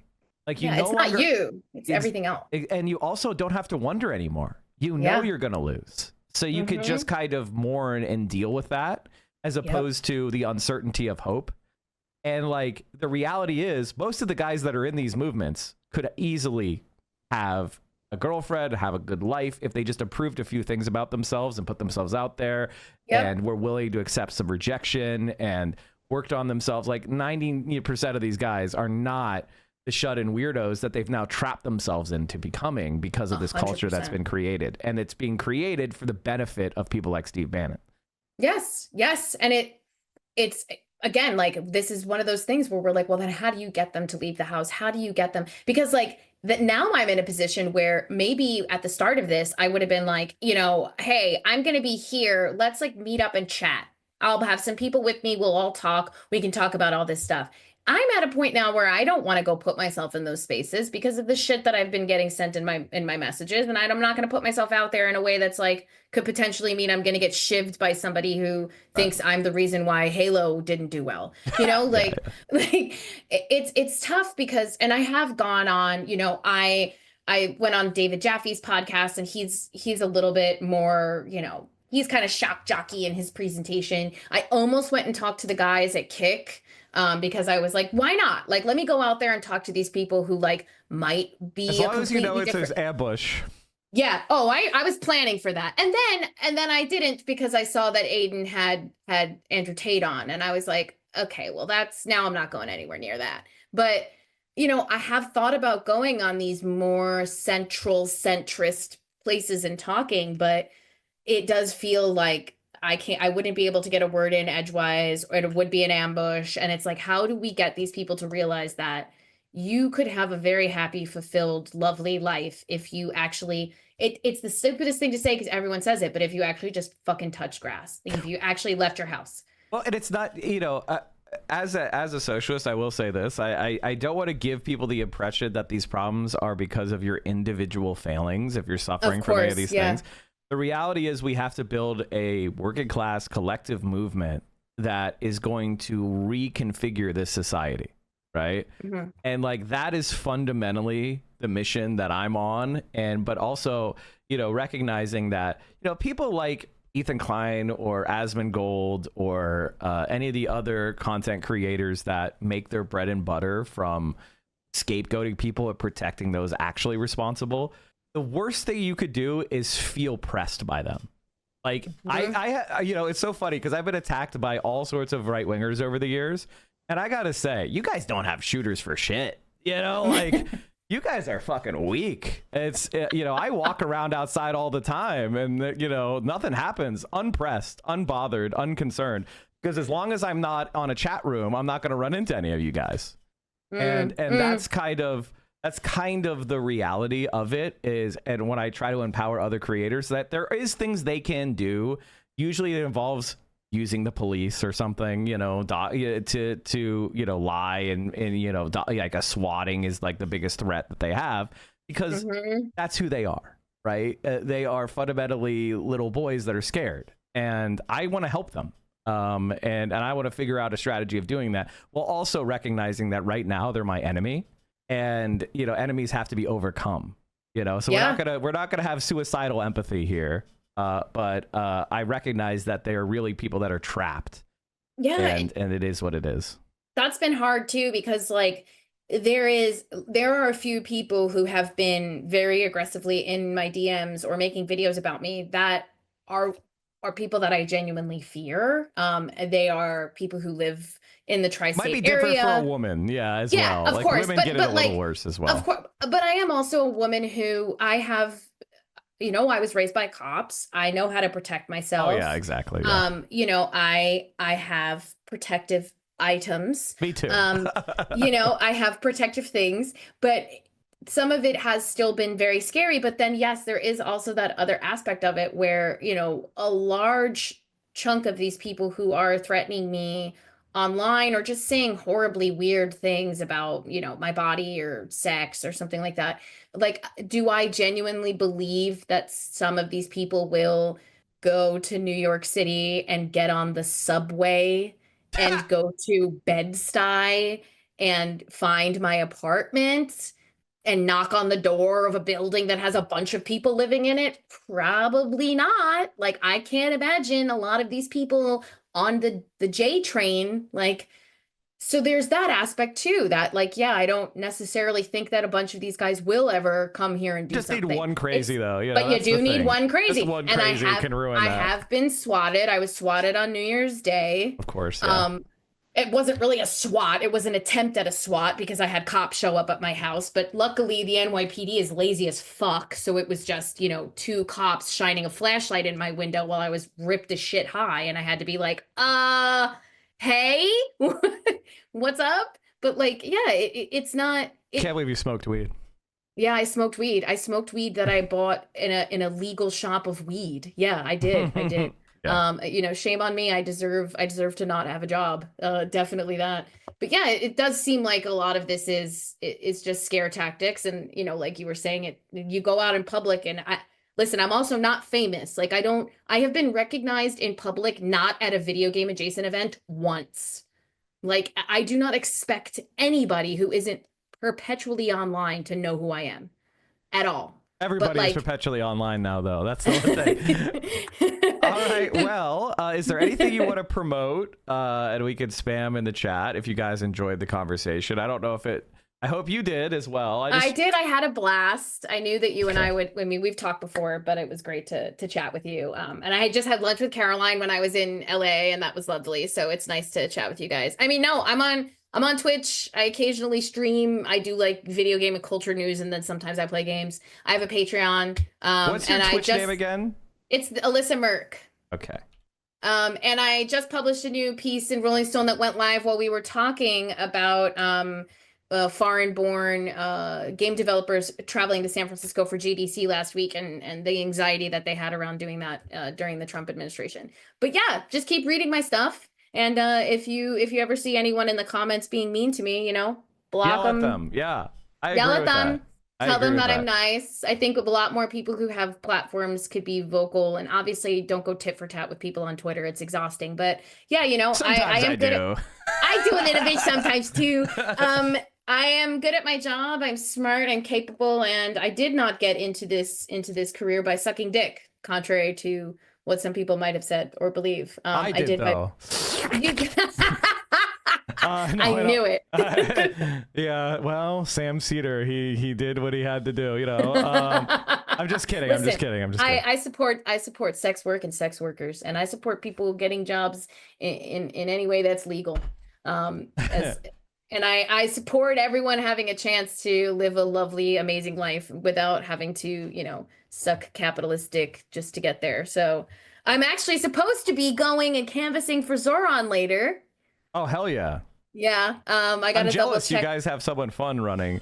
He's fun. Yeah, it's fun. You know, I'm excited about it. But he's gonna, oh my God, is he going to face epic? It's going to be, fight back, you know? So the neoliberals are not going to go down in one fight. That's for sure. No, not in New York. No. We're going to have to do some work, which is why Wall Street is not going to go down lightly. No, I'm going to put on my best normie outfit, cover as many tattoos as possible, and go knock on some doors and say hi to people. So if you live in New York City, make sure you're registered. I think it might have already passed, but make sure you vote for the person who actually gives a fuck about you. Register anyway. And register anyway. Thank you so much for having me to chat. I know we've been trying to do this for a little while, but it means a lot. Anytime. Just shoot me a message and we'll try to fit you in. All right, Hell thanks yeah. for coming on, Alyssa. I really appreciated the conversation. Everybody hit the follow button if you didn't already do it. And I'll see you all soon. See you. Bye-bye. Bye. All right, chat. There you have it. That was Alyssa Mercante, friend of the show. Friend of the show. We had a lot of fun. I like to talk about some of these larger ideas of like, somebody who was talking about how I talk about Asmongold. I think Asmongold is actually an interesting character. I don't really think of him as like an independent actor. He's more of somebody who is the result of a lot of processes, and some of them random, some of them luck. And he does embody a certain type of strain of politics that is dominating our country.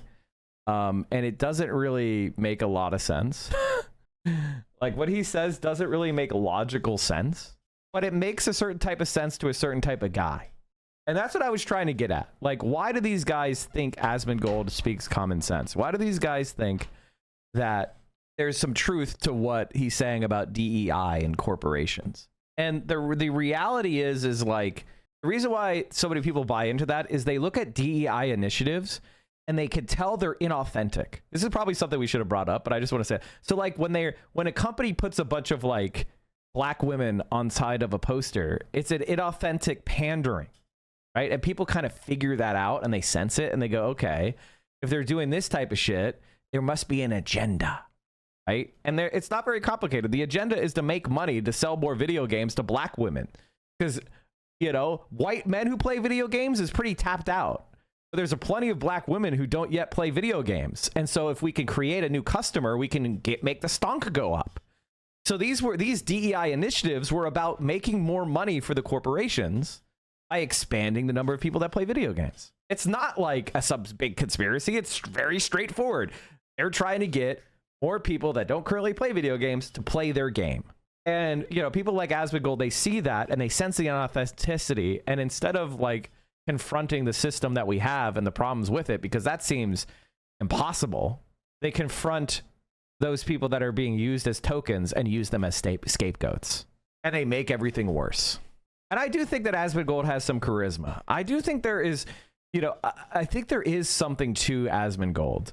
He's almost like your id, your gamer id. Like whomst amongst us? Oh, by the way, chat, I just realized something. I never shilled. We did 5 hours of streaming and I never fucking shilled. And of course I didn't shill, so therefore you didn't subscribe. Can you motherfuckers subscribe, for the love of Christ? If you enjoy video games, if you enjoy the content that I create, will you fucking subscribe at tier 1, tier 2, or tier 3? If you have Amazon Prime, you can attach that to your Twitch account. You get 1 free sub a month. You could also be a solid. There's a lot of people here working paycheck to paycheck, parents of young children, college students, people on a fixed income because they're retired or disability. Can you fucking subscribe them by gifting subs? Jesus fucking Christ. Every day we got to shill. It's like, where the fuck? It's like, what the fuck? Why can't I just have a conversation without shilling? Thank you guys for using your primes. I appreciate you. I don't know, like, I think that thing that really sucks and the thing that bothers me is like, I deeply care about these issues. I want video games to be good. Punk Nerd, thank you for the 20. Hell yeah, brother. Appreciate you. I want video games to be better. I want to have fun experiences in games. I want to experience like like Wukong. Wukong is from Chinese culture. I want to play more games from Chinese culture. I've studied China more than most white men in America, but I want to hear more folklore and stories from China that I've never seen before. I want to hear the love stories. I want to hear the grand conquerors and the armies and the heroes, and I want to experience different things, you know, from around the world. I don't want to just hear the same stories over and fucking over and over again. I want diversity so that I can have more fucking badass situations. I want to read Chinese sci-fi. I want to read Indian sci-fi. I want to read sci-fi from cultures that are different than mine. I want to experience different worlds and play different fucking games. Like, I think that's the essence of what makes diversity good. It's like what I love about living in a city is one day I can have, you know, fucking, you know, kimchi and Korean barbecue, and the next day I'm eating the best croissant you've ever had and I'm enjoying French cuisine, and the next day after that I have the most authentic empanada, and the next day after that I am experiencing some fucking badass music from a culture that I wasn't raised in, and I'm experiencing human beings and all of their interesting diversity and it's awesome. I'm mostly German in my background. If the only thing that I got to eat was fucking schnitzel and sauerkraut and lager beer and a Sakatorte, I would be fucking sad. You know, I like pretzel. I love pretzels. I love schnitzel. I love Wurst. But at a certain point, like, can you imagine how small your world would be? Bannon is a Nazi? He absolutely is. You're right. It was stupid that group said that Wukong wasn't inclusive enough and attacked the dev studio of being anti-woke. Oh, Jesus. You have to remember something, chat. Radical liberals exist, and they are very annoying for us, too. Please shill for the YouTube channel and the new video. This is why Chuck Schumer is a loser. All right, chat. We are now publishing videos on the YouTube again. I just published Chuck Schumer is a loser and a coward. What I want you to do is I want you to make sure you are subscribed to my channel. Go to your YouTube right now. And if I am in the top whatever videos, I want you to click it. If I'm not there, this is why I still would like you to go comment, like, share, watch this video that they put out. We're going to try to get the YouTube going again. This is just the beginning. This is just an experiment. Like, comment, and subscribe. Hopefully you do it through clicking on the sidebar or clicking off of your splash page. Video number 1. We're going to be pushing more content. I think I'm going to be putting more stuff on YouTube. I'm going to be putting more stuff on TikTok. And I'm going to be improving the quality of my stream as well, visually. Dude, I need your opinion. I'm supposed to travel to Europe in May for work. I'm a citizen, but I'm a naturalized citizen. Think I'll have an issue coming back. I don't think you'll have an issue coming back. That being said, I would make sure that your phone doesn't unlock from just like, you know, from putting up to your face. Make sure it's just locked from a code. I don't think you should have a problem. But here's the problem. We have a society that sucks. What do you want me to say? Grimferdo, thank you for the 53-month streak, man. Appreciate you, brother. Whew. Personally, I'm embarrassed. I'm embarrassed that the United States of America is being humiliated and is leaving an area that we had come to defend. And we've been defeated. I'm sorry, Chad. That was the end of the Vietnam War. All right. Why don't we finish this Kyle video and then we'll peace. Congress, according to Politico, a Quinnipiac poll found that just 40% of Democrats approve of the job of congressional Democrats, down from 75%. When the majority of your own party's voters are like, fuck you and the horse you rode in on, that means you change or you go extinct, right? Like, you have no say. There will be no top-down steering of the party anymore, right? It's not going to happen because the base is not going to stand for it. That closely mirrors the numbers Republicans faced in some of their most turbulent moments. The emergence of the Tea Party in 2010, House Majority Leader Eric Cantor's 2014 primary loss, and the rise of now President Trump in 2016. Other Democrats say the anger they have encountered has been directed more toward Trump and Elon Musk than Democrats. If near unanimity against the Republican CR is not definitive evidence of a party unified in opposition to Donald Trump and Elon Musk, then I'm not sure what would be, said Representative Richie Torres. Fuck that guy. He's one of the worst corporate Democrats. Representative Mark Pocan told Axios that no one expressed displeasure with Democrats during his last 2-hour town hall. People are back to focusing on Musk and Trump, he said. Now, for Pocan in particular, he's a member of the Congressional Progressive Caucus, and his voting record is pretty solid, and so that's probably why he wasn't getting backlash against him in particular. But, you know, other Democrats are getting reamed if they're viewed as MAGA collaborators. Like Chuck Schumer had to cancel his fucking book tour, knowing if I do this book tour, I'm going to get protested to the high heavens by pro-Palestine protesters and by normie Democrats who are like, why did you cave to Trump, and give them everything they wanted with their dirty continuing resolution. That continuing resolution was a disaster, bro. It allows Trump and Elon to basically set up slush funds and move funds where they want to fund whatever agencies they want. He basically greenlit Doge's complete and utter insanity and illegality. Obviously, you needed to take that moment to fight and say, you need our votes in order to get anything through, so here are our demands. No cuts to Social Security, Medicare, and Medicaid, and Elon Musk and Doge have to stop right now. If you're not demanding that, you're a fucking idiot. Or you're a collaborator, right? It's that simple. If you're not demanding that, you are complicit in the dismantling of every positive federal government agency we have. And that's what Chuck Schumer is, and that's why everybody's fucking pissing him and everybody hates him. Because they needed your votes. They needed your votes. You could have held the caucus, and we all would have been better off as a result of it if you held the caucus. Republicans have, some lawmakers noted, faced more than their fair share of angry town hall audiences in recent months. All I know is that most folks are pissed and scared, and they hate this chaos and the blatant corruption of Trump and Musk, said Greg Landsman. Democrats absolutely want leaders who are going to fight back and fix what's broken. So look, in this moment, guys, I have to say, this is kind of a win-win. And the reason I say it's a win-win is because for the first time in my lifetime, Democratic politicians, even the ones who are already there, are now going, oh, if I want to save my own ass and keep my career, I need to do an about-face, and I need to say, I'm not working with Trump and the Republicans and Elon on literally anything. So all of this bottom-up pressure, the grassroots pressure, will lead to either the Democrats get into shape here and they're like, okay, I got it. I got the message. I know what to do now. And they'll cast the right vote so that the next time they're in front of their own audience, hey, I didn't vote with them on anything. I stood up and I fought. I filibustered this. I fought that, right? And so that's a positive outcome. And the other positive outcome is the ones who don't adjust and think, oh, I'll listen to my consultants and my staffers who say, always go more right-wing, always compromise, always negotiate with MAGA. The ones who take the consultant advice and do that, they will lose. They will get wiped out.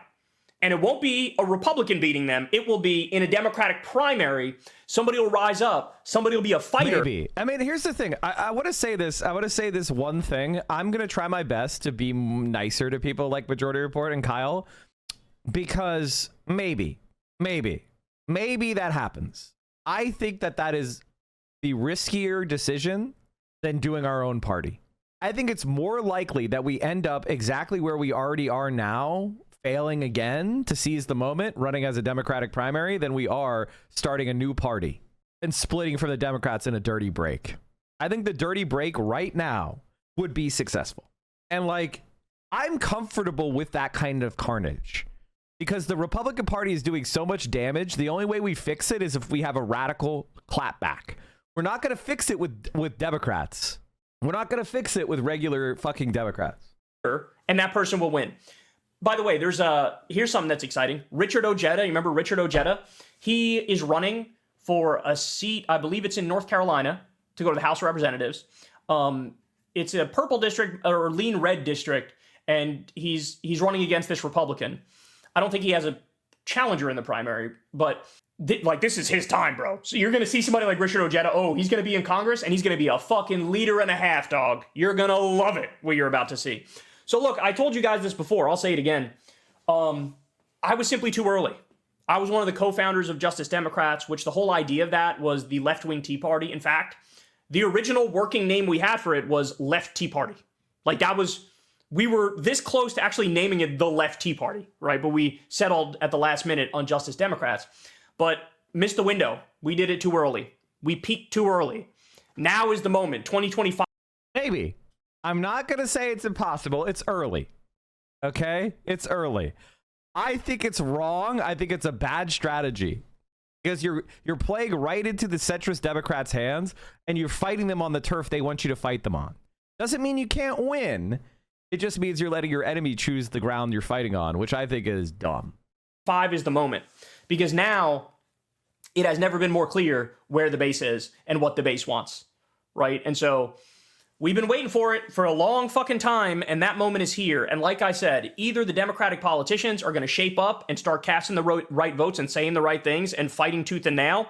Either they're going to do that. You should try to go on Kyle's show and debate this. I would be happy to have a or they're conversation going to with Kyle fucking lose. But the point I want to make to you guys is I don't trust these corporate Democrats at all. And so if you are in a district where you're considering running in a primary against a Democrat, you should fucking do it. You should do it. Like, we need good people all around this country to stand up and do the right things and fight for the right things. We need good people to be our leaders. We need people who stand up and say, fuck Elon, fuck Trump, fuck the Republicans. I'm not working with them on their rampant warmongering and imperialism. I'm not working with them on their destruction of Medicare, Medicaid, Social Security, and the entire social safety net. I'm not working with them on their tax cuts for the rich and their deregulation. I am going to fight them every single step of the way. I'm going to fight them on their destruction of due process. And oh yeah, by the way, what is my agenda and what am I fighting for? I'm fighting the billionaires. I'm fighting the oligarchs. I'm fighting the robber barons. I'm fighting the corruption of the multinational corporations who have bought our government and rigged our government. And I'm going to go in there and tax the rich. And you know what else I'm going to do? I'm going to do universal health care. I'm going to do free college. I'm going to wipe out the medical debt. The thing is, I want to do that, which is why I don't want to run as a Democrat. I want to actually do that, not just run on it. That's the thing.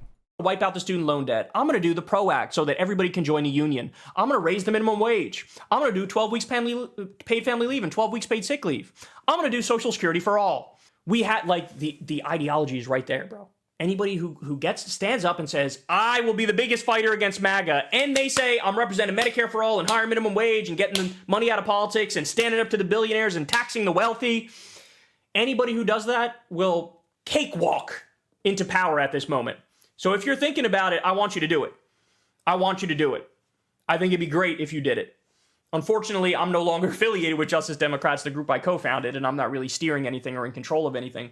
I don't know if they're beefing up. I don't know if they're seeing a whole bunch of donations or whatnot, or I don't know if there's going to be some new group that does it. I know Move On and Indivisible have really been leading in this moment. These are liberal groups. Ew. That basically all snapped into shape and said, fuck Chuck Schumer, fuck Hakeem Jeffries, you guys gotta fight. Now we're gonna call Congress every day until the phones break. We're gonna protest and shit. Anything you do that moves the ball in the right direction, moves the ball down the field, is good, is awesome. And so do it, get involved, do it. Whether it's making phone calls, whether it's protesting, whether it's boycotting Tesla, whether it's running as a Democrat, this is the moment, bro. This is the moment. It's never been more clear. And the funny thing is, I think the Republicans are in fucking la-la land. Because they've convinced themselves, oh, these town halls are just filled with George Soros paid protesters. They convinced themselves that the 36,000 people at Bernie Sanders and AOC speech in Colorado, which was his biggest speech ever, they said, oh, it was a rent-a-crowd. Don't even like them. Oh my God. So they're not gonna fucking see it coming, bro. They're not gonna see it coming. But now we love that. We love that. The actual Democratic politicians, even the corporate ones, even the centrist ones, even they're like, holy shit, I did not see this coming. These people are really pissed at us and they want us to fight and they want us to stand for something. Because they were all under the illusion and delusion that it's still 1992 and everybody needs to be Bill Clinton and everybody needs to triangulate and everybody needs to say, I'm in the middle and I'm not too far left and I'm not too far right. And meanwhile, the base is like, fuck you. We want you to be left wing. We want you to fight Trump on everything. And we want you to represent social democracy, bitch. That's what we want. So here we are. Finally arrived. Hey, y'all, do me a favor and like and subscribe. It helps out. All right, chat. I think that's a pretty good stopping point for us. And I appreciate all of you. I hope you had a good time. And I'll see you all tomorrow. Victims of oppression, for the tyrants fear your might. Don't cling so hard to your possessions, for you have nothing if you have no rights. So come, brothers and sisters, for the struggle carries on. Listening to Mike from PA unites the world in song. So comrades, come and rally, for this is the time and place. Join the Central Committee and unite the human race.